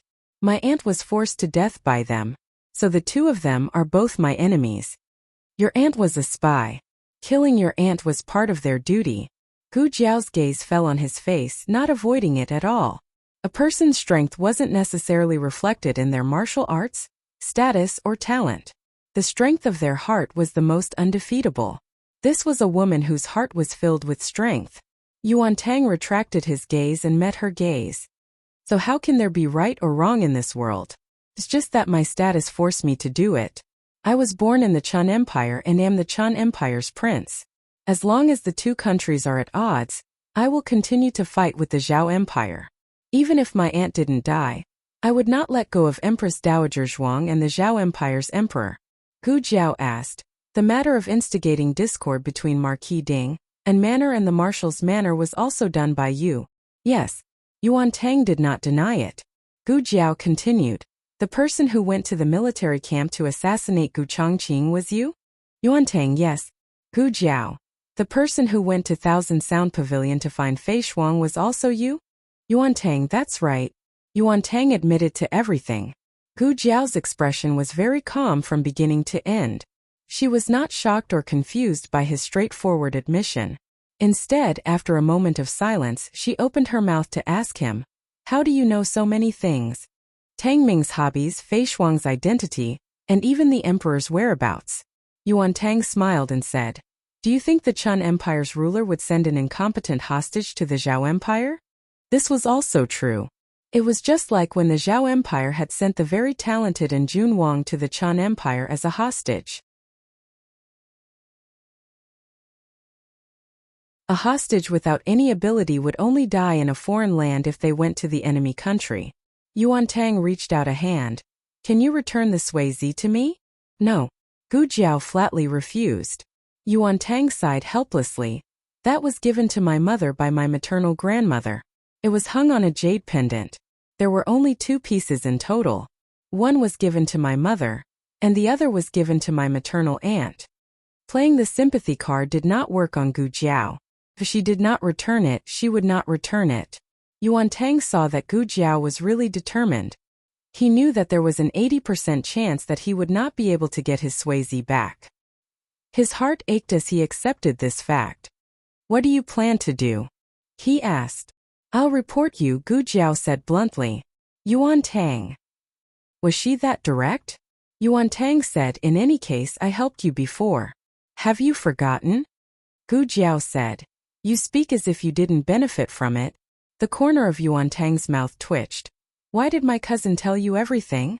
When the crown princess used the cat to test Xiao Lulang, it was Yuan Tang who had the cat taken away. However, that cat originally belonged to Yuan Tang. If Gu Jiao had not told him about this, he would have been implicated as well.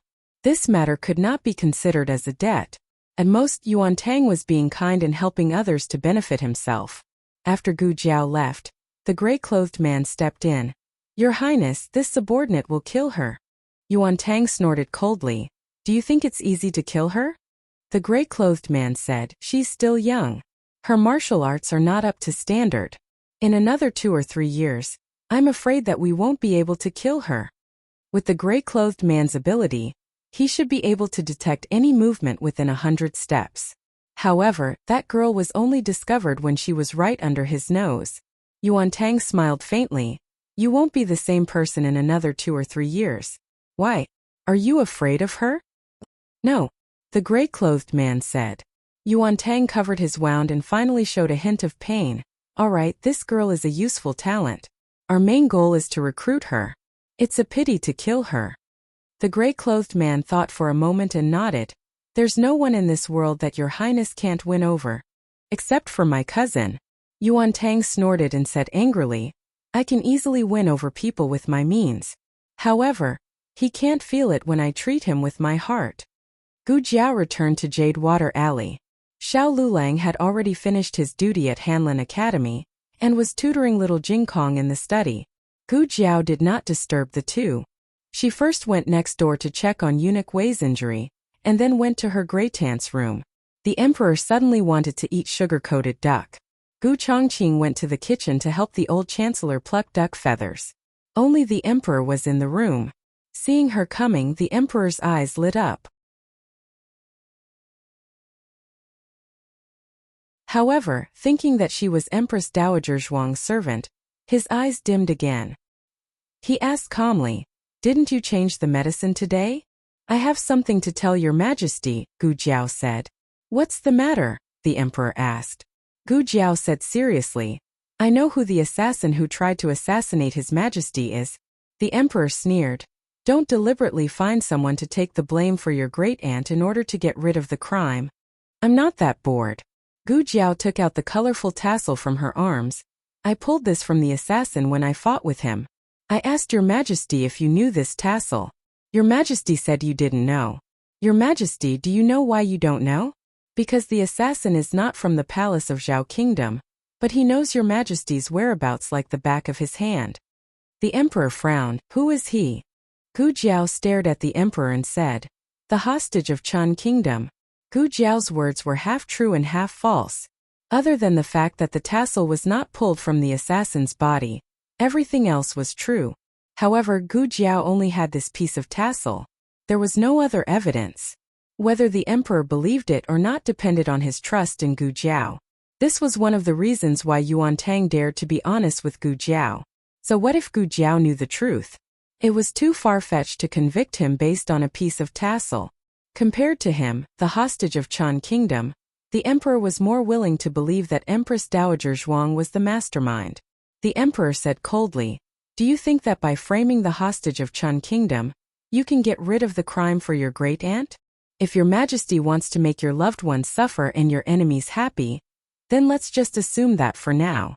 Gu Jiao finished speaking and turned to leave. The emperor was furious. He had thought that she had gone to the clinic after running around day after day, but it turned out that she had gone to find evidence for that vicious woman. That vicious woman was so nice. One after another, they all fell in line for her. Old concubine Jing, Ningen, and the little miracle doctor had all been poisoned by that vicious woman. They would be fooled by her, but he would not. "I definitely won't." That night, the first thing Eunuch Wei did after regaining consciousness was to drag his heavily injured body to visit the emperor and beg for forgiveness. This old servant failed to protect the emperor. "Please punish me, your majesty." The emperor looked at Eunuch Wei, whose hands and neck were bandaged, and couldn't bear to see him like this. "You're not a guard. Why do I need you to protect the emperor? Get up." "This old servant doesn't dare." "I order you to get up." "Yes, your majesty." Eunuch Wei stood up shakily. The emperor told him to sit and talk. Eunuch Wei said awkwardly, "Your majesty, please don't make this servant feel unworthy." The emperor sighed. Why did he have to do this when he was alone? "Your majesty," Eunuch Wei said, "I met Miss Gu in the courtyard just now." The emperor's eyes turned cold. "Are you here to speak for the Empress Dowager as well?"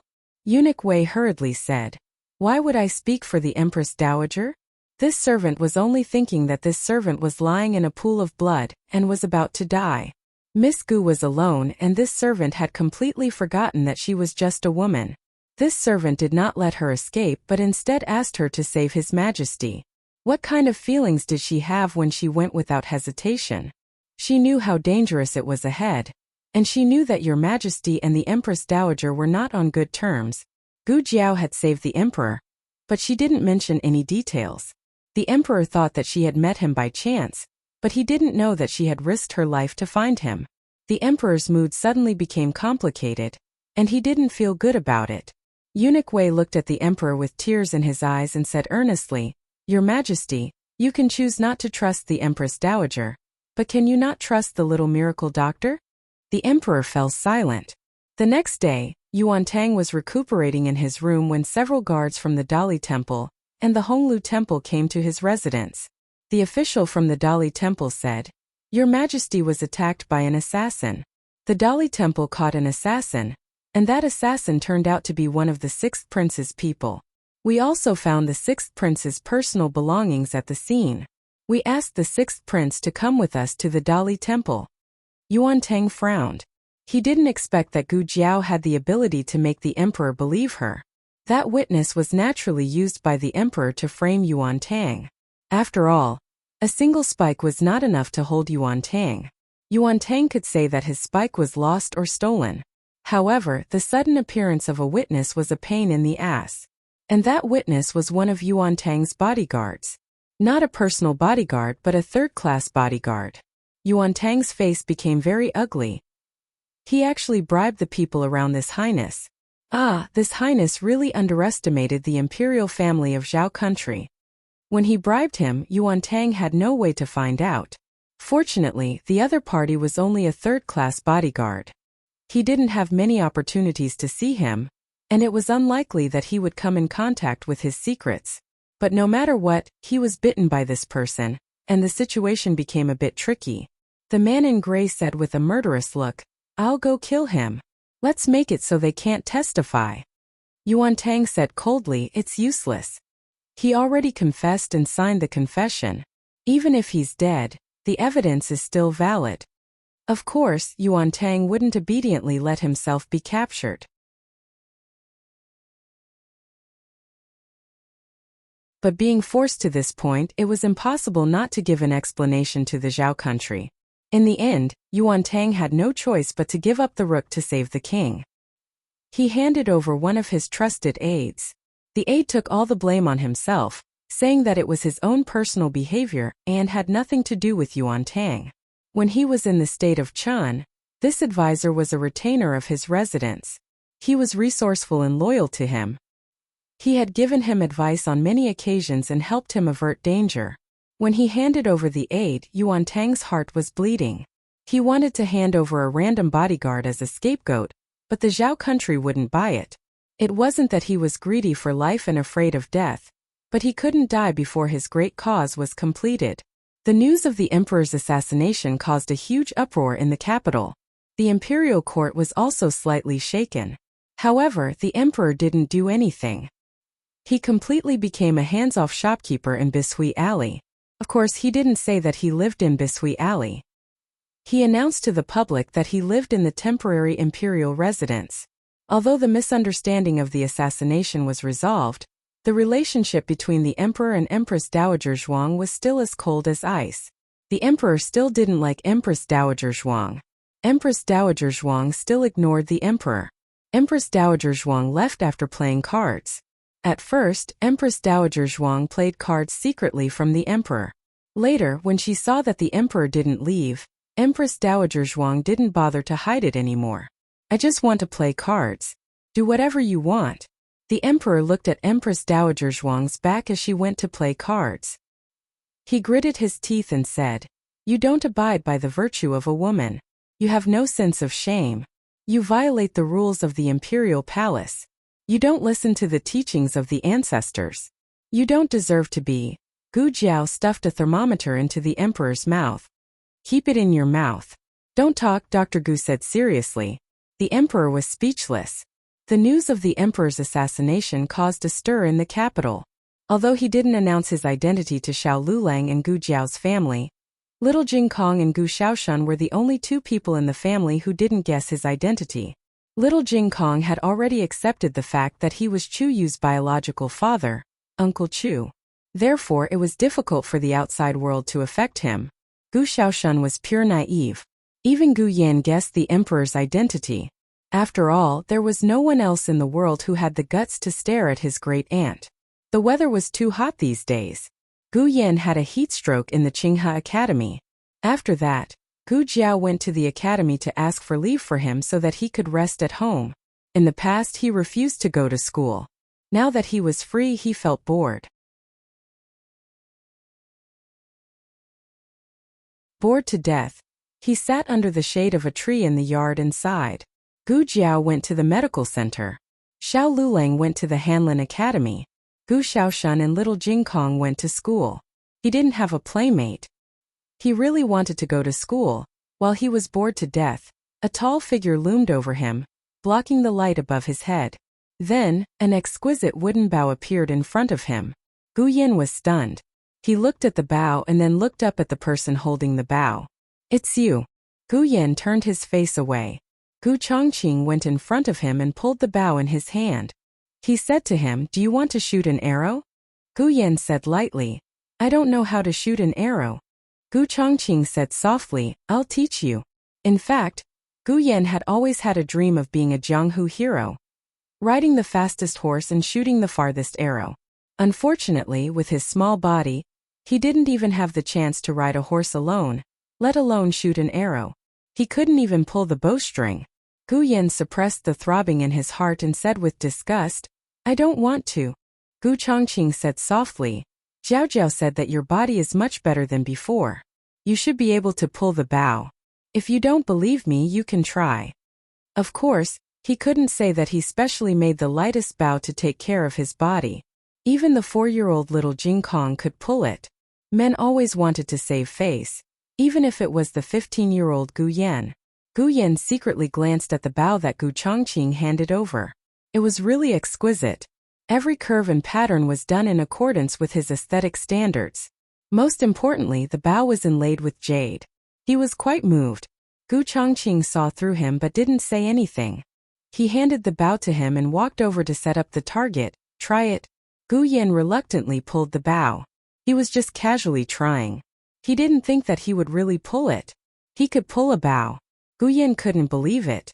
Then, a wave of ecstasy surged from the bottom of his heart. Gu Chongqing looked at his stunned little face and the corners of his mouth unconsciously curved up slightly. He also specially made a quiver and 10 command arrows, all of which were lighter in weight. He took the quiver and put it on the stone table next to Gu Yan. He took an arrow and handed it to him. It was Gu Yan's first time holding an arrow. He didn't know how to release it. Like this, Gu Chongqing pressed his hand and knocked the arrow in the right place. Gu Yan's hand was white and tender, slender and delicate. Gu Chongqing's hand was also slender, with distinct joints. But because of years of practicing martial arts, there was a layer of calluses on his hand. He just gently pressed the back of Gu Yan's hand, but a red mark quickly appeared on the back of Gu Yan's hand. Gu Chongqing was a little distressed. He hurriedly let go of his hand and said to Gu Yan, "Try shooting it." Gu Yan shot an arrow and successfully missed the target. "It's okay. It's already very good that you can shoot the first arrow." Gu Chongqing took another arrow and gave it to him. In the end, Gu Yan missed the target again. Gu Yan was discouraged. "Your posture is wrong." Gu Chongqing came behind Gu Yan and held his hands with both hands. He pulled him into his arms and gently pulled the bow with him. "You have to pull it here. Aim your eyes and look at the bull's eye. Release the arrow." Both of their hands let go at the same time. With a whoosh, the arrow left the bowstring and hit the bull's eye. "Gu Yan, wow." Gu Chongqing looked at him deeply, his eyes full of affection. Yan, you're really good." Gu Yan snorted, "Of course I'm good. I don't need you to tell me that." The tuft of hair on the top of his head stood up again. Gu Chongqing couldn't hold back and laughed softly. His laughter wasn't loud like a warm string under the sun. His smile wasn't exaggerated either. His body trembled slightly as he tried to hold back his laughter. It was inexplicably infectious. Gu Yan wanted to put on a sour face, but suddenly he couldn't. He felt that he was too disappointing. He turned his head and fiercely said, "Are you going to teach me archery or not?" Gu Chongqing tried hard to stop laughing, but he couldn't stop the corners of his lips from rising. "Teach, teach." He hugged him from behind again and gently held his delicate hand. He suddenly regretted that the bow was too rough. It was touching Gu Yan's hand. Gu Chongqing taught Gu Yan archery for the whole afternoon. Gu Yan and Gu Jiao were twins from the same mother, but they were worlds apart in terms of martial arts. Gu Chongqing taught for the whole afternoon, but Gu Yan couldn't hit the target even once. Gu Yan was furious, but he refused to admit that it was his fault. He exploded, "It's all because of this bow. What kind of bow did you make?" Gu Chongqing's lips curved slightly, "And it's the bow's fault. I didn't make it well. I'll make a new one for you tomorrow." Gu Yan turned his face away. The emperor recuperated in by Shui Alley. He ignored the court and the affairs of the world. After a few days of living in a paradise, his complexion improved a lot. Even his hair seemed to have increased. The old chancellor's cooking skills were excellent. The emperor felt that it was unfair for him to be the chancellor of the imperial college. He should have invited him to the palace to be the imperial chef. The busiest time of the day was at night. The courtyard was in chaos. A few children were pushing and shoving each other. The smell of food floated out of the kitchen. The sound of playful and angry scolding came from the alley. After being the emperor for a long time, he sometimes felt numb. But these days his heart was always touched. He was in the middle of it all. This was the Zhao country under his rule.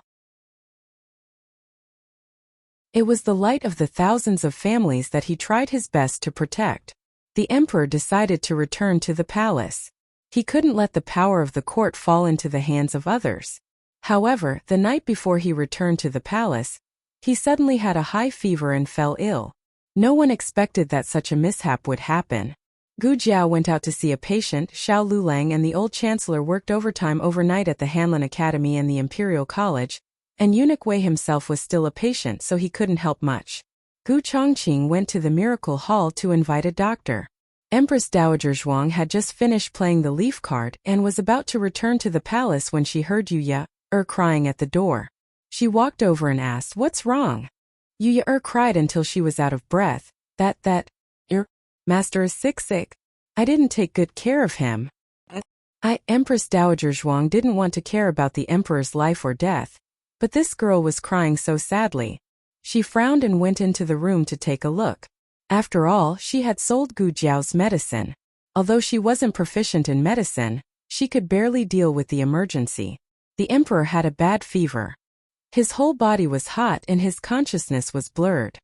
"Go and get wine." Empress Dowager Zhuang ordered Yu. Yes. Yu hurried to the kitchen to get a jar of Huaiyao wine. No one drank at home. It was a gift from the neighbors.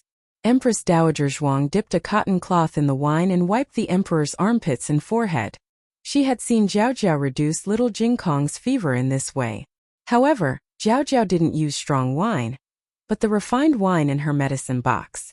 Jiao Jiao called it alcohol. This method seemed to have some effect. After about half an hour, the emperor's fever gradually subsided. But after a while it flared up again and the fever was even worse than before. No matter how Empress Dowager Zhuang wiped it, it was no longer effective. The doctor from the medical hall arrived. It was Dr. Liu. He used acupuncture to reduce the emperor's fever, but the effect was minimal. He wrote a prescription and asked Gu Chongqing to go to the medical hall to get the herbs. Gu Chongqing directly boiled the herbs in the medical hall and brought them over. The emperor refused to drink. "You can leave," Empress Dowager Zhuang said lightly. Yes. The few of them left. Empress Dowager Zhuang looked at the medicine bowl on the table, and then at the emperor who was in a mess. She took a deep breath and closed her eyes, as if she had made a very difficult decision. Then she went to the bedside with a look of disgust.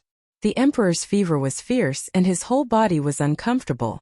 In a daze he seemed to hear someone calling him. Hunger. Who was Hunger? Was it him? Who was calling him? Hunger, it's time to take your medicine. The voice was gentle and warm. It was a voice he hadn't heard since he grew up. The emperor was really confused by the fever. He didn't remember that he had ascended the throne, and that there was Empress Dowager Zhuang who he hated the most in the world. He was the son of a palace maid. He was born lowly and was raised under concubine Jing's name. Concubine Jing gave birth to a beautiful sister for him. Her name was Ning'an. He liked his sister and also liked concubine Jing. Was that concubine Jing's voice? Was concubine Jing calling him? Concubine Jing was the best to him. Mother. What the emperor didn't know was that he was thinking of concubine Jing. But in the end, he called her mother. He grabbed Empress Dowager Zhuang's hand and held it for the whole night.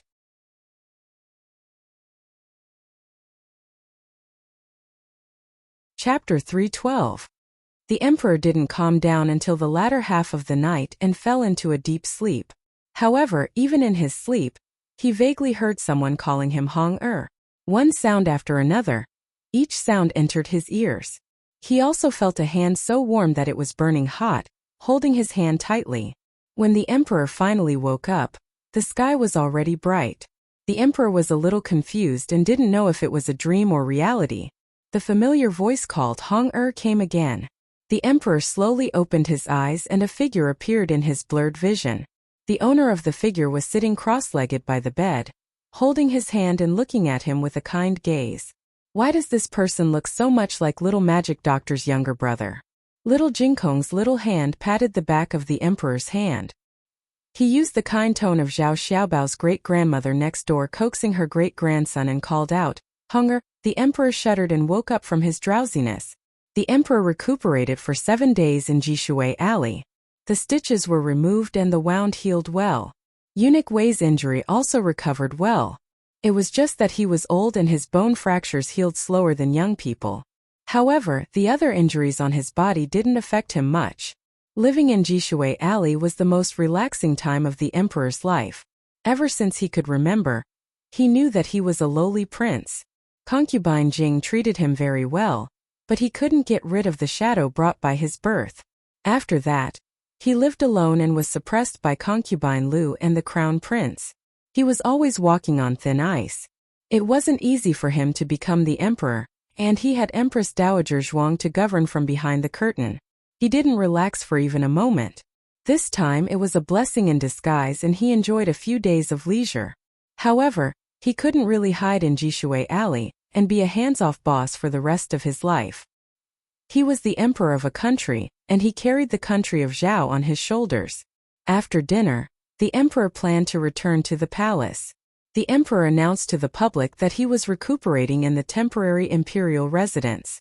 In order to confuse the enemy, the emperor specially transferred the imperial experts to the temporary imperial residence and surrounded it tightly.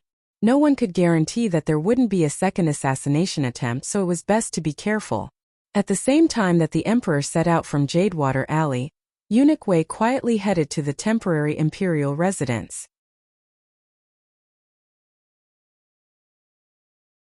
The emperor sneered. "Does this include me, the monarch of the country? I want to know, when is there a place in the palace that I can't go?" The palace master looked at him suspiciously. "There has always been a place. Your Majesty, is this the first time you know?" The emperor was speechless. The emperor had a toothache. That vicious woman was too powerful. Even he, the emperor, couldn't force his way in. Just as the emperor's face was about to turn black, Eunuch Qin came out with a horsetail whisk. He bowed to the emperor and said, "Your Majesty, please forgive me. The Empress Dowager is your mother. She can't see anyone except you. Your Majesty, please." Eunuch Qin made a gesture of invitation. Eunuch Qin was Empress Dowager Zhuang's confidant.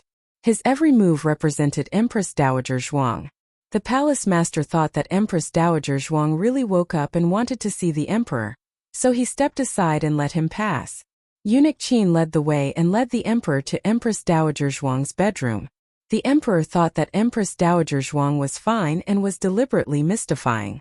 However, when he saw the tightly closed phoenix bed, he had a bad premonition. Eunuch Qin came to the bedside and gently opened the curtain, revealing the pale Empress Dowager Zhuang on the phoenix bed. This Empress Dowager Zhuang was too strange. She always appeared majestically in front of people.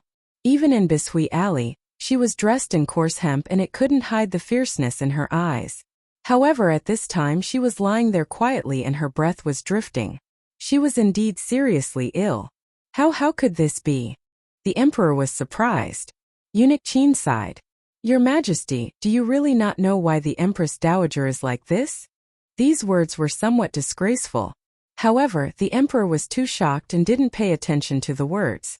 Eunuch Qin meant that the Empress Dowager Zhuang's illness was related to him? How could it be? He hadn't done anything recently. Could it be that night? The emperor felt that it was impossible. This vicious woman couldn't wait to get rid of him. She wouldn't take care of him all night and wouldn't call him like Mother Jing. What he heard was just the voice in his dream. However, this couldn't explain why little Jing Kong called him Hung-er. If he didn't hear or see it, why would little Jing Kong imitate an adult and call him Hung-er? The emperor's mind was in a mess. He refused to accept this fact. It was not only because he refused to believe in Empress Dowager Zhuang's kindness, but also because he felt the long-lost warmth that night. In a daze, he seemed to feel that Mother Jing had returned. If it was really Empress Dowager Zhuang, didn't it mean that she had the smell of Mother Jing? This was blasphemy to Mother Jing. He couldn't accept it. He couldn't admit it. Eunuch Qin, the Empress Dowager's medicine is ready. A palace maid came in with a bowl of medicine.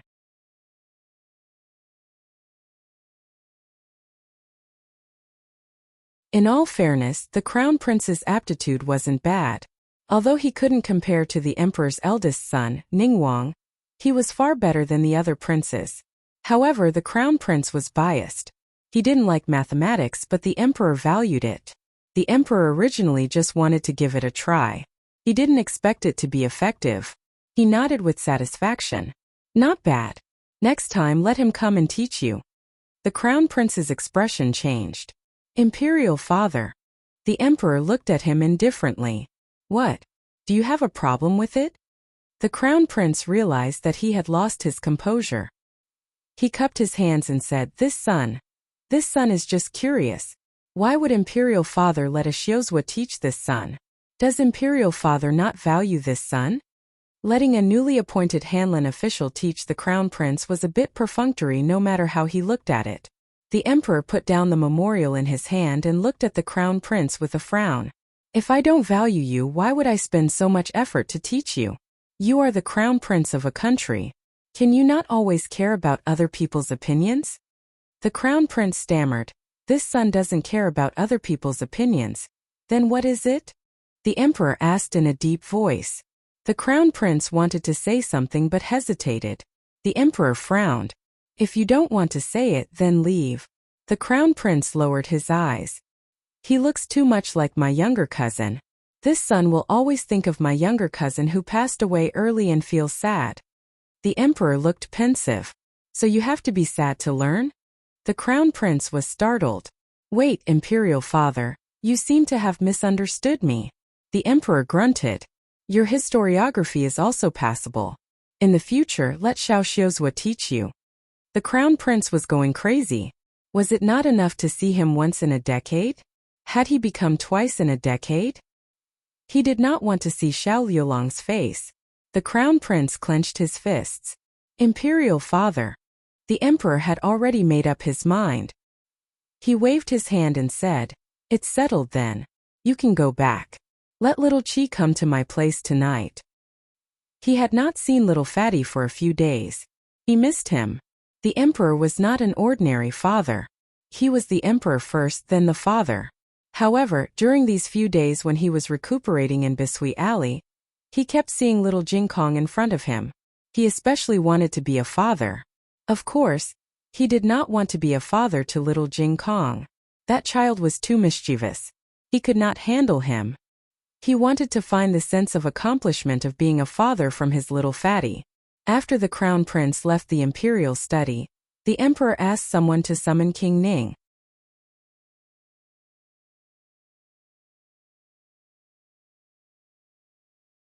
Chapter 313. Because of the hot weather, many girls suffered heatstroke in the past few days. Gu Jiao was so busy that her feet didn't touch the ground. She hadn't gone to the palace to see her grandaunt for a few days, so she didn't know about her grandaunt's illness. Yes, you don't need to take medicine. Just drink some water soaked in hautuinia. Do you have Scottish fold root at home? If you don't, you can get some from the medicine boy. Gu Jiao finished treating a girl and made a record. Next, the door was pushed open and Imperial concubine Rui Wang, who she hadn't seen for a long time, came in. Imperial concubine Rui Wang didn't cut the line this time. She stood in line for half an hour. She was still 5 months pregnant. Why are you here? Gu Jiao asked her to sit down. Imperial concubine Rui Wang's complexion was as rosy as ever. This pregnancy was really good, but her eyes were slightly red and swollen, as if she had just cried. Are you feeling uncomfortable? Let me see. Gu Jiao motioned her to reach out her hand. Imperial concubine Rui Wang shook her head. It's not me, it's Imperial concubine Jing. I went to see her yesterday, and she's not well again. As Imperial concubine Rui Wang spoke, her tears fell down. The original Imperial concubine Rui Wang didn't cry so much. It was only after she became pregnant that her tear ducts became more developed. She couldn't stop crying at the slightest thing. She herself didn't know why. Pregnancy hormones. Gu Jiao handed her a handkerchief. Imperial concubine Rui Wang wiped her tears and looked at Gu Jiao with red eyes. When will you be done today? Can you come with me to see Imperial Concubine Jing after you're done? Gu Jiao called Dr. Song. Is there a doctor today? Dr. Song said. No, everyone is in the clinic today. Gu Jiao nodded. Well, I'll go out for a while. Help me look after her. Dr. Song responded, yes. Gu Jiao added, there are also medicinal herbs. Remember to ask little Zhongli to collect them later. Dr. Song said, I will. Gu Jiao went to the nunnery near the Puji temple with consort Rui Wang, after she finished talking about the medical center. On the carriage, Gu Jiao learned that old concubine Jing had fallen ill after hearing about the assassination attempt on the emperor. She was the one who raised the emperor, and Princess Ning'an was her only daughter. The emperor was like her own son, so she was more worried than anyone else when something happened to him. Consort Rui Wang said, Imperial concubine dowager's body wasn't this weak in her early years. There was a snowstorm one winter and the nunnery was too cold. Imperial concubine dowager's body was frozen, and she fell ill ever since. All these years, Imperial father has thought of many ways to nurse the old Imperial concubine's body, but none of them are very effective. Miss Gu, do you have a way to nurse the old Imperial concubine's body? Gu Jiao said truthfully. Imperial concubine dowager is getting on in years. She prioritizes her health, and treatment is secondary. There aren't many methods that can take immediate effect. Consort Rui Wang was disappointed. The two entered the nunnery. Old concubine Jing was lying on the bed in the meditation room. She had just fallen asleep, and there was the smell of calming incense in the room. A personal nanny dressed as a nun saw the two and bowed. Consort Rui Wang, Miss Gu. Nanny Kai extinguished the calming incense in the stove while opening the window to ventilate the room. She didn't want the incense to reach the pregnant consort Rui Wang. Consort Rui Wang looked at old concubine Jing's pale face and said, Nanny Kai, why does Imperial concubine dowager seem even weaker than yesterday? Nanny Kai sighed. Imperial concubine dowager is worried about His Majesty. She can't sit or lie down and she can't sleep at night. She hasn't eaten anything since yesterday. This servant saw that she couldn't go on like this, so I secretly lit some calming incense. Consort Rui Wang was heartbroken.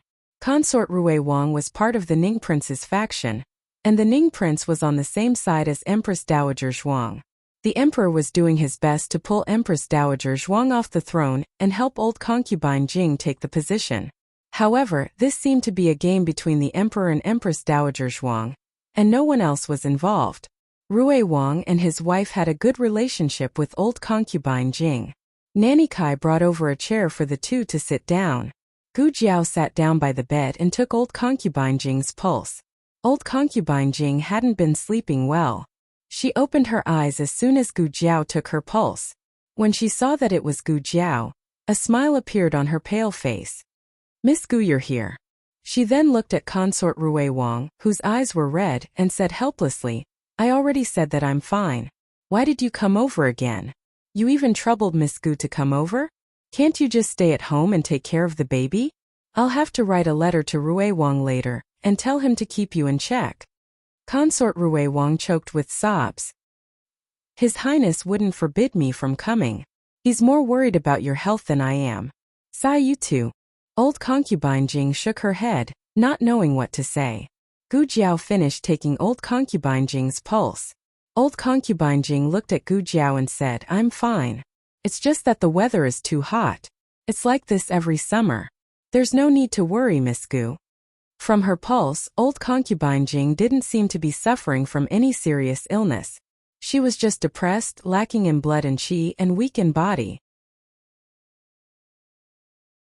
You can't not eat, Gu Jiao said. Nanny Kai hurriedly said, just listen, just listen. Miss Gu already said so. Why aren't you eating? Old concubine Jing smiled. It's too hot. I can't eat. Consort Rui Wang said, Old concubine, His Majesty has already returned to the palace. Old concubine Jing was startled. Really? Consort Rui Wang said, You can ask Miss Gu if you don't believe me. She wouldn't lie. Old concubine Jing's expectant gaze landed on Gu Jiao's face. Gu Jiao nodded. His Majesty has returned to the palace. Old concubine Jing asked nervously, Then is he all right? I heard that he was attacked by an assassin and was injured. I don't know how serious it is. Gu Jiao answered truthfully, he's fully recovered. His Majesty is in good health. Old concubine Jing let out a sigh of relief. Ba. Good indeed. You've finally found your appetite, haven't you? This servant will have someone prepare some vegetarian dishes. Kai Mama's face was full of joy. She turned and said to Gu Jiao and Rui Wangfei, if Rui Wangfei and Gu Gunyang don't mind, you can stay and eat with Tai Fei Nyongyang before leaving. I'm afraid that if you leave like this, Tai Fei Nyongyang will refuse to eat. Old concubine Jing glared at Granny Kai. How can the children be used to the food in the nunnery? Of course. Miss Gu? Consort Rui Wang winked at Gu Jiao. Gu Jiao had no objection. She had never eaten vegetarian dishes from ancient times and was quite curious about them.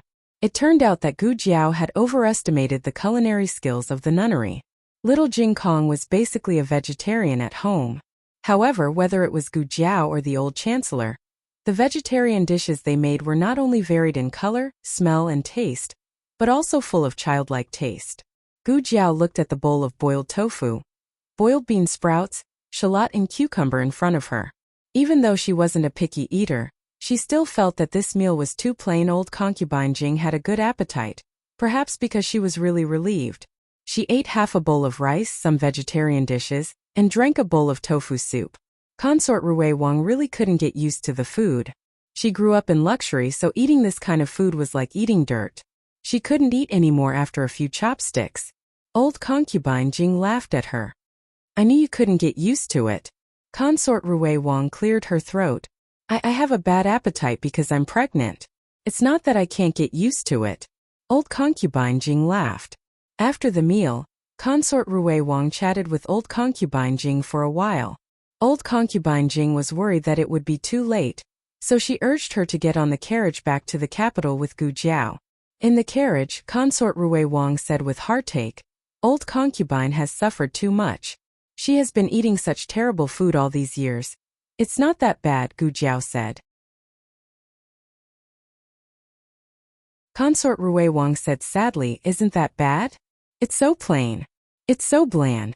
She's so pitiful. She's the most pitiful woman of the late emperor. Gu Jiao paused. Isn't the Empress Dowager the most pitiful? Consort Rui Wang asked strangely. What's so pitiful about the Empress Dowager? She's the head of the 6 palaces and the overlord of the imperial court. She's so powerful that she can call the wind and summon the rain. She's even more glorious than father. There's nothing pitiful about her at all. Although Consort Rui Wang was from King Ning's line, she preferred the gentle and kind old concubine Jing as a granddaughter-in-law. Empress Dowager Zhuang was too domineering, ruthless, and unreasonable. Consort Rui Wang didn't dare to get along with her at all. She felt more at ease with old concubine Jing. But her grandaunt was the loneliest person. Gu Jiao didn't argue with Consort Rui Wang.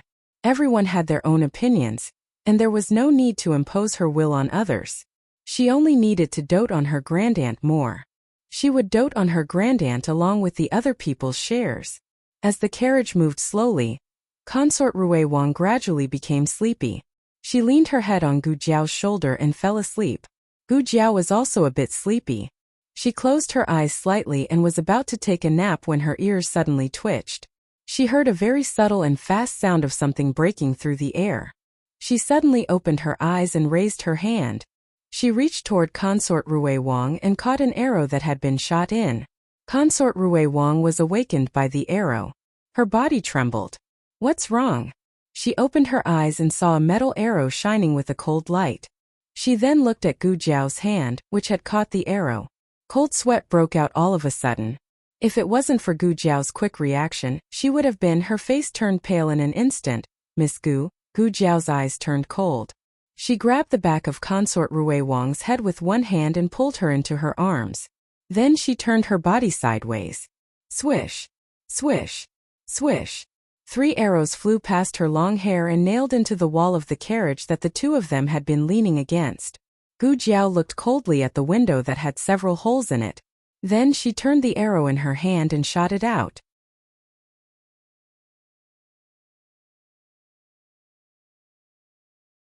Chapter 314. Novels with content that can't be found online can be found here. One of the masked assassins drew his sword, but when he got close to the carriage, he was hit in the shoulder by an arrow. The huge force behind the arrow sent him flying. He heavily hit a tree and fell to the ground in a sorry state. His head became dizzy and he lost consciousness. The carriage driver had been hit by an arrow and had already fallen. The horse was frightened and ran forward in a panic. This was a mountain road. If they kept running, they would fall off the cliff. Protect the princess consort. The accompanying guard shouted loudly. However, they were blocked by a wave of assassins that fell from the sky. The two sides fiercely fought. Sit tight. Gu Jiao let go of Imperial Consort Rui Wang and put her hand on the carriage's armrest. Hold on tight. Yes. Imperial Consort Rui Wang nervously nodded. Her heart was in her throat, but she didn't drop the ball at this critical moment and didn't cause trouble for Gu Jiao. She tightly held onto the armrest. Gu Jiao opened the curtain and walked out. She sat on the outer seat and held onto the reins with both hands. It wasn't that she didn't want to jump out of the carriage, but if she did, Imperial Consort Rui Wang's child might not be saved. So she could only think of a way to stop the carriage. They were getting closer and closer to the cliff. The horse rushed forward as if it had gone mad. Gu Jiao jumped onto one of the horses. Her legs clamped onto the horse's belly and she tightened her grip. The horse raised its front hooves and stood up, trying to throw Gu Jiao off. However, Gu Jiao tightly held onto it, and the strength in her hands didn't decrease at all. In the end, the horse was subdued. After a few hisses, it stopped while panting. At this time, the carriage was swept out because of inertia. The wheels were knocked off by the rocks and half of the carriage was hanging over the cliff. Creak. The carriage rocked on the edge of the cliff. Rui Wang's beautiful face turned pale. She was sitting in the half of the carriage that was hanging outside the cliff. If she was not careful, she would fall down with the carriage and be smashed to pieces. Don't move, Gu Jiao said. Rui Wang was very nervous, but when she heard Gu Jiao's words, she tried her best not to tremble. Gu Jiao carefully walked towards Consort Rui Wang. She gently lifted the curtain and extended her hand towards the terrified Consort Rui Wang. Don't be afraid, give me your hand. Imperial concubine Rui Wang tremblingly reached out her hand, but as soon as she moved, the carriage shook violently. She was so scared that she withdrew her hand. Her eyes were filled with fear and tears.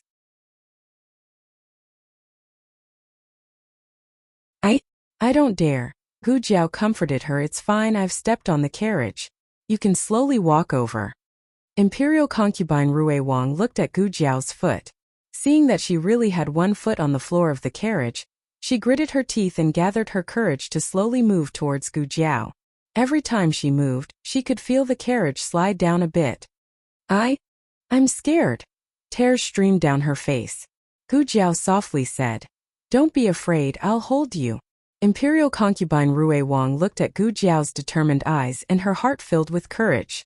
She steeled her heart and took a step towards Gu Jiao.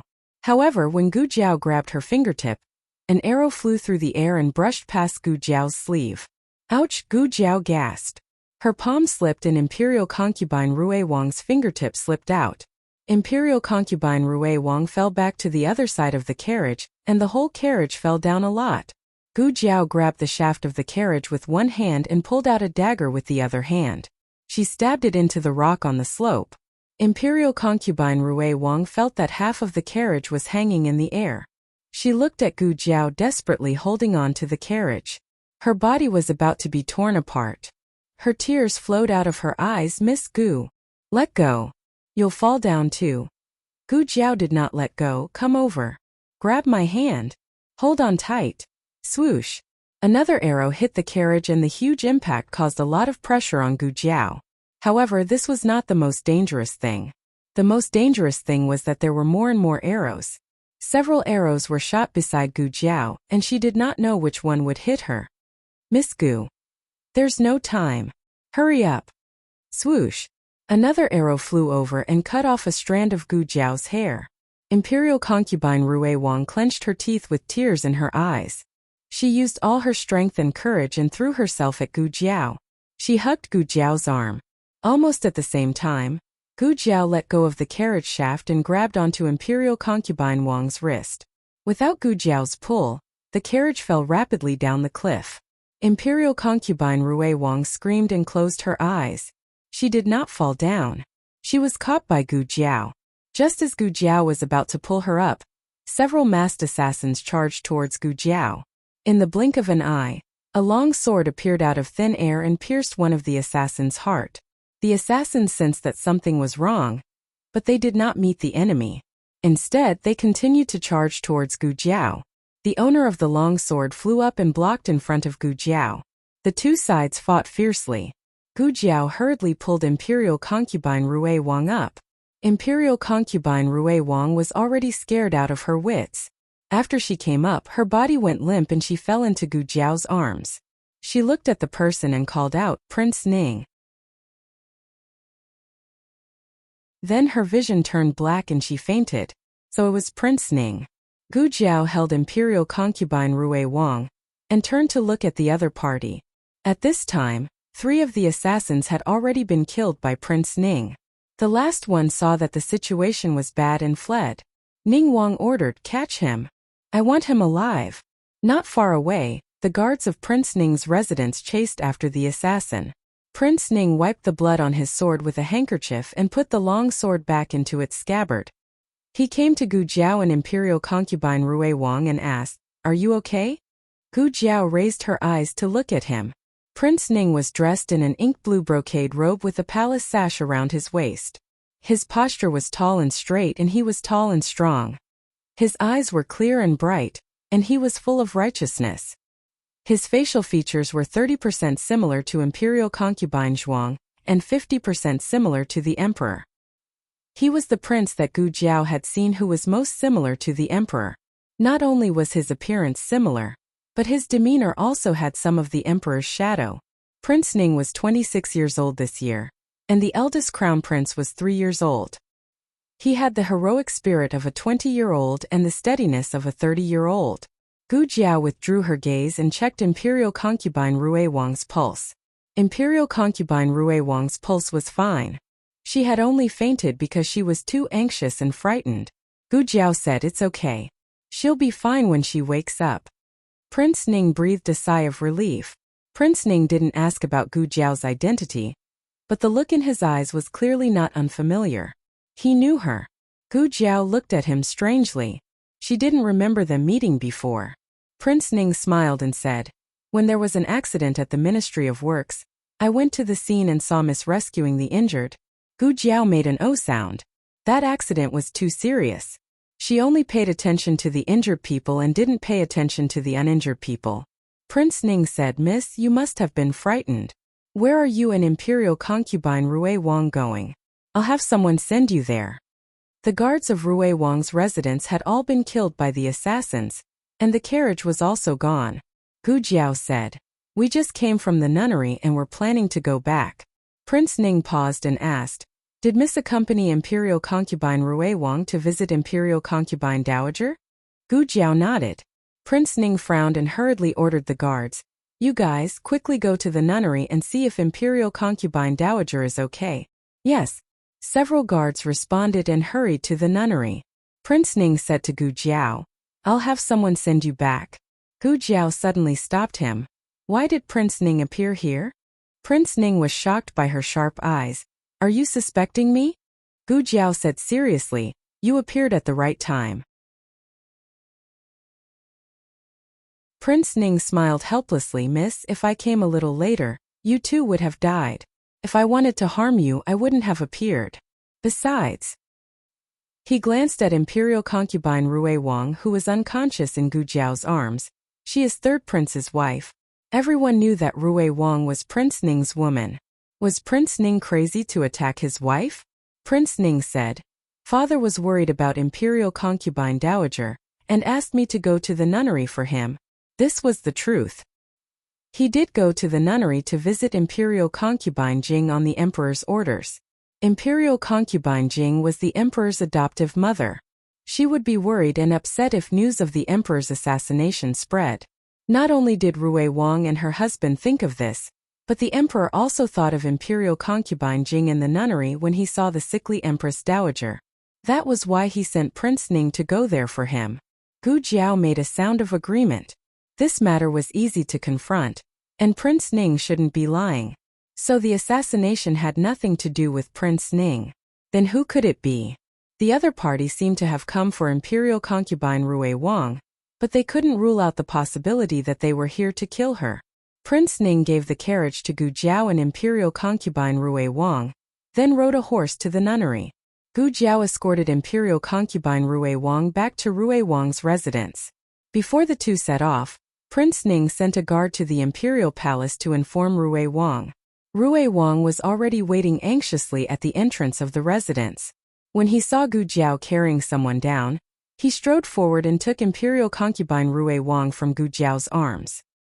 He looked at imperial concubine Rui Wang, unable to hide the worry in his eyes. Is she all right? Gu Jiao said, "It's nothing serious. She'll be fine after a nap." Imperial concubine Rui Wang had indeed fainted at first, but she woke up halfway and cried for a while. She was tired from crying and fell asleep for real now. Rui Wang scolded angrily, "Those people are too much. They dared to commit murder in front of the emperor. Miss, you were frightened." Rui Wang obviously thought that those assassins were after imperial concubine Rui Wang. After all, Gu Jiao was just a lowly female doctor. Who would want to make things difficult for her? Goodbye. Gu Jiao turned to leave. "Miss Gu, please wait." Rui Wang called out to Gu Jiao. "What's the matter?" Gu Jiao looked at him. Rui Wang did not put on airs as a prince. This was related to his family background and his temperament. He looked at Gu Jiao sincerely. "Thank you, Miss Gu." For a prince of a country to express his gratitude to a female doctor was already rare and commendable. "You don't have to thank me for what happened today." Perhaps imperial concubine Rui Wang was implicated by her. Rui Wang smiled bitterly. "Even if what happened today didn't happen, I would still have to thank Miss Gu. Qianqian's personality is too straightforward, and she offends people easily. She doesn't have many friends and she is actually very lonely in the residence. Miss Gu is her most treasured friend. I hope that Miss Gu can visit the residence more often." Friend. These two words were very unfamiliar. Just like how she did not have any family, she also did not have any friends. "Okay," Gu Jiao said. Rui Wang smiled happily. Prince Ning's carriage was going to send Gu Jiao back. Gu Jiao went to the medical hall. Her hand was injured. There were wood shavings and gravel stuck into her flesh. She had to remove them one by one. She had just gotten off the carriage when she bumped into Lu Yisheng, who had come to the medical hall to buy medicine. Lu Yisheng came to buy medicine for Anu. Anu was coughing. He saw Gu Jiao's stiff right hand and asked Gu Jiao, "What's wrong with your hand?" Gu Jiao said, "It's just a small injury. It's not a big deal." Lu Yisheng said, "I just saw the imperial guards of the capital government move out. They said that there was an assassination attempt in the suburbs. It was Prince Ning who reported it." Gu Jiao did not look surprised at all. Lu Yisheng looked at her deeply. "You knew? You were there too?" Gu Jiao responded. She did not say anything else and went back to the courtyard to apply medicine. Lu Yisheng looked at her back as she left and frowned. At night, Yuan Tang quietly sneaked into Lu Yisheng's courtyard and smiled at Lu Yisheng, who was weaving a bamboo basket. "It's so late. Cousin, did you call me over because you miss me? Did you do it?" Lu Yisheng went straight to the point. "What did I do?" Yuan Tang was confused. Lu Yisheng looked at him without blinking. His eyes were sharp. "Don't play dumb." Yuan Tang frowned. "I really don't understand what cousin is talking about." Lu Yisheng's eyes fell on his waist. "Where's the tassel on your jade pendant?" Yuan Tang coughed softly. "It's broken. I left it there." Lu Yisheng said indifferently. "Did you do something bad and got picked up by someone? Who did something bad?" Wait.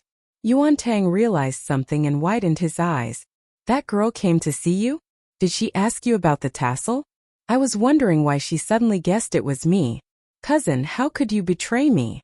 Lu Yisheng didn't say that he didn't betray him. It was Gu Jiao who guessed it. Moreover, he didn't tell him in advance not to expose his tassel. He looked coldly at Yuan Tang. If you don't want people to know, don't do it. Yuan Tang clutched his chest. I'm hurt. My heart is hurt. Lu Yixing wasn't soft-hearted. Just because she found out what you did, you want to kill her to silence her? He didn't ask what Yuan Tang did. But it wasn't difficult to guess that it had something to do with the emperor's assassination a few days ago. Yuan Tang was completely confused. What do you mean? Did something happen to that girl? Lu Yixing said seriously. I said, don't play dumb in front of me. Yuan Tang felt wronged. I didn't. In all honesty, she's someone you care about. How could I touch her? Lu Yixing frowned, lowered his eyes, and continued weaving the basket in his hands. She and I don't have the kind of relationship you think. Yuan Tang giggled. Okay. I'll do whatever you say. Lu Yixing looked at him again. It really wasn't you? Yuan Tang raised 2 fingers. I swear to God it wasn't me. I won't hurt her. Lu Yixing said seriously, you better remember what you said today. Yuan Tang looked helplessly at the sky. Remember, this is my promise to you. But, cousin, when will you also care about me? Lu Yixing glanced at him. Do you lack people who care about you? Yuan Tang. I don't lack people. His mother doted on him the most in the harem and only had him as her only son. The king also thought highly of him. The position of Empress of the state of Chun had been vacant for many years. Once he completed his mission and returned in triumph, the king would make him the crown prince and his mother the empress. It could be said that he had everything a prince could have. But they're not my cousin. Yuan Tang sighed. Why can't my cousin treat me better? Gu Jiao quickly finished treating the injury on her hand. This small injury was not considered an injury to her. After returning home, she did what she needed to do as usual. However, there were still people with sharp eyes who noticed that something was wrong with her. She had just carried Yu Er's folded clothes into her room when Xiao Lulang walked in behind her. He rarely took the initiative to enter her room, not to mention blocking her door like this. Gu Jiao turned around and blinked at him. What's wrong? Xiao Lulang didn't answer. Instead, he took a step forward and closed the door behind him. Gu Jiao's eyes lit up when she saw him enter her room in broad daylight and close the door behind him as if he was going to do something naughty. Xiao Lulang knew that she had misunderstood from the look in her eyes. He was silent for a moment and opened the door slightly, leaving a gap. Oh! Gu Jiao was disappointed. Xiao Lulang. Gu Jiao sat on the bed and buried her head in her clothes. Xiao Lulang walked in front of her. What's wrong with your hand? He asked. Nothing, Gu Jiao said. When she was fine, she would always moan for him to see and rub. But when something really happened, she would hide it from him. This time, Xiao Lulang wasn't easily dismissed by her. He forcefully grabbed her wrist with an aura that didn't allow her to refuse, as well as a warmth that only belonged to him in his palm. Gu Jiao's cold wrist was immediately scalded. Gu Jiao turned her head and stared at him blankly. Xiao Lulang sat down beside her and turned her hand over. His slender fingers gently pried open her fingers, revealing her palm that was full of wounds. The wounds weren't treated very carefully. You're fine treating other people's wounds. Why are you? Xiao Lulang was very angry and didn't know how to continue. Even if a doctor does not treat himself, he should not be fooled like this. Gu Jiao said, it's fine. You don't have to treat it. Where's the medicine? Xiao Lulang asked in a serious tone. Gu Jiao glanced at the medicine box on the table. It's there. Take it yourself. Let's see if you can open it. Xiao Lulang reached for it and opened it with a click. Gu Jiao. Oh, I forgot to lock it. Which one is the golden sore medicine? Xiao Lulang asked doubtfully. That's, Gu Jiao said. She glanced around and her eyeballs almost fell out of their sockets. Where's her disinfectant? Where was her antibacterial ointment? How did it all work out? All work out. She didn't believe in heresy, so she took the medicine box and poured it on the bed. The bed was filled with little doo-doo. Thin Phantom, Classic 0 cents, and watery 3-in-1 Gu Jiao. Gu Jiao. What was wrong with little medicine chest? Where's her medicine? Where's the medicine? Where's the medicine? Is this medicine? Xiao Lulang was used to her having medicine that he had never seen before. He picked one up and tore it open. Gu Jiao felt like a string on her head had snapped. Xiao Lulang exclaimed, "It's so slippery. Don't say any more. There's an image."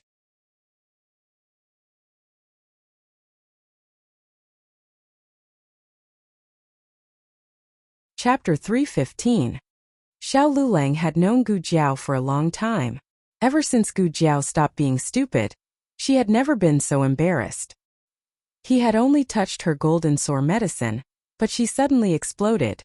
Not only did she snatch the small bag of golden sword medicine that he tore open, she even pounced over and pressed down on the bed full of golden sword medicine like little Hachi protecting its food.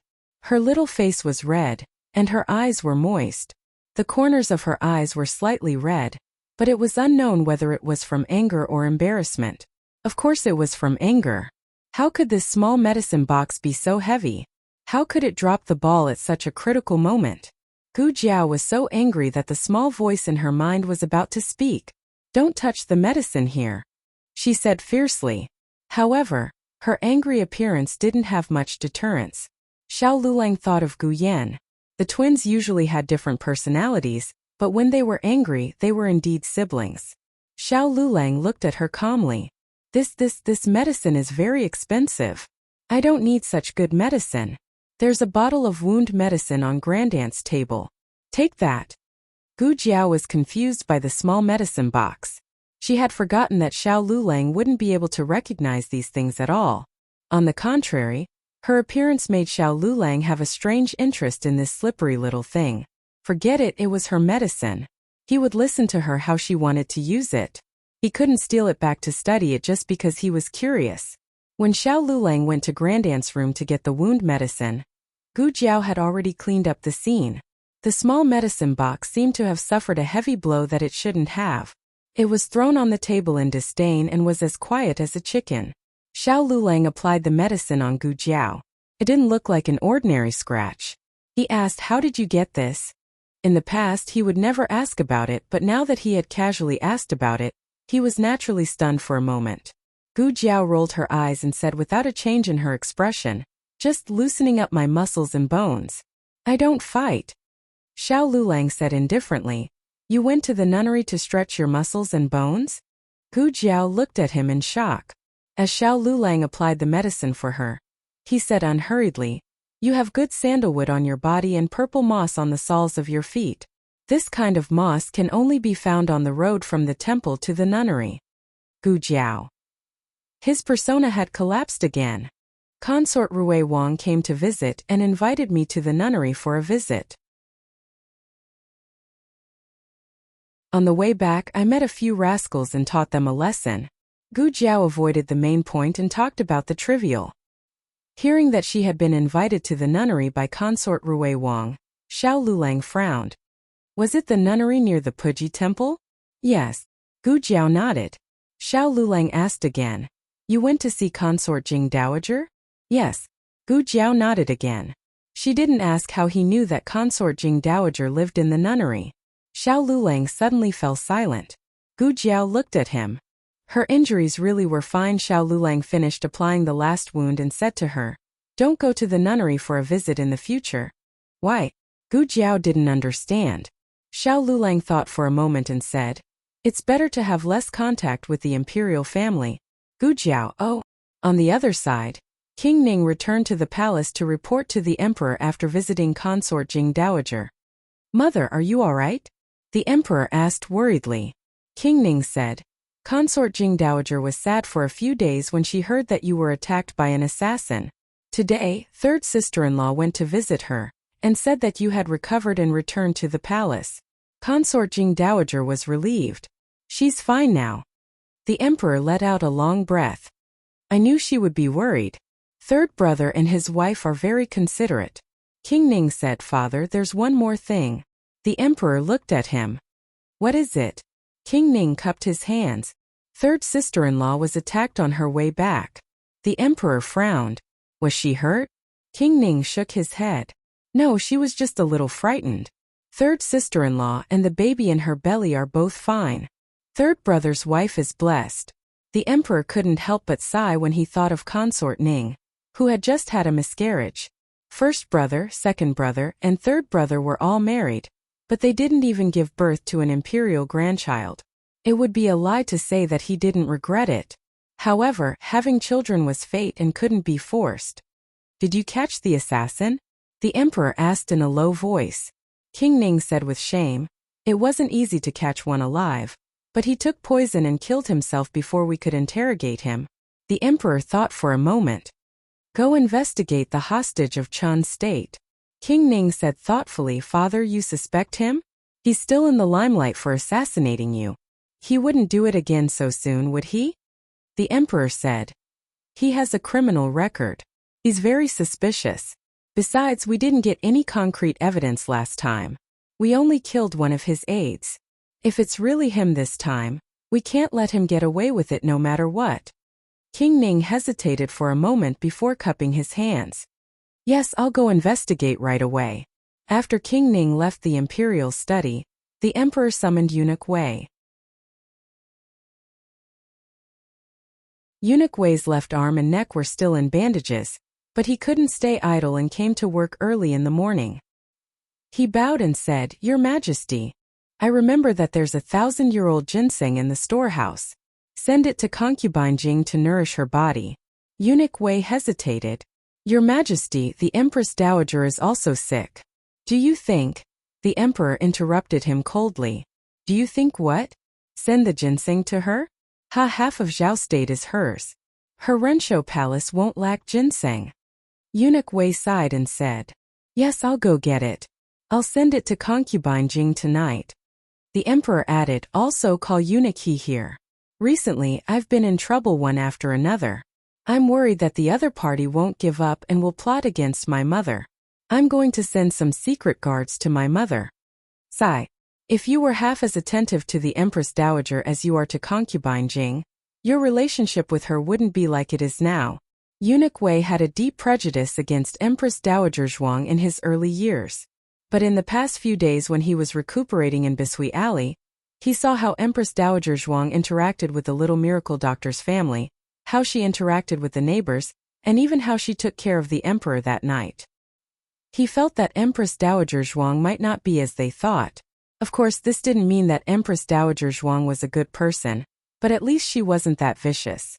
There was an irreconcilable conflict between the emperor and Empress Dowager Zhuang.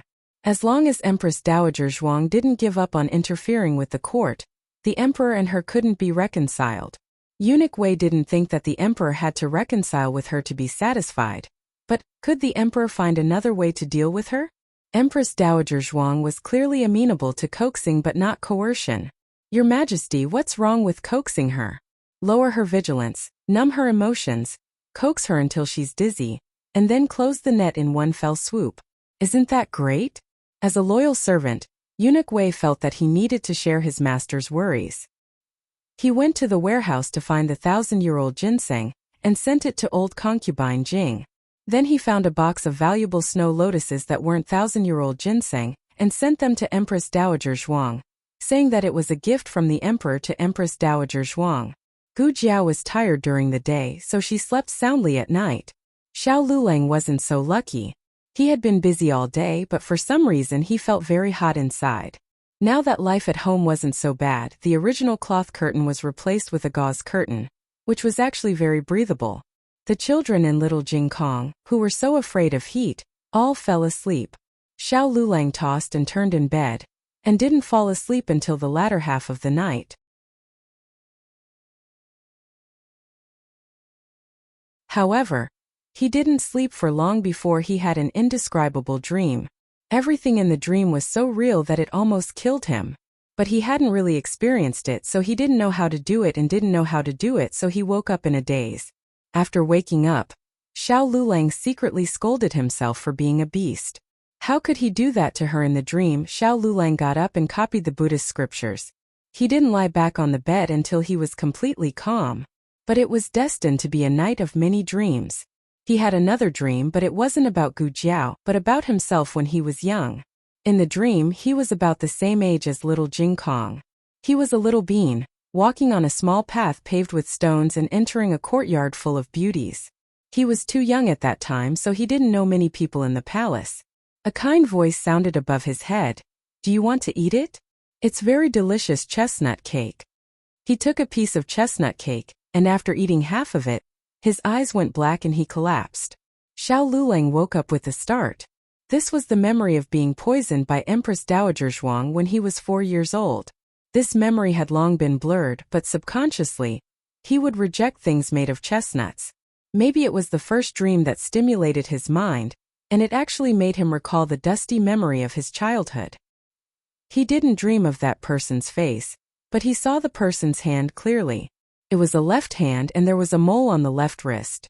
There was no mole on his great aunt's wrist. The person who poisoned him that year was not Empress Dowager Zhuang.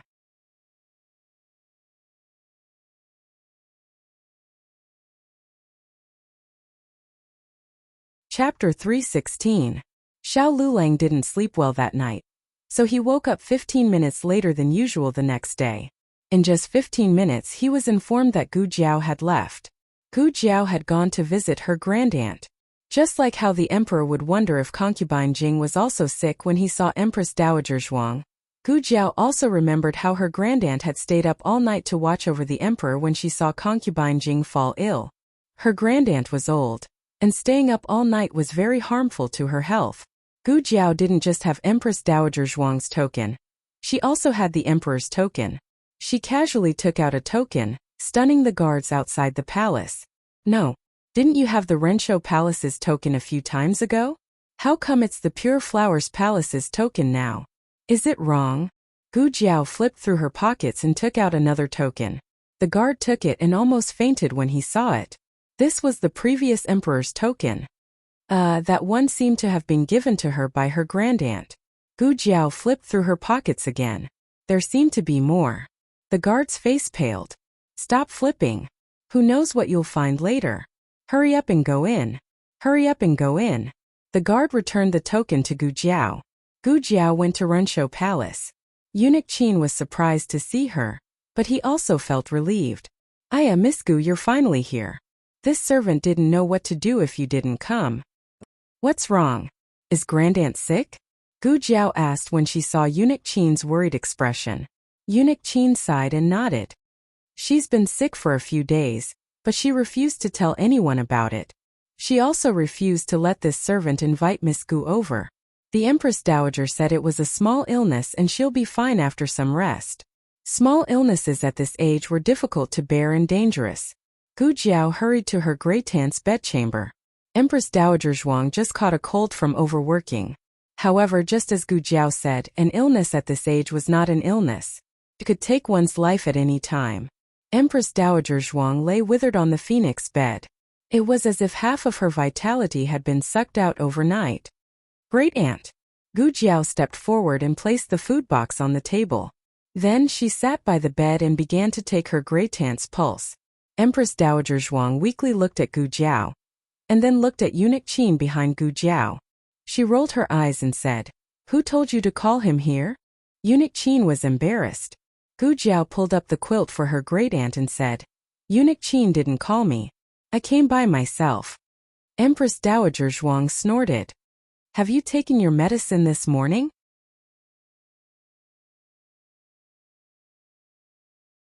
Gu Jiao asked. Eunuch Qin said, "Not yet. The imperial physician instructed me to drink it after the meal," but the Empress Dowager Zhuang looked coldly at Eunuch Qin. "Do you think your life is too long?" He even dared to complain about her. Eunuch Qin shrunk his neck resentfully. Gu Jiao said, "I brought food."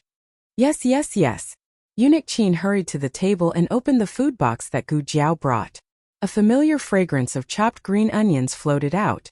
It was egg drop millet porridge, brown sugar glutinous rice cake, pea pudding, and some homemade pickled dried fruits. The pea pudding was made by Yao Shi. The other three were made by the old chancellor and only half of the sugar was added. Empress Dowager Zhuang originally didn't have much of an appetite, but after taking a bite, she couldn't stop. Gu Jiao didn't let her eat too much. She had Eunuch Qin take the food away after a few chopsticks. Empress Dowager Zhuang smacked her lips with hidden bitterness. Aija is sick and you don't let Aija eat until she is full. Gu Jiao said. You also need to leave room for medicine. She didn't want to drink medicine. She wanted to eat until she was full. After about half an hour, Gu Jiao had someone bring the medicine. Gu Jiao tasted it first. It was the right medicine and the medicine was very mild. Empress Dowager Zhuang had a look of refusal. Gu Jiao took out 3 candied fruits. Originally I could have eaten 3. Empress Dowager Zhuang curled her lips. Gu Jiao said these 3 are extra. Before she finished speaking, Empress Dowager Zhuang picked up the medicine bowl and gulped it down. Then, under everyone's stunned gaze, she decisively took away the 3 candied fruits. It rained for a while last night and cooled down the heat. Today the sky was clear and it was very suitable for a walk outside. Great Aunt, I will accompany you to the Imperial Garden, Gu Jiao said to Empress Dowager Zhuang. Empress Dowager Zhuang was too lazy to move. Gu Jiao said, I will come to see you tomorrow. Empress Dowager Zhuang deal. The group went to the Imperial Garden. Gu Jiao liked to sit in Empress Dowager Zhuang's Phoenix sedan. But Empress Dowager Zhuang didn't want to sit because it was stuffy. Therefore there was a very strange scene in the palace. Empress Dowager Zhuang held Eunuch Qin's arm and walked slowly in front. Gu Jiao sat in Empress Dowager Zhuang's Phoenix sedan and followed with a look of enjoyment. Her small head was shaking. All the palace people were speechless. The group went to the Imperial Garden. There was a pavilion in the Imperial Garden and a large area of shade. Empress Dowager Zhuang and Gu Jiao looked at the shade at the same time. Eunuch Qin understood and hurriedly had people bring in tables and chairs. After Empress Dowager Zhuang and Gu Jiao sat down, Eunuch Qin put tea and fresh fruits on the table. The snacks were for Gu Jiao.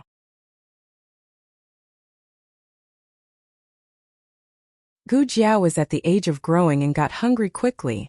Gu Jiao picked up a piece of osmanthus cake and ate it carefully. She was sweating while eating. Empress Dowager Zhuang gave a look to the palace people. The palace people hurriedly took a fan behind Gu Jiao and gently fanned her. The breeze was gentle and the garden was full of fragrance. It was the same scenery, but because there was a different person, Empress Dowager Zhuang also had a different state of mind. Eunuch Qin looked at Gu Jiao who was eating snacks and then looked at Empress Dowager Zhuang who was quietly drinking tea. What did Empress Dowager Zhuang need? In fact, she just needed companionship. Miss Gu didn't need to do anything. She just needed to accompany Empress Dowager Zhuang, and Empress Dowager Zhuang would be very happy. It was also at this moment that Empress Dowager Zhuang didn't hate the palace. However, peaceful moments were always short. Empress Dowager Zhuang didn't enjoy the leisure for long before she was disturbed by an uninvited guest. I thought it was Mother from afar. When I came over it was really her. Yes, the uninvited guest was the Emperor. Empress Dowager Zhuang's face instantly darkened. The Emperor strode over and bowed to Empress Dowager Zhuang. Son pays respect to Mother.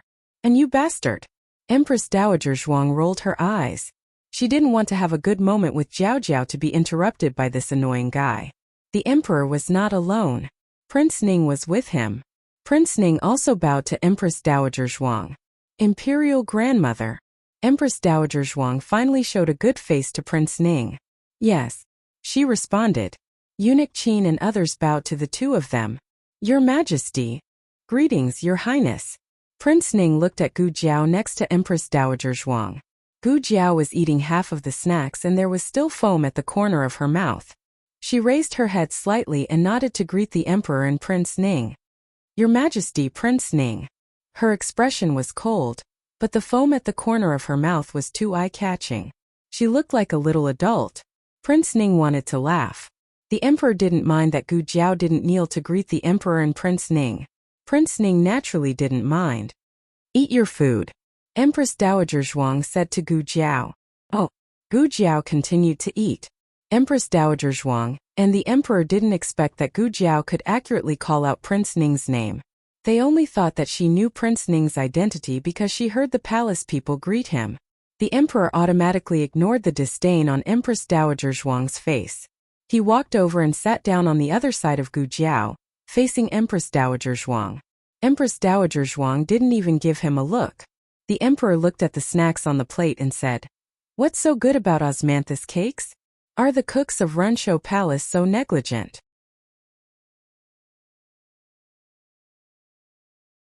If Imperial Mother lacks cooks, I can send a few over to Imperial Mother. Then, without waiting for Empress Dowager Zhuang to refute, he said to Gu Jiao, I have a new cook from Jiangnan. His lotus cakes are delicious, better than this.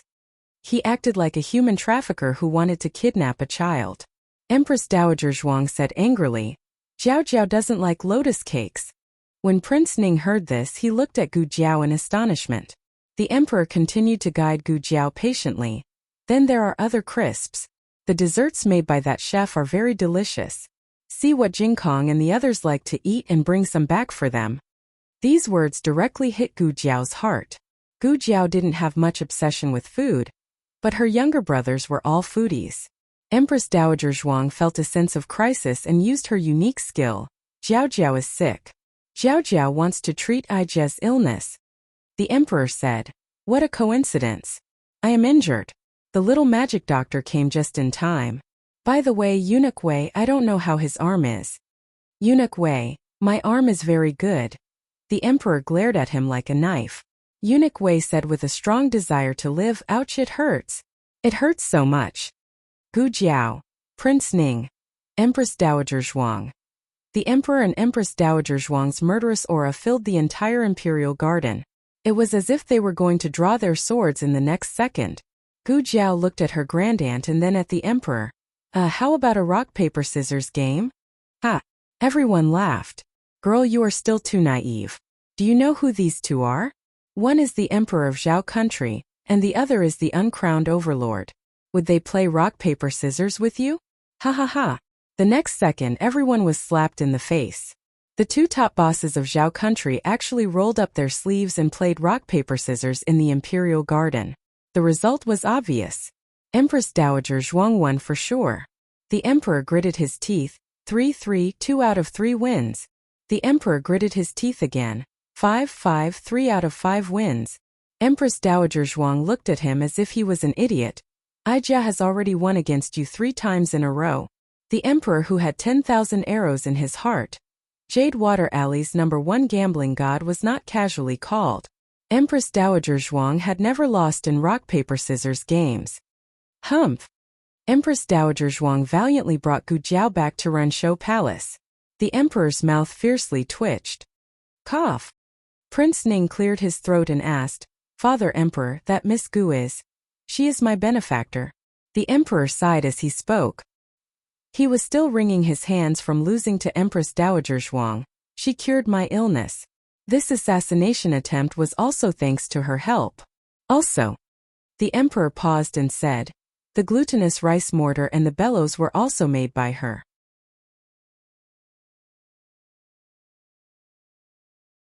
Prince Ning's handsome face flashed with surprise. It's actually her? That is to say, she is the daughter of Marquis Ding and Fu? There were some things that the common people did not know, but they were spread throughout the imperial palace. Although Prince Ning had long established another residence outside the palace, he often went in and out of the imperial palace. He was not unfamiliar with Gu Jinyu falsely claiming credit for the real Miss Gu.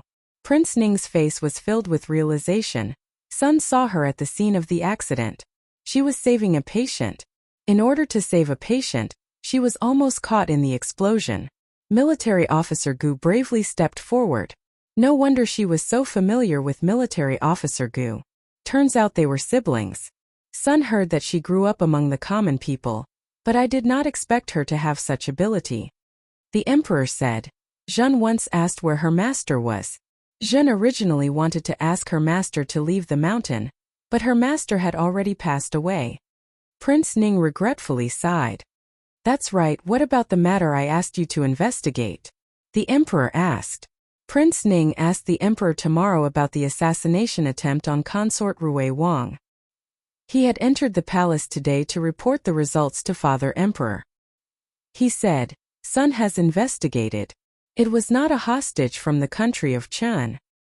It wasn't him? The emperor was skeptical. Prince Ning nodded. The hostage from the country of Chun just lost a great general. He wouldn't dare to stir up trouble again in such a short time. He and his subordinates have been very well behaved in the palace these days. The emperor's gaze turned cold. If it wasn't a hostage from the country of Chun, then there is only one possibility. Prince Ning looked at him. Father, are you suspecting? The emperor said coldly. Is there a need to suspect? It's obvious that it was her. Jeanne understands that she is your grandmother and your great-aunt. You are more or less on her side, but other than her, no one else could have done this. Prince Ning was caught between the emperor and Empress Dowager Zhuang, so he was in a difficult position. Of all the princes in the palace, only he was in such an awkward position. Rui Wang is on good terms with son, and grandmother dotes on him. Rui Wang was part of Prince Ning's line. Empress Dowager Zhuang had no reason to deal with the couple. The emperor snorted coldly. Have you forgotten how close old Third and his wife were to old concubine Jing? She was jealous of old concubine Jing. She could not bear to see anyone treat old concubine Jing well. Prince Ning, however, shook his head. Grandmother would not do such a thing. The emperor faintly said. Have you forgotten how she poisoned Ahung that year? If the palace had not discovered it early, Ahung would have already died.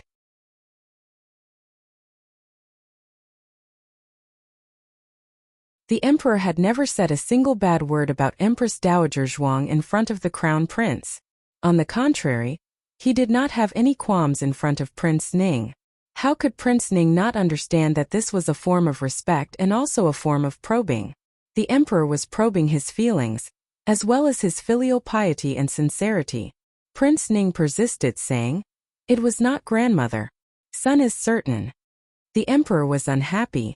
How can you be certain? Prince Ning cupped his hands, because when third sister was attacked by an assassin, the daughter of Marquis Ding An's manor was also present. She nearly died to the assassin's arrow. Grandmother dotes on her, and would not allow anyone to harm her. The emperor frowned and looked at Prince Ning. Why did you not say this yesterday? Prince Ning said with shame. Son did not know of her relationship with grandmother and father emperor. I thought that she was just a normal female doctor and was not worth mentioning. No matter how deep the emperor's prejudice against Empress Dowager Zhuang was, he had to admit that Empress Dowager Zhuang truly doted on the young divine doctor. She would not choose to assassinate the young divine doctor while he was present. But if it was not the hostage of Chun country, nor was it Empress Dowager Zhuang, who else could it be? Who would target imperial concubine Rui Wang? Thinking of something, Prince Ning said, Father Emperor, since the young divine doctor's identity is so special, could it be that the assassin yesterday was not targeting third sister and was instead targeting her? Targeting the young divine doctor? The emperor's expression immediately became cold. It was so cold that it was a little frightening. It was even more frightening than when Prince Ning had told him that imperial concubine Rui Wang had been attacked. Prince Ning was secretly shocked. Was the daughter of Marquis Ding An's manor that important to Father Emperor? More important than his own daughter-in-law and the unborn imperial grandson? Gu Jiao ate lunch at Ranshou Palace before leaving. Right before leaving, Gu Jiao asked Empress Dowager Zhuang, Grandaunt, have you heard of Xianlu residence? Empress Dowager Zhuang frowned and thought for a while. I can't remember. Empress Dowager Zhuang's memories had been restored, but only the majority had been restored. There were still some memories that were missing. Because of this, Empress Dowager Zhuang could not guarantee that she had never heard of it, or that she had forgotten after hearing it. Jiao Jiao, do you want to inquire about this? Empress Dowager Zhuang asked. Gu Jiao replied, No, just casually asking. Grandaunt does not need to inquire. So as to avoid inadvertently alerting the enemy.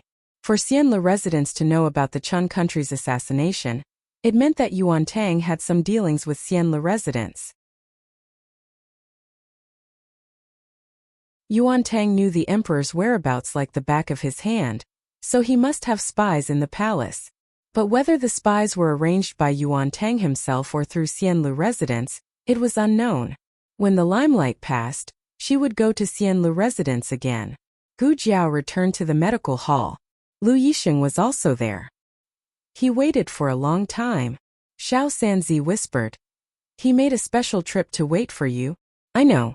Gu Jiao nodded and called Lu Yixing into the examination room. Lu Yixing said, I'm not here to ask for medical advice. I'm here to tell you that yesterday's assassination has nothing to do with Yuan Tang. Okay. Gu Jiao nodded. Lu Yixing was stunned. If you don't ask me, how do I know it has nothing to do with him? Evidence? Proof? Gu Jiao said. You said it has nothing to do with him. I believe you. That was all. There was no need for evidence and no need to explain other reasons. Lu Yixing suddenly choked. I believe you. Ever since the destruction of the Lu family, he had never heard these words again. Why? Why did she believe him? Why did she never doubt him? Gu Jiao did not speak. He got up and left. But when he had already walked out, he paused. You be careful. Gu Jiao watched his departing figure and thought of the dream she had when she returned to the Marquis's mansion. Why did I believe you? Because I only gave you a bowl of water, but you collected my corpse and buried my bones.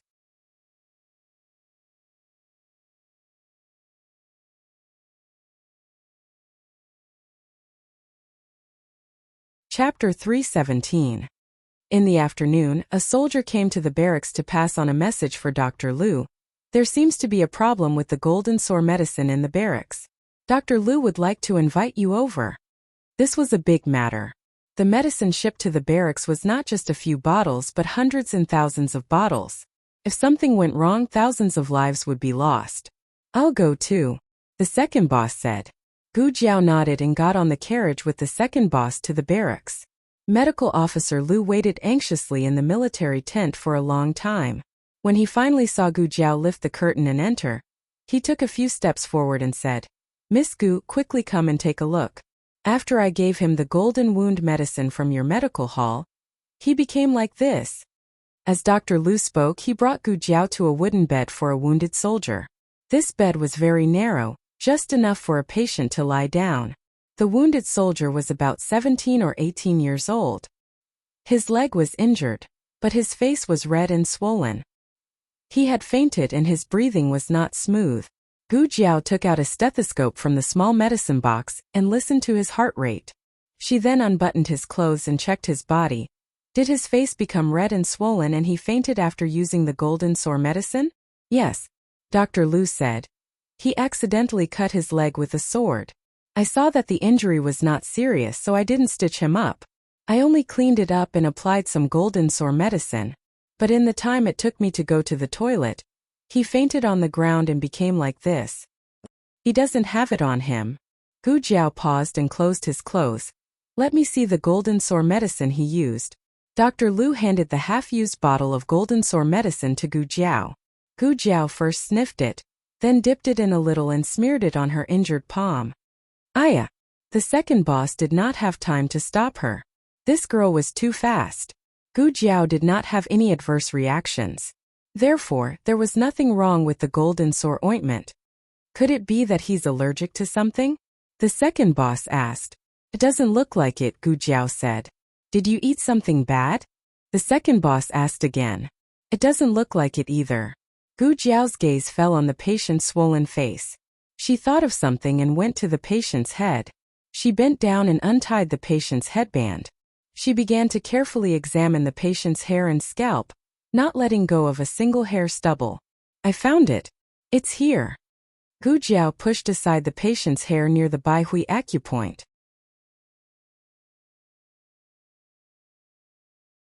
The second boss and Dr. Lu came over and took a closer look. It was a small red bag. The second boss said, This is. Gu Jiao took out a blade from the small medicine box. It's a poisonous bug. A very powerful bug. The weather was hot. The Tiger Mountain Barracks was located at the foot of the mountain, so poisonous insects and snakes were not rare. Every year, many soldiers were bitten, but it was the first time Medical Officer Lu had encountered one that had bitten into his hair. He blushed with shame. He was careless and misunderstood the medical center. Gu Jiao treated the patient's wound and applied anti-inflammatory and anti-allergic ointment. The poisonous bugs coming down from the mountain are very powerful. You have to be careful in the future. Speaking of this, Medical Officer Lu sighed. In fact, I often remind them, but you don't know. This group of men are very afraid of the heat. They would rather sleep naked at night and be bitten by mosquitoes than hang a curtain. Thank you for today's matter, Miss Gu. If you hadn't come in time, I don't know what would have happened to this patient. After thanking her, Medical Officer Lu did not forget to apologize. The second boss said it was okay. The matter was solved. Gu Jiao and the second boss should leave. I'm going to the outhouse. You get on the carriage first. The second boss said to Gu Jiao. Okay. Gu Jiao walked out of Medical Officer Lu's tent and walked out of the barracks. When she passed by an open tent, as if it was attracted, her eyes could not help but look at the tent. With just a glance, her footsteps stopped. It was actually a small armory. There were all kinds of cold weapons inside. And among these cold weapons, there was a majestic red tasseled spear. It was a little longer than the one the old Marquis bought and gave to her from the martial arts school. The material was a little heavier, but the spearhead was really beautiful, with a sharp cold light. The red tasseled spear was also bright, like the blood of the enemy. Some factors in Gu Jiao's bones began to stir again. She walked in and took the red tasseled spear. It was heavy and thick. She casually practiced a few moves. Every move was full of murderous intent. She liked it so much. She fondled the red tasseled spear in her hand. Wow! Who is it? Accompanied by a dignified voice, the old Marquis walked in with his hands behind his back and a solemn expression. When he saw that the person who broke into the tent was Gu Jiao, his eyes turned cold. What is a woman like you doing in a place like this? Put it down. Is this something you can touch? Gu Jiao hesitated for a moment. She curled her lips and unwillingly put the spear back. The old Marquis looked at her resentful expression and his brows wrinkled. She felt wronged? Didn't he warn her not to come to this kind of place? Why did you come to the military camp again? The old Marquis asked in a cold voice. There's something going on in the medical center, Gu Jiao said. The old Marquis coldly said, if you want to be a female doctor, then obediently stay in the medical center. Don't show your face in public all day. The status of a female doctor was low. It was already shameful for a noble marquis's daughter to be a female doctor. How could she run to a group of men all day? Today's old man was not cute. Gu Jiao looked at him with disdain. She did not say a word and walked out with an expressionless face. This girl. The old Marquis was angered by Gu Jiao's look of disdain. This is not a place where women like you can come. After his anger subsided, the old Marquis's gaze fell on the red tasseled spear. He was used to using the 9-section whip and long sword, so he did not have much interest in spears and lances. But with that girl's interference, he could not help but look at the red tasseled spear a few more times. Don't say it. It was quite impressive. Actually, this red tasseled spear had a history. It was originally the weapon of the Yan country's famous general, Xianyuanli. Xianyuanli gave it to the Chun country's king, and the Chun country's king gave it to the Chun country's Wu Marquis. When the two armies fought, Marquis Xianping killed the Chun country's Wu Marquis and took the other side's weapon for himself. When the Chun country's king surrendered, he hoped to take back the red tasseled spear. His Majesty agreed, but Marquis Xianping shamelessly refused to give it back. It was not completely true that he liked it. Didn't he just throw it into the armory to collect dust? Normal people could not use this red tasseled spear. First, it was too heavy and hard to control. Second, they were worried that Marquis Xianping would suddenly remember it and ask them for it back. He was really capable of doing such a thing. The old Marquis held the red tasseled spear in his hand and played with it a few times. Suddenly, he thought of his sworn little brother. He inexplicably felt that his little brother Gu would like this red tasseled spear. What was going on? However, little brother Gu was too young. He did not know if he would be able to control this kind of Yan country's heavenly weapon that had been used with a blood blade and had a strong murderous aura. Coming out of the military camp, the second master said, I won't be going back to the medical center in a while. I have to go to little brother-in-law's house.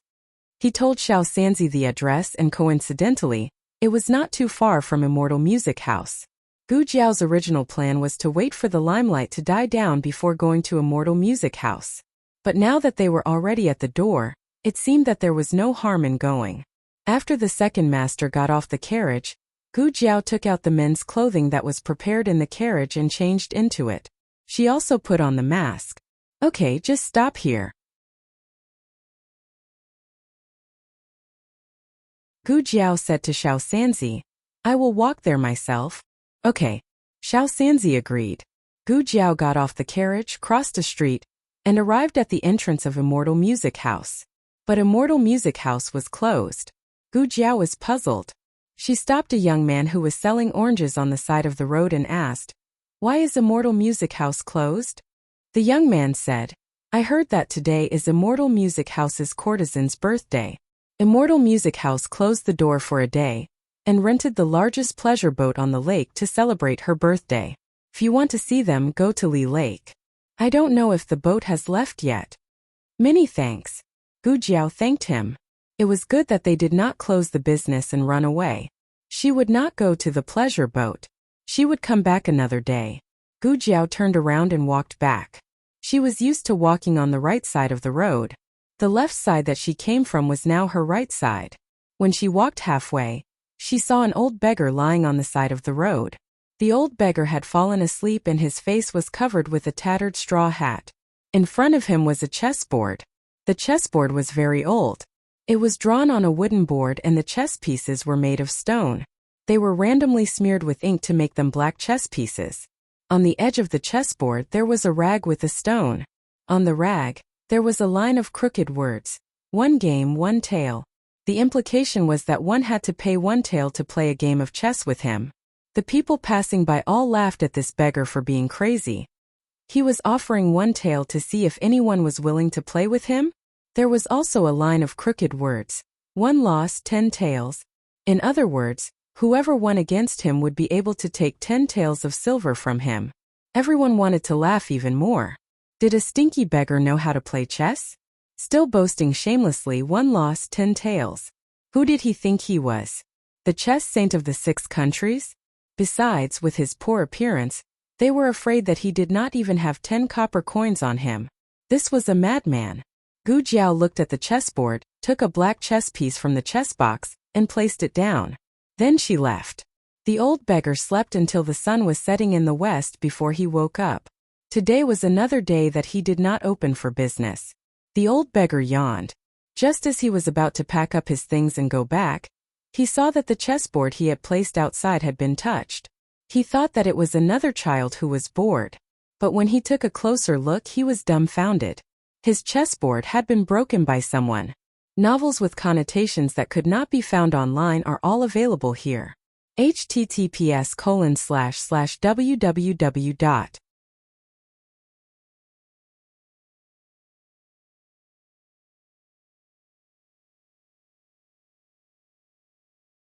Chapter 318. The Imperial Palace. The moon was above the branches. The Crown Prince Consort sat on the floor that gave off a faint woody fragrance. In front of her was a short long table with a chessboard on it. The Crown Prince Consort did not like crowds. The Eastern Palace was usually very quiet and would only be noisy when Qin Chuyu was present. However, Qin Chuyu had moved to the Emperor's Pure Flowers Palace these days. The Eastern Palace was as quiet as water again. The palace servants stood by the Crown Prince Consort's side. They looked down and did not make a sound.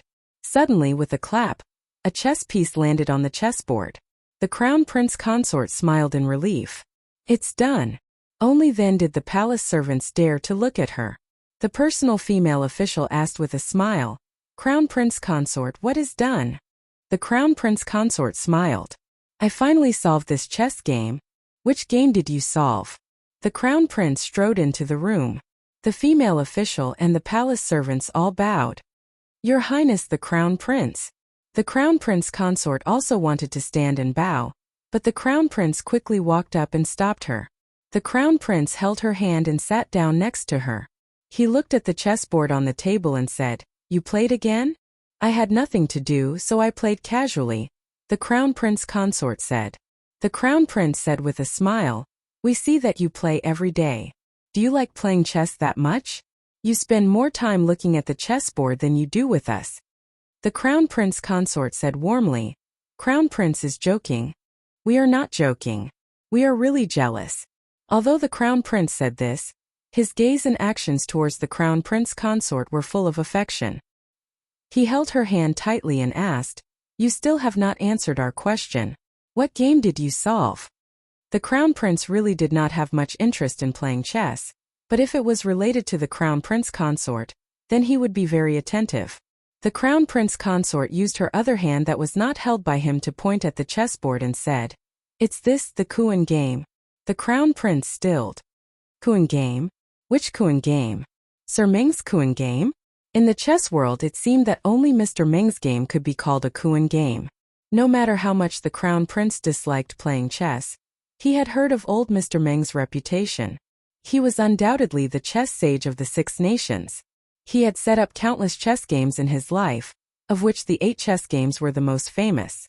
Very few could solve them, but the crown princess had solved the first game at the age of 13.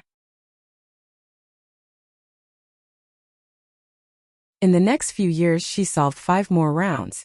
This kind of achievement was rare even in the Six Nations, especially when she was so young. The chess expert of Jin Nation was already over 40 years old and had solved 6 games. However, he still couldn't solve the last 2 games, Qian and Kuan. The crown prince held her hand tightly in excitement and looked into her beautiful eyes. "Linlang, you've done something that no woman in the world has ever done. No, you've done something that no one else in the world has ever done. Even men can't compare to you." The crown princess lowered her head and smiled shyly. "While I was injured, I concentrated on studying chess in the Eastern Palace. Speaking of which, it was a blessing in disguise." The crown prince said seriously, "Where? Other people wouldn't be able to figure it out even if they studied it for a lifetime. You've solved it in just a few months? No, this is such a pleasant surprise. I have to report it to Imperial Father." The crown prince did as he said. He really went to find the emperor immediately. The emperor was diligent. He ate and slept all day and night.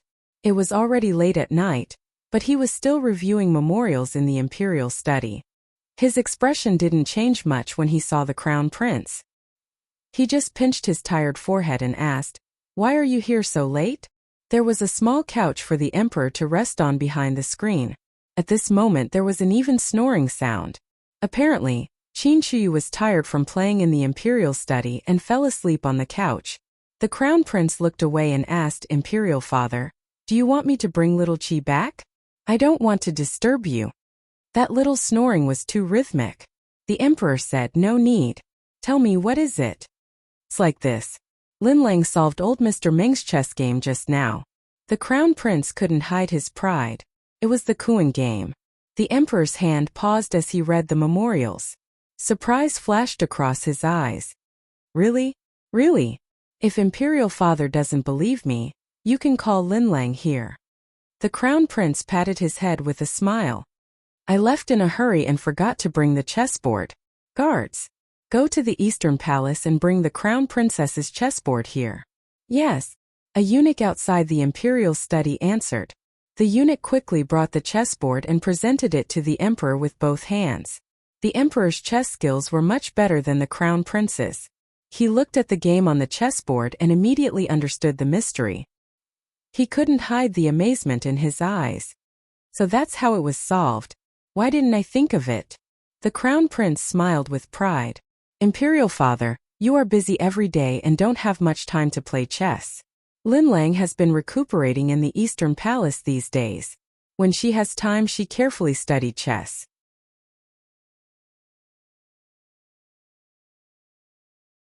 These words were not only to excuse the emperor, but also to praise Wen Linlong's excellence. She didn't solve the game before because she didn't have time. Now that she had time, she solved the Kuan game in just 1 or 2 months. Who else in the world was so smart? Perhaps his cousin who had passed away was one. His cousin solved Elder Ming's first game when he was 10 years old. Unfortunately, he died young.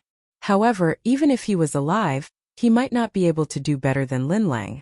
Linlang had already solved the Kuan game. Not to mention that Linlang was a woman. There was no woman more outstanding than Linlang in the world. The emperor nodded in satisfaction. He had some reservations about this daughter-in-law in the past. After all, she was once engaged to Xiao Heng. However, the crown prince insisted on marrying her. Moreover, she was indeed very talented and Empress Xiao liked her very much. Thus, the emperor agreed to this marriage. In the years after they got married, the crown prince improved rapidly. He grew from a reckless and ignorant boy to a reserved and steady man. The crown princess played a big part in this. Yes, the emperor couldn't hide his praise. The crown princess did well. Imperial father, she is the first person in the 6 countries, right? The crown prince asked tentatively. The emperor nodded with a smile. Of course. Other than Elder Meng, your wife is the first person to solve the Kuan game. I will write a letter to each country to announce this great news. The crown prince cupped his hands and smiled. This son congratulates imperial father. There was no national boundary in learning and chess. This was not only the crown princess's glory, but also the entire Zhao nation's glory. The emperor was overjoyed. I will think about how to reward you. You are basking in her glory again. The crown prince straightened his back and said, this son has good taste and found a wife who brings good fortune to my husband. The emperor laughed. It was obvious that he was in a good mood. The memorial he received just now was related to the Eastern Palace, urging the crown prince to take in more concubines and expand the imperial family's bloodline. However, the crown princess suddenly made him proud, so the emperor temporarily suppressed this memorial. The next day, after Gu Jiao sent little Jing Kong to the directorate, she went directly to the medical center. When she passed by the female school, she heard about the crown princess solving the chess game. Did you hear? The crown princess solved Elder Ming's game? Didn't the crown princess solve it long ago? Not the 6th game but the 7th game of the Kuan game. She even solved the Kuan game? Didn't they say that no one can solve the 2 games of heaven and earth? That's why the crown princess isn't human at all. She's an immortal.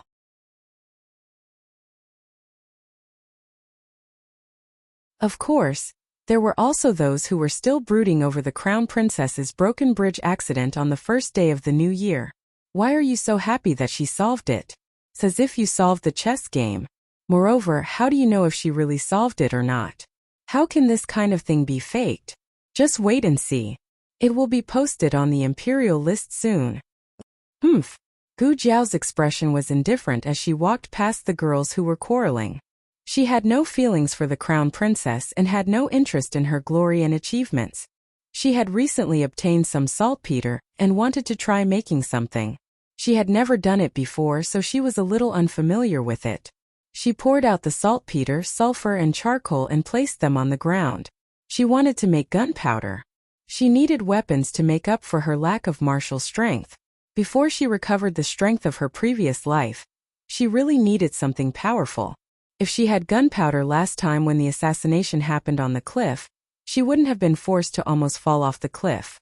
Gunpowder was one of the 4 great inventions of ancient times, but gunpowder didn't seem to have appeared in this fictional dynasty. With the raw materials she could currently find, she could only make black gunpowder. It wasn't as effective as yellow gunpowder and it wasn't a powerful explosive, but it was still much more powerful than silver needles and darts. Gu Jiao had a rough idea of the raw materials, but she wasn't sure about the ratio. The slightest difference could lead to a huge difference. A small change in the dosage could cause the black gunpowder's power to greatly decrease. So she had to be patient and try. The charcoal didn't have any smell, and the sulfur was tolerable. But this saltpeter, the second boss used his sleeve to cover his nose as he came to Gu Jiao's small courtyard. Little Gua, what is this? Saltpeter, Gu Jiao said. Seeing that the second boss didn't seem to understand, she changed her words. It's soil with bird droppings. The second boss. The corner of the second boss's mouth twitched. What do you want to do with bird droppings? Gu Jiao said, boil. The corner of the second boss's mouth twitched again. He looked at Gu Jiao with an indescribable expression. It's not boiling, right? Boiling in a pot? Gu Jiao nodded. It has to be boiled to get the saltpeter. After filtration, it will be made into saltpeter. You came at the right time. Help me boil it. The second boss's whole body felt unwell. You're a young girl. You can boil anything, but you have to boil bird droppings. Saltpeter is clean, Gu Jiao said. I don't care, I don't want to boil bird droppings. After a quarter of an hour, the second boss miserably held a stick and began to boil bird droppings as if there was nothing left to live for. After boiling, the white foam was scooped out and filtered with gauze. Then it was wrapped and buried in the ashes. The weather was hot, and the water evaporated very quickly. In the afternoon, a few heavy bags of saltpeter were ready. The saltpeter made by Gu Jiao was sparkling and translucent, with a faint white color. Gu Jiao was very satisfied. She looked at the second boss, whose face was full of disgust, and said, "Saltpeter is actually a very good medicinal material." The second boss, "Don't tell me you gave it to me before." Gu Jiao nodded seriously. "Last time you had indigestion, I gave you a bag of white powder. Did you forget? So he ate bird droppings at that time? Let him die on the spot." The second boss was deeply shocked. He was carried back to his room by Xiao Sanzi to rest. Gu Jiao let the maid clean up the scene. According to the ratio of 50% saltpeter, 30% sulfur, and 20% charcoal, she mixed a black powder. Last time little Dudu came in handy. She filled it with water and wrapped it in cloth to make a simple airbag. She put the airbag on her body and put on a helmet. After igniting it, she found that the blasting effect was not ideal. Gu Jiao raised the ratio of saltpeter and lowered the ratio of sulfur. Then she was blown away. Marquis Xianping rarely passed by here today, so he wanted to see his daughter-in-law. The main reason was that last time he went to see his daughter-in-law in Bishui Alley, he met little Jing Kong. He was so abused that he did not even remember what he was doing. Today he was smart. He did not go to Bishui Alley, but went directly to the medical center. This way, he would not let the little monk disturb him. He walked through the hall and came to Gu Jiao's courtyard. But what did he see? On a lush branch, Gu Jiao was tied up by a pile of cloth strips. She was wrapped like a small silkworm cocoon. She was hanging on a branch making creaking sounds. Only her small head was exposed, and her expression was cold. Marquis Xianping could not help but laugh. Some people did not change their nature. They were obviously here to win people over, and they even thought of their lines on the way here. But when they saw Gu Jiao's miserable and cold appearance, they wanted to bully her again. Marquis Xianping raised his head and smiled. "Little girl, do you want to come down? Call me father, and I'll put you down." Gu Jiao ignored him. She turned around and turned the back of her head to him. But she used too much strength and turned too big, so she turned back to her original position. Marquis Xianping looked at that cold little face and laughed until his body was shaking. If someone else laughed like this, they would have been greasy enough to make people want to beat them up. But Marquis Xianping was born handsome, and his smile was still pleasing to the eye. Gu Jiao looked at his handsome face and hesitated for a moment. Her expression softened slightly, and she asked coldly, "What do you want me to call you?" Marquis Xianping raised his eyebrows. "Father." Gu Jiao nodded. "Yes, Marquis Xianping." You're tuning in to the Li Mei's Wuxia Whispers YouTube channel. We're so grateful for your support, and don't forget to subscribe to join us on this incredible journey through captivating stories. Your generosity through donations truly makes a world of difference, as it's the primary source of revenue that allows me to expand and enhance this channel for you. Thank you from the bottom of my heart for being a part of this adventure.